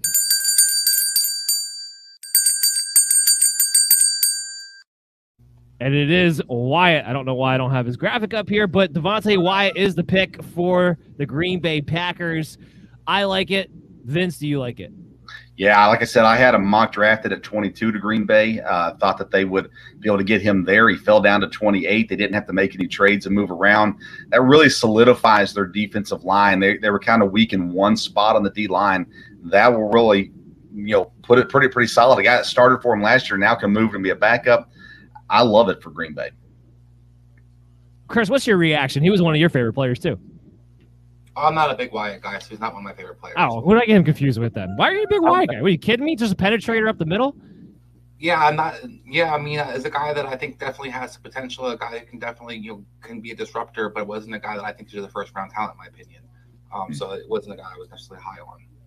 Man. Chris just pooping all over the Packers picks. Questions, Vince, about what makes them so good. Oh, I don't like this pick either. I'm out of here. But Jason, once again, the Packers are going to get out of the first round without taking a wide receiver. Now, I will say this draft, unlike others, there's a more excuse for it because the top echelon receivers did go a lot higher. And I don't have a first-round grade on a Sky Moore or a Tolbert or really any other guys that are left at this point, a Kier, Shakir. I don't have any of those guys really as a first-round grade, so I don't really knock them for that. But when you're looking at the Packers and we're looking at Aaron Rodgers and we're looking at his fantasy value for next season, what the heck is it?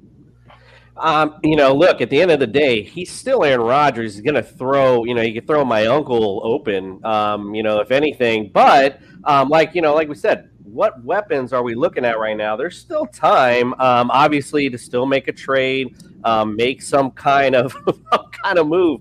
But, again, you mentioned, we can't discredit him for not, going receiver. But we can discredit them for why aren't we active in the trade? Why aren't we moving up? Why aren't we doing something to make this offense better, especially an aging quarterback at that? One that's had a little bit of drama issues at some point sometimes. But, I still love Aaron Rodgers' fantasy value because they're still going to throw the pill at the end of the day. So, does it really kill him? No. But it does affect him as far as where I would draft him at. I want the truth. You can't handle the truth. No, I'm debating you on this one, big guy. I got Aaron Rodgers coming out of the top 12 right now because everything is signaling to me that the Packers are going to be a run-first team next year. And we've already seen them play at an incredibly low pace last season, and you take away Devontae Adams for that. Please don't talk to me about Sammy Watkins. I don't want to hear it. I don't want to hear about Amari Rodgers. I don't want to hear if they try to bring back Randall Cobb. I don't want to hear it. Aaron Rodgers is going to be looking like what he did back in 2019 when he had one of his worst seasons of his career, statistically speaking. Now, that might not be from a Packers fan standpoint with Vince. That might not mean losses. But from a fantasy standpoint, I don't see a guy who cracks the top 12 quarterbacks this year. Go ahead, you can rebuttal.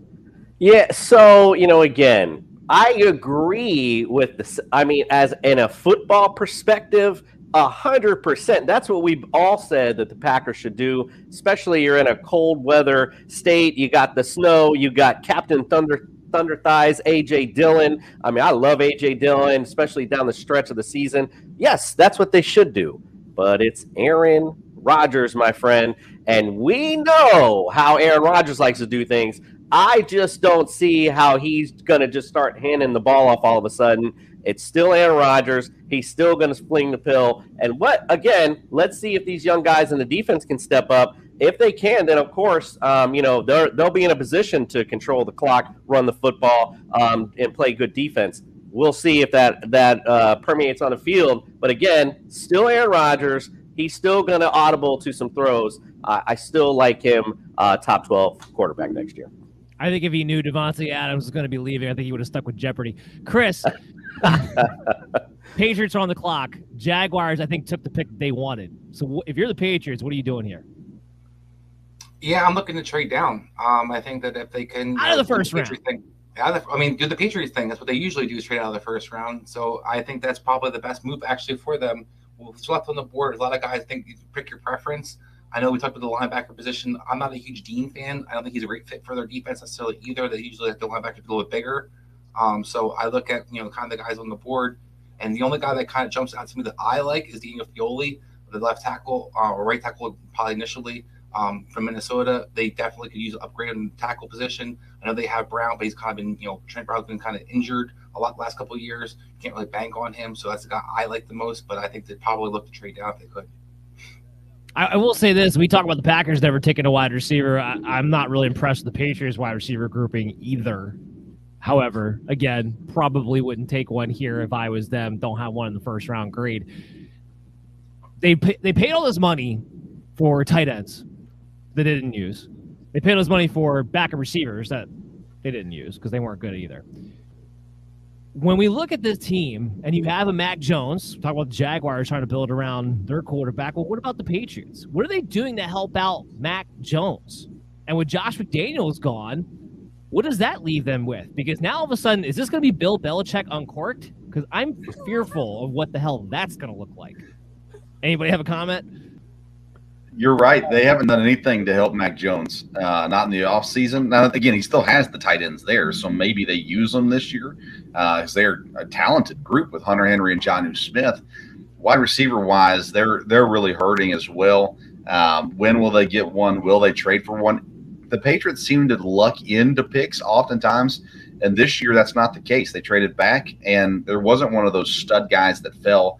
You've got some edge rushers that I like, but it just doesn't seem like that's the fit right here because they went all in on free agency last year to sign defensive guys. So, yeah, Mac Jones is getting in an interesting spot, and without having a true offensive coordinator, at least at this point, New England's a team that's, I don't know, kind of scary in the wrong way next year. Well, they don't forget they traded from those injury-prone receiver from America's team. So good luck with that. We appreciate you guys taking that off our hands. Although, again, I will say, dumbest strategy by Miami ever. Why? I don't care who it is. Why do you give your division rival anything to booster them up? It makes no damn sense. But yeah, I agree, Dan. They're not looking to. I would love to see Bill Belichick uncork this season for sure. Now I'm thinking about this because I have a Dolphins fan on here, and even though you claim to be America's team, I never run into you people. But the whole rumor of Tom Brady wanting to go to Miami, what did you think of that? What could have been? I mean, listen, if it's the rumors were true, bringing in Sean Payton, Tom Brady, I'm all for it, bro. Sell the farm. I don't care. I don't want to build in the draft anymore. I don't want to keep, hey, maybe this draft pick will work out. No, let's go for it. That's why I love the Tyreek Hill trade. Man, I would have loved Tom Brady. I don't care.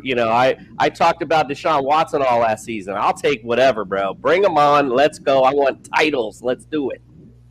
All right, you're in the war room for New England. What are you going to do? Are you going to trade back, or are you going to stand pat right here and take somebody? So I gotta say, there's some guys here that I really like. Guys like Lewis Cine and Kobe Dean, both from Georgia. I really like them with this pick. They're both really talented, and they fill a need for the Patriots. And Kobe Dean at linebacker, they could use some linebacker help. And Kobe Dean, the way he plays the game with just this unreal football IQ. He understands it better than anyone, and he plays with this ferocity where he could just get after every ball carrier, and he can control a defense. I really love that about Kobe Dean. He seems like a very Patriots player. Same thing with Lewis Cine. Their safeties are getting pretty old. With Devin McCourty, I think I don't remember who the other guy is, but Devin McCourty, their safeties are getting a little bit on the older side, so Lewis Cine would help. But someone I really like is George Karlaftis. He seems like such a Patriot. I feel like he would be just an ideal fit in their defense. I like Cole Strange here. That's who I like. Oh, is that huge?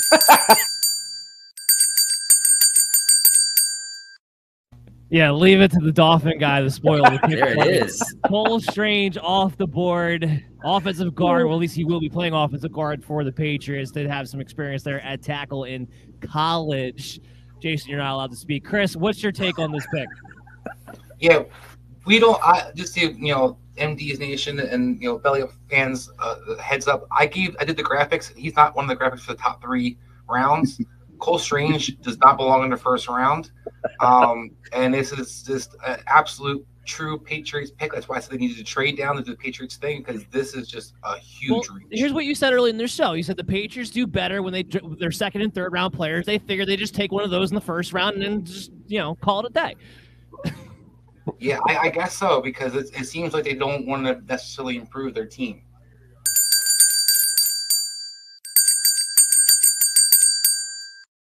We do have a graphic for this one. So the Chiefs just took George Karlaftis, or however you say that name. I know I butchered that, but they go the rusher at the end. I actually like this pick quite a bit. First of all, they need help along that defensive line. He can provide them with a little bit of both. So he's not just a pure pass rusher. He is a guy that has been consistently able to set the edge in college, a little bit more of an all-around guy, but they needed somebody outside of Chris Jones who can get some penetration. That's what he can come in and do. So I don't mind the pick here. I didn't necessarily have him in a first-round grade, but I did have him as a pretty high second-round grade, so it was not too much of a reach here for me ultimately. But Yuke, what do you think? So I'm not a huge Karlaftis fan, just because he is so dominant. He was so dominant at Purdue with his strength and just the way he overpowered every blocker that came in his path. The only problem is it was very concerning. Every time they left him completely unblocked and ran a guy right at him, he just couldn't tackle them because he has no agility. He has no change of direction capabilities. He's just way too stiff. And when you put him up in the NFL and they're going to be able to manipulate him like that and have ball carriers run right at him like they did in college, and he'll just be, completely useless. I feel like that's a really big knock. That's something that's really going to prevent me from taking him in the first round. Now, I don't even see how he fits in the Chiefs' defensive scheme. Is he going to be a 3-4 defensive end, a 5 tech? I don't really see where he fits, but he's just such a dominant player where I could totally be wrong on this one. Well, I'll tell you right now where he fits. He fits Spagnuolo because Spagnuolo loves these type of guys who can go inside, outside. So I automatically can understand why they would go with this pick because he is definitely a Spagnuolo type of defensive end. What do you think, Vince? Yeah, I had him over Jermaine Johnson on my board. Absolutely love Karlaftis. I actually had him mocked to the Chiefs down here at the bottom of the first round as well. I think he's a great fit there. I think Spags, I'm not a huge Spagnuolo fan, but I think that he can do some good things with them. And I mean, Kansas City just needs help on defense. If they can get a solid football player, it's going to help them out. And I think Karlaftis is that for them. I love the pick here. I would have been happy to see him in Green Bay, honestly, but I think it's a good fit there in Kansas City.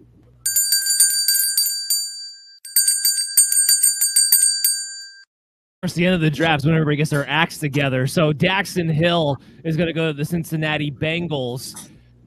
And you know what? I like the pick because they need somebody to come in there who can be a hybrid. They need secondary help. They had to address that that was the big thing. That was why they lost the Super Bowl, ultimately speaking. They didn't have anybody who can cover Cooper Kupp. This is somebody who kind of addresses that issue. So I don't mind a pick here. I personally probably would have went with Booth if I was them because I don't know why we're wasting our time with Eli Apple. It's going to be really bad next season. But they do go with Hill. Jason, what's your reaction? Well, if you don't remember, Eli Apple was my Super Bowl MVP pick, surprise dark horse pick. I mean, I don't know if you remember that or not, but everyone tries to win the lottery, buddy. Got to roll the dice at some point. Yeah, I mean, again, Chiefs got a lot of issues. Excuse me, we're on to the Bengals. My bad. You talked about it earlier in the show. Where were they going to go? Offense, defense. Who knows? They could just, again, they went with the best player available on the defense. They're definitely not going to go receiver. Stack there. Got a good running back already. Good offense. So good pick for the Bengals, like you said. That's why they lost Super Bowl. Could not guard Cooper Kupp at the end of the day. So, yeah, good pick for the Bengals all around. And this is somebody that a lot of people had him mocked going in the end of the third round. I mean, a lot of it was going to the Chiefs initially speaking because, they were looking for secondary help, although I'm glad they didn't because people seem to forget they signed Reed. Reed is already that guy. So when I kept seeing all these mock drafts or Hill going there, it just didn't make sense in my brain. So I'm glad to see this happen instead. Chris, with the Bengals here making this pick, does this get them closer to being a Super Bowl winning team this time around? I'm gonna go with no. I know that Daxton Hill is a player. Need a Johnny Rain clown drop every time Chris opens his mouth. Well, and we'll see if I'm right or wrong. But just a couple of things real quick. You talk about the Packers and their great drafts. Their defense hasn't finished has only finished top 24 twice in the last decade. So that all these great picks and all these great things, investing on the defense, I don't really see it panning out. And this is another situation in Cincinnati where you have Jesse Bates as definitely a ball hawk safety. Where does Daxton Hill kind of fit in that secondary? He's not a true corner. You talked about him guarding Cooper Kupp. Cooper Kupp will eat his lunch all day, every day. So I think that's a problem that you're not really addressing in any kind of capacity. To your point, I think there's other corners on the board that would have helped over Eli Apple, but I don't really see this guy having a clear fit for this team. Even Luke Hine, I think, would have been a better safety, fit for them per se, because he actually can tackle and hit people and play a little bit in the box. This guy's more of a hybrid guy, and I really don't see, like I said, with Jesse Bates, how that tandem really fits well, and really what they're going to do defensively different versus anybody. Duke, where did you have Daxton Hill rated? I'm actually one of the people. I'm very low on Daxton Hill. If anyone who read my draft preview, they saw he is. As of now, let me see. He's my 55th overall rated prospect, and I feel like that's pretty high for me, at least. There's one thing that was very concerning for me about him. Now, everyone saw at the combine, this guy is an elite athlete. You know, he had a ridiculous 3-cone number. He ran a great 40. The only problem is he doesn't really have a true positional fit. He doesn't have the measurables to play at any position. Now, he couldn't cover. Anytime he tried to play a true corner, tried to cover in the slot, he got completely torched, completely torn apart. And so you can't really cover. And he doesn't have the size or the physicality or the tackling ability to be a true safety. He also doesn't really have the range, and he has the speed, but also his change of direction ability on tape. Every time he takes like 1 or 2 extra steps, and that slows him down. There are just so many red flags on his tape that at the end of the day, you know, yeah, he's a great athlete, and he's someone who lit up the combine, but how much stock am I going to put just into that one thing when everything on tape kind of pointed the other way? So I see a lot of hype about him. A lot of people were saying he's going to go in the first round. To me, I just don't see it. I feel like he's going to be one of the busts of the first round. Okay. All right. Here we go. Hot takes, fresh and hard for you guys. So the Vikings are on the clock. While we're waiting for their pick to come in, I'll start with Chris because you've been with me all night long. What has been your favorite pick this first round? That's a tough one. I'm going to have to go with. And you can go with one of the trades if you want to go with one of the trades. Well, I think A.J. Brown's definitely the best thing. I'm not an Eagles fan, so it's hard for me to say it's my favorite because I'm not an Eagles fan, but I mean, it's definitely a home run move by the Eagles. And then pairing with Jameson Williams on top of that. But I think that when I look what the Ravens did, that's probably my 2 favorite picks. Linderbaum and Hamilton, it fits Ravens to a T what they needed. It's going to help their team on both sides of the ball. Yeah, I love the jersey. I love it. So yeah, I look at what they did, and I really think that they really solidified and did Ravens things. Lindenbaum to me could do what Yonda did for them for many years. And then, like I said, the safety position. Well, I don't think Hamilton was necessarily an Ed Reed kind of guy. He's kind of a hybrid between Ray Lewis and Ed Reed for them in defense, where they kind of brings that alpha and makes up for that Patrick McQueen guy. Hasn't been the greatest middle linebacker for them, so he kind of helps solidify that as well with his tackling ability. So all those things, I think Ravens really did a great job this draft. Yeah, they did. Jason, go ahead. All right, well, I'm going to throw up right after I say this, but my favorite pick overall would be Garrett Wilson with the Jets. I mean, to me, they were looking for somebody in the offseason, try to make some trades. Obviously, America's team got in front of them with Tyreek, and they've tried to Dabo with Debo and do all types of things. Haven't been able to do anything. Able to snag a great playmaker with speed, along with Elijah Moore. You got the ingredients of a decent offense. You talked about the moves they made on defense. So for me, that's the best pick because, hey, I'm a fantasy guy. I want to talk about points. I want to talk about fun stuff. That, to me, was the best pick overall. Yeah, but as a fantasy guy, he goes in a situation with Elijah Moore and Corey Davis and a team that comes from the mindset of run first, not pass first. Yeah, but that's the mindset now. But we'll see as the season progresses how that pans out. You know what I mean? We can have these great plans going into the season, but you got to play to what your strengths are. And we'll see what the Jets' strengths are. We'll see what Zach Wilson brings to the table this year. Maybe their defense puts them in situations where they're going to have – look, they're playing in the AFC. The AFC is a gauntlet right now, so they're going to have to put up points. So you can try to run the ball, play 90s football all you want, but you're going to lose a lot of games if you try to do that. So, later on in the year, of course, that works. You got to put up points in this NFL. So, to me, I like this pick. I think they're going to throw the ball a lot in New York. Okay. How about you, Vince? Boy, I like Evan Neal at 7. I like Jameson Williams at 12. But for me, it's Trent McDuffie. I think the value that you get for him at 21 for Kansas City, they desperately needed a cornerback, especially in that AFC West. And I had McDuffie up in my top 12. So to have him drop to 21, Washington has produced cornerbacks. They haven't produced much of anything else, but they have produced cornerbacks. Trent McDuffie, I think, is the next one. So value-wise, I think that's a great pick there at 21. How about you, Yuke? So, yeah, obviously I love the Ravens pick. Not only being a Ravens fan, but they totally blew this draft out of the park. It was just unbelievable. Just the ability to get Kyle Hamilton, one of the top 5 players in this class, at 14.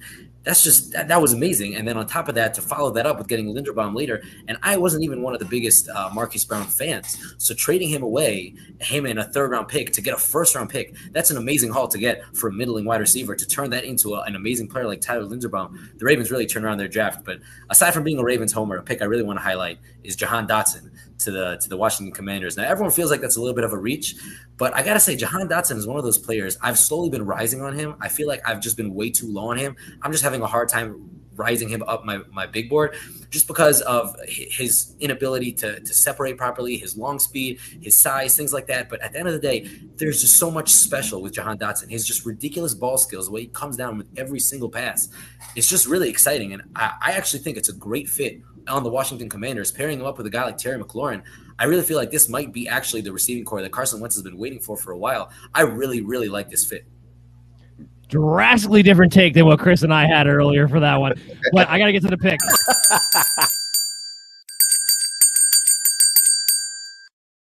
The Vikings take Lewis Sign, defensive back, so 2 safeties essentially back-to-back off the board. Vikings stay in the 1st round. They address the secondary, a position of need. I got to say, I still had Booth rated higher, but he does fill a need for them, and he is in the value territory that I had him graded at to begin with. Go ahead, Hugh. I heard you say there it is, so go ahead and give me your reaction. Oh, yeah, no, I love Lucien. I was waiting for him to be taken. He was one of those guys that I felt like he was dropping. And, most people mocked him at the end of the 1st round, beginning of the 2nd round. But to me, he's the next best player. He's the next guy up. And I felt like it was just a matter of time before someone takes him. To me, he was even, this is a little bit of a hot take also, but I had him in the same tier as a guy like Kyle Hamilton, where he just has ridiculous twitch, athleticism, speed, length. He has it all. And then he blew away the combine. He had an 11-foot broad jump. I think he ran, a 4.4 or like a sub 4.4, something like that. He has it all. There's like very few flaws to his game. I really don't see what the faults are. And he's not Kyle Hamilton, but he's up there for sure. And I really like him. He's my, he's my 11th overall ranked prospect. So I was just waiting for somebody to snag him. Chris, I see you nodding along there. Do you agree? Yeah, I didn't like him as high as that, but I do think Luke Hine was probably I talked about with Daxton Hill one. I think he's definitely the best safety that's still, next on the board. A guy that has definitely a lot more upside, I think, as well. He hasn't kind of reached his ceiling, I don't think, either. The athleticism is definitely there. My only knock with him was I thought he was a little small at 190, but he's not afraid to tackle. He's not afraid to get dirty, and he brings it. So you put those things together, a guy who's has the range that he does and the speed and can tackle, that's usually going to translate well in the NFL. All right. I think it's a good fit for what Minnesota is going to be running on the defensive side of the ball. So if nothing else, I go with that. I had him and Daxton Hill kind of rated pretty similar to each other as far as overall grade goes. But I do think he would fit better than a Daxton Hill would for Minnesota in this situation. Can I throw a quick question out for the panel real quick? What was your guys' least favorite pick, or which the worst pick was of the 1st round? You got to go New England, right? I mean, New England doesn't make any sense with Cole Strange. That one's probably the biggest question mark of the 1st round. Travon Walker at 1, I think that's a question mark as well. Just looking at the overall, I think I have to go New England. That or Tennessee trading away A.J. Brown, but I'd say New England, Cole Strange. So yeah, I'm actually gonna contend on this whole Cole Strange hate now. Yeah, it definitely was a reach here. Taking Cole Strange in the 1st, he does not belong in the 1st round. But I love Cole Strange. He just plays with this length. He has such long arms. He's such a polished and natural pass blocker. And even in the run game, he showed a tenacity and a strength that I didn't think that he had. And he really checks a lot of boxes. The only problem was he played against the only time that he played against capable competition was at the Senior Bowl, and he didn't look that great. But that was really my only question with him. And, that's something that I feel like NFL teams could probably work through, especially a coach like Bill Belichick. Yeah, taking him in the 1st round, that's a little bit early. But to me, he was the top of the 2nd round guy. So that's not such a huge reach for me. So I actually kind of like that pick. I would say the pick that I like the least is probably, let me see here, probably Trevor Penning. I'm not a Trevor Penning guy at all. I know that's a little bit against consensus. But he is just such a bad football player, He has great athleticism. He has this nastiness that everyone says. But he did so many things wrong. He constantly got beat. And this nastiness that we're seeing is he's getting beat. He's getting run over by these stronger defenders. And then all that he does is as he's falling to the ground, he just rips the guy and brings him down with him. And everyone goes, oh, man, this guy is so nasty. He's so strong. But really he keeps getting beat. He loses so many reps. I don't think he's a first round player at all. To me, he's not even a early half of the second round player. Maybe you take a late second, third round flyer on him, but taking him I think they took him at 16 or 18. That's too early. That's way too early for me. I want to give a shout out to one of our viewers that's been following along on Facebook pretty much this entire time. His big winners of the draft were Detroit, Giants, Philly, Jets, and Baltimore. Can't argue with that there. Go ahead. I was just saying my worst pick tonight, it kind of piggyback to what Vince said. It's Treylon Burks for the Titans. It doesn't make any sense. It's not like A.J. Brown is not Julio Jones. He's not some old aging receiver, has been. So you have He's a problem young. with the trade, not the pick. Well, the pick to me doesn't make sense because they traded essentially to make the pick. So that to me, again, this is not something that they just went off the whim with. This is probably something they've already were thinking about coming in. Who are we going to take off the board here? Treylon Burks. I mean, you traded someone away for potential, and I've talked about that many a times. A lot of teams, I mean, America's teams especially, we've been doing this for over and over again. Get potential. Get the guys you know are money. A.J. Brown is money. So, again, the whole thing doesn't make any sense to me at all.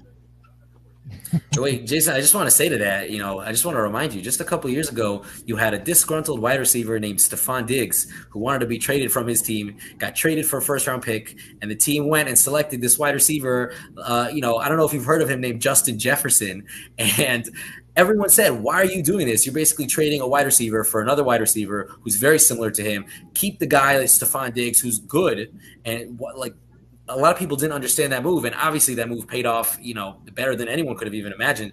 Now, I don't think obviously this pick is going to pay off the same way, but there's something about trading a wide receiver for a wide receiver of the similar mold who's younger and, is obviously not going to command the same cap hit. And there's something to say about that. I feel like this is not as bad of a move as people are making it out to be. Yeah, I just want to make sure we're clear. You are comparing Treylon Burks to Justin Jefferson, just so we're clear. Is obviously Treylon Burks is better than Justin Jefferson. This is not, I'm not that crazy. Listen, I'm going to jump in on here. My comp to Treylon Burks is Devontae Adams. It's not this Debo crap that I keep hearing because he's not nearly the same receiver. It is Devontae Adams. Devontae Adams, especially coming out of college. If you guys remember, he was this guy that he kind of rounded off his routes. He needed some work on being able to sink his hips, to be able to sharpen out. But the big thing about him was that the more you got the ball in his hands, the more yards after contact he got. He was like a running back at the wide receiver position, the way he would wear teams down. Burks is that guy. Burks, I think, could be a more healthy A.J. Brown. And I don't have a problem with them not wanting to pay A.J. Brown $25 million for a guy who has not been able to stay on the field for a full season yet in his entire NFL career. Go ahead, Vince. If you put Treylon Burks with Aaron Rodgers, then maybe he's Devontae Adams. You put him with Ryan Tannehill, maybe he's Devontae Parker. I don't know. He's not Devontae Adams. I don't know. I think A.J. Brown was pretty good with Ryan Tannehill. Ryan Tannehill gets a lot of crap. He had one bad season where Tennessee was completely decimated on both sides of the ball. I don't really bash on him the way a lot of other people do when it comes – he can feature one wide receiver, without a doubt. He did it with Miami with Jarvis Landry. Bingo.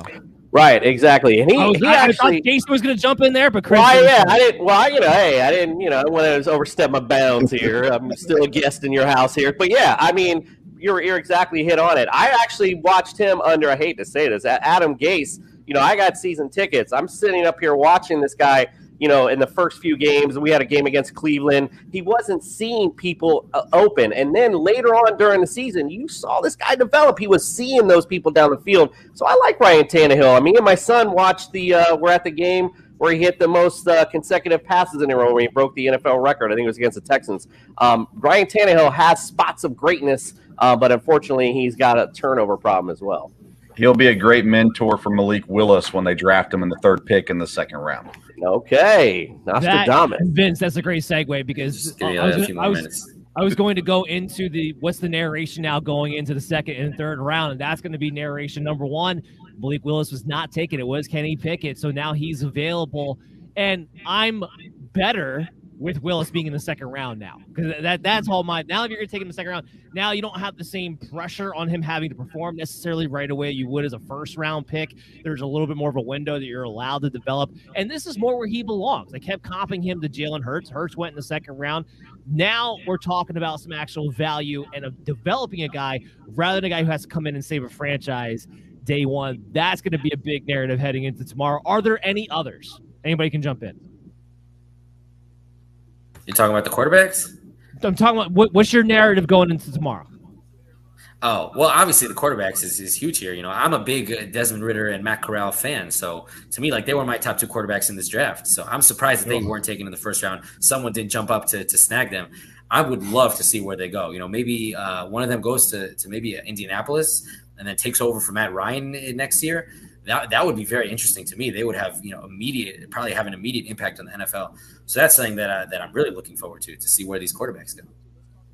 That's a great point. If you can get a guy behind a Matt Ryan, even behind Carson Wentz in Washington, those are the kind of places right now these quarterbacks need to go, so they have an opportunity to sit and learn and not be thrown into the fire right away. You got Seattle with 2 top 10 picks in the second round. They need a quarterback desperately, but I mean, it's not a good fit for the quarterbacks that are currently sitting there either. So quarterbacks is the narrative. Running backs would be the other narrative too. I think you got 2 guys with Walker and Breece Hall, with some teams that could use some running back help there towards the top of the second round also. So, and again, for whatever reason, as soon as we get to the second round, all of a sudden it's great value for a running back, not in the first round though. So, so there you go. I think you'll see at least 2 running backs, if not 3, go pretty early in the second round.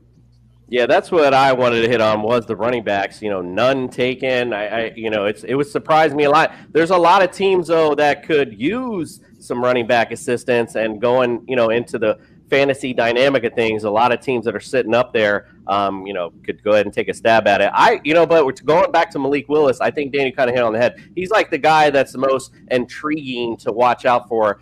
Where does he land? You're right, Vince. You know, it might be a little early for Seattle, but obvious team need for them. So it'd be interesting to see him in Seattle. As fantasy guys, we love to see the running quarterbacks too. So be interesting to see how he fits in with Pete Carroll's system, and they're in a great receiving core already. So, what do you got, Chris? Yeah, I think the running backs are definitely the obvious one. I think Breece Hall and Walker, 2 the guys that jumped to my mind. You always want to know fantasy-wise where the running backs are going to be and where the kind of opportunities are, as Coop's kind of pointed out.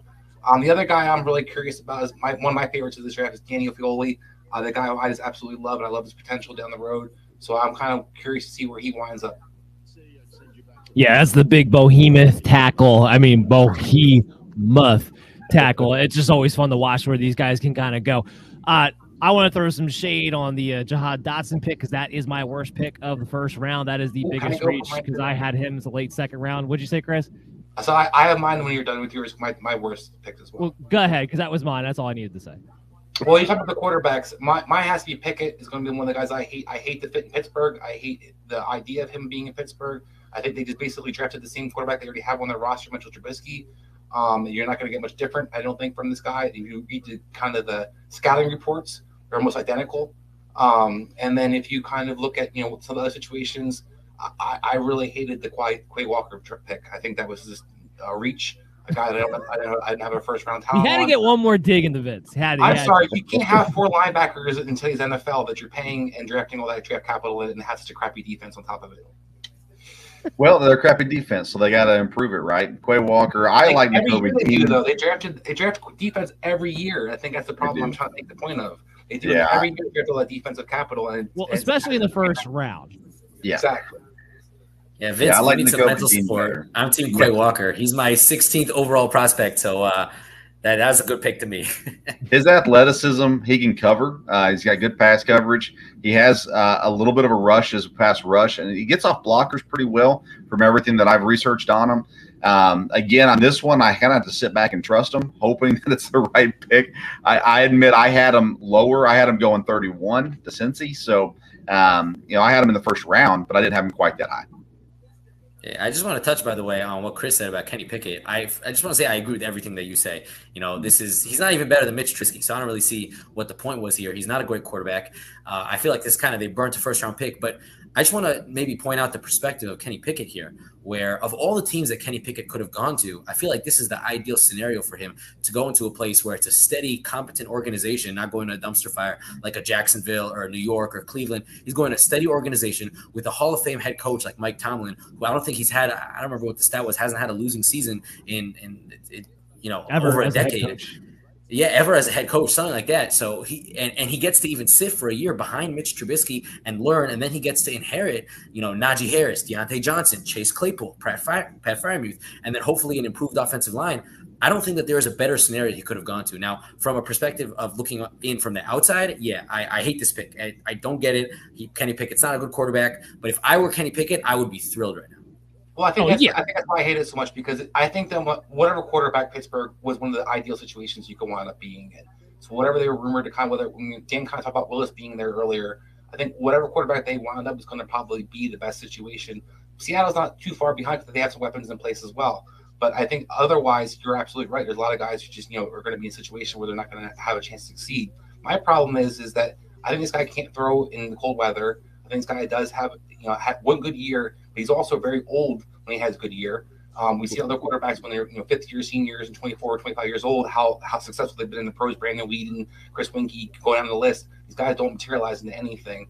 And then once again, when it comes to what the Pittsburgh needs, their defense wasn't good last year. So there was definitely guys on the board, including Lloyd, that they could have definitely upgraded, I feel like, or even the Wyatt kid. They need some kind of structure inside. They didn't neither war. They added a guy basically who I would imagine probably going to maybe battle for starting position next year, but isn't a clear starter next year. Got Aaron Rodgers on the Pat McAfee show, as he always is, trying to put his GM hat on and saying that the Packers have interest in Deebo Samuel. So thank you, Aaron Rodgers, for that. Of course they do. Oh, no, I mean, it's more of course, Aaron Rodgers has to put something out there that's ridiculous, and he has no idea what he's talking about. Now, to go back to, I'm struggling with my best pick, because for me, it's a team. And there was a lot of good winners actually tonight. I think more so than I can remember in recent memory how many teams I felt like came out and won this year's draft, or this year's first round anyway. But I got to look at the Lions. You get Hutchinson the fall due at 2, and then you trade up to get Jameson Williams. You need playmakers on both sides of the ball, and you got that, and you pretty much did it while staying within yourself. Like they didn't give away the farm to move up to go get a Jameson Williams. And I just think the way they're building their team is very much under the radar. They're still about 2 years away, but they're building their team the right way. I'm just very impressed with what they've been doing. And I think what it is that I'm very impressed with them as an organization, how they've turned a corner, because we see these organizations get run to the ground over and over and over again. It's always the same ones. I think they're starting to go to the right track. So I really want to give a lot of kudos to the Detroit Lions here. Yeah, and a good job with having their GM and their coach being on the same page. I think we see too many organizations kind of go against each other with the GM like somebody or the coach like somebody that doesn't fit their system. This seems like they actually are working hand in hand to build the team like you're talking about with the same kind of blueprint. Now I got Jason and Chris here, so I want to talk a little fantasy. The worst fantasy pick for me, or I shouldn't say the worst one, the one that broke my heart was Garrett Wilson going to the Jets. Because he's just not going to be put in a position to get the numbers that you want him to get. And this is a guy that he was that Justin Jefferson type. If he fell into the right situation, he could explode because of what his ability is and depending upon where he could have wound up at. Him going to the Jets, him and Elijah Moore are the same guy. And then you have Corey Davis, a run-first mentality. I like Zach Wilson, but even I have to say we don't know exactly what Zach Wilson is yet. And I'm just very sad. I'm very sad that Garrett Wilson, who was high on my dynasty board, now is going to have to take a significant drop back. Jason, you're crapped on Traylon Burks. I'm telling you right now, from a dynasty standpoint, Burks is going to be a hell of a lot higher on my board than Garrett Wilson is now because of the situation, the volume that he's going to now have. So where did you have Garrett Wilson projected? Where did you want him to go? Let's go there. Well, I wanted him to go to the Commanders. That's where I wanted him to go. I wanted him to pair up with McLaurin at 11. I thought that was an ideal location for him to wind up at. Yeah, and that makes sense. And the receivers aren't the same mold as you said. Right. But again, I'm going to go back to what I said earlier. I do like the pick because we could sit here and talk about the Jets defense and want to play defense. It's still the Jets defense, though. They're still, I have to prove it on the field first. So and again, we talked about the AFC being a gauntlet. You know, maybe as we looked at, maybe the Patriots aren't that much. But they still got to deal with the Bills and America's team twice. And again, the whole AFC is stacked right now. I'm going to throw a little shade on this Dolphins real quick. You guys got to prove it too. Now, I like what you did in the offseason. I'm not going to try to take it away from him, but you guys haven't made the playoffs in a little while either. Yeah, I mean, listen. I mean, I could go on all day about that. I mean, and this is false bravado, mind you, because if I talk to one of my fellow Dolphin fans, they know I'm the guy that's like, bro, I don't want to hear it. All right, I already know we get built up every year, and then it's like, so we'll see what happens. I have I tempered my expectations this year, but I am a little excited with Tyreek. I think he brings a different dynamic. Everyone's like, oh, you got to give him the ball. You got to throw it to him. Actually, no, you don't. I could just hand the ball off to this guy and let him take it to the house. So, I'm excited for what the Dolphins can do. Pretty sure I was talking to him about Garrett Wilson and became a conversation. He got me on track. Hey, Dan, when you look at fantasy value, though, you got to look at the offense that's run. And last year was the first year there, and they're still trying to build that team. I think they've done a great job. The Jets have last year and this year so far in the draft. But you look at what they do in LA with the Rams. You look at what they do in San Francisco. That's what ultimately the Jets are trying to do. What they do in Green Bay as well. It's all the same system. So can I say real quick? Those two teams you in Green Bay and San Francisco. Can you name the second receiver? How statistically what they do? Possession in Green Bay and San Francisco. No, I can't. So that's my point. If you're emulating the Rams, that's one thing where you have multiple playmakers getting multiple levels. But when you're emulating the 49ers offense and what they do, or Green Bay did, you have one receiver who gets the ball all the time, and that's it. So that's the problem I have for fantasy-wise, as Dan kind of pointing out. And last year, unfortunately, the least talented guy on that Jets team was the leading receiver. That's Braxton Berrios, who they brought back to play the slot receiver. So they have another guy who's basically filling the role that Wilson and Elijah Moore would best be served to be able to rotate and or move into. And usually the 49ers and Green Bay teams like a guy who can block. That's why Kenyon Bourne's probably still in the league. So Elijah Moore can't block. Braxton Berrios can't block. Wilson can't block. One of those three is going to get taken out early in the game. So that's where I'm going to tell you guys right now, fantasy-wise, as Dan's kind of pointing out, it's not going to materialize like we want it to. And I like Zach Wilson a lot, and I still think he's going to be a good quarterback. I just hate the fit offensively for them. No rebuttal for that one. Okay. I mean, if he is the receiver, then he's going to get his points.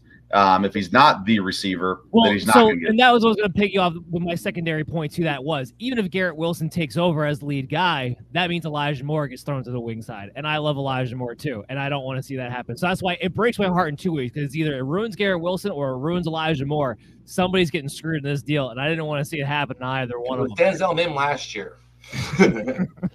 But you're I think, on an island with that Denzel Mims thing. Yeah, Jason. But when you're saying though, in one hand, that you wanted him to go with Scary Terry on the other side, but you don't like Elijah Moore on the other side. So that's, I guess, where. Yeah, but again, excuse me, just going back to the defense. Let's just go back to that again. The Jets' defense is not that good. I don't still see them being that good. So, again, they are going to have to put up points. They kind of have to throw the football. They weren't that good last year. How many points did they put up offensively? Doesn't always go hand in hand. Zach's first year, to be fair, and offense, he's just learning. He's second year, could be a little something. That's all I'm saying. I don't think it's horrible. And I don't want to defend the Jets. I feel like I really am gonna go take a long shower after this. And the OC in New York was his first year calling plays. He's got a year under his belt, and from everything we know about him, he studies hard, he works hard. If he improves, maybe everything turns around. It all comes down to Zach Wilson in New York. So whether or not you trust him or not, and at this point, I don't trust Zach Wilson. I don't trust LaFleur. So that's my problem. I've yet to see a 49ers offensive coordinator under Shanahan actually be successful. That's where it boils down to for me. But let's sign off here.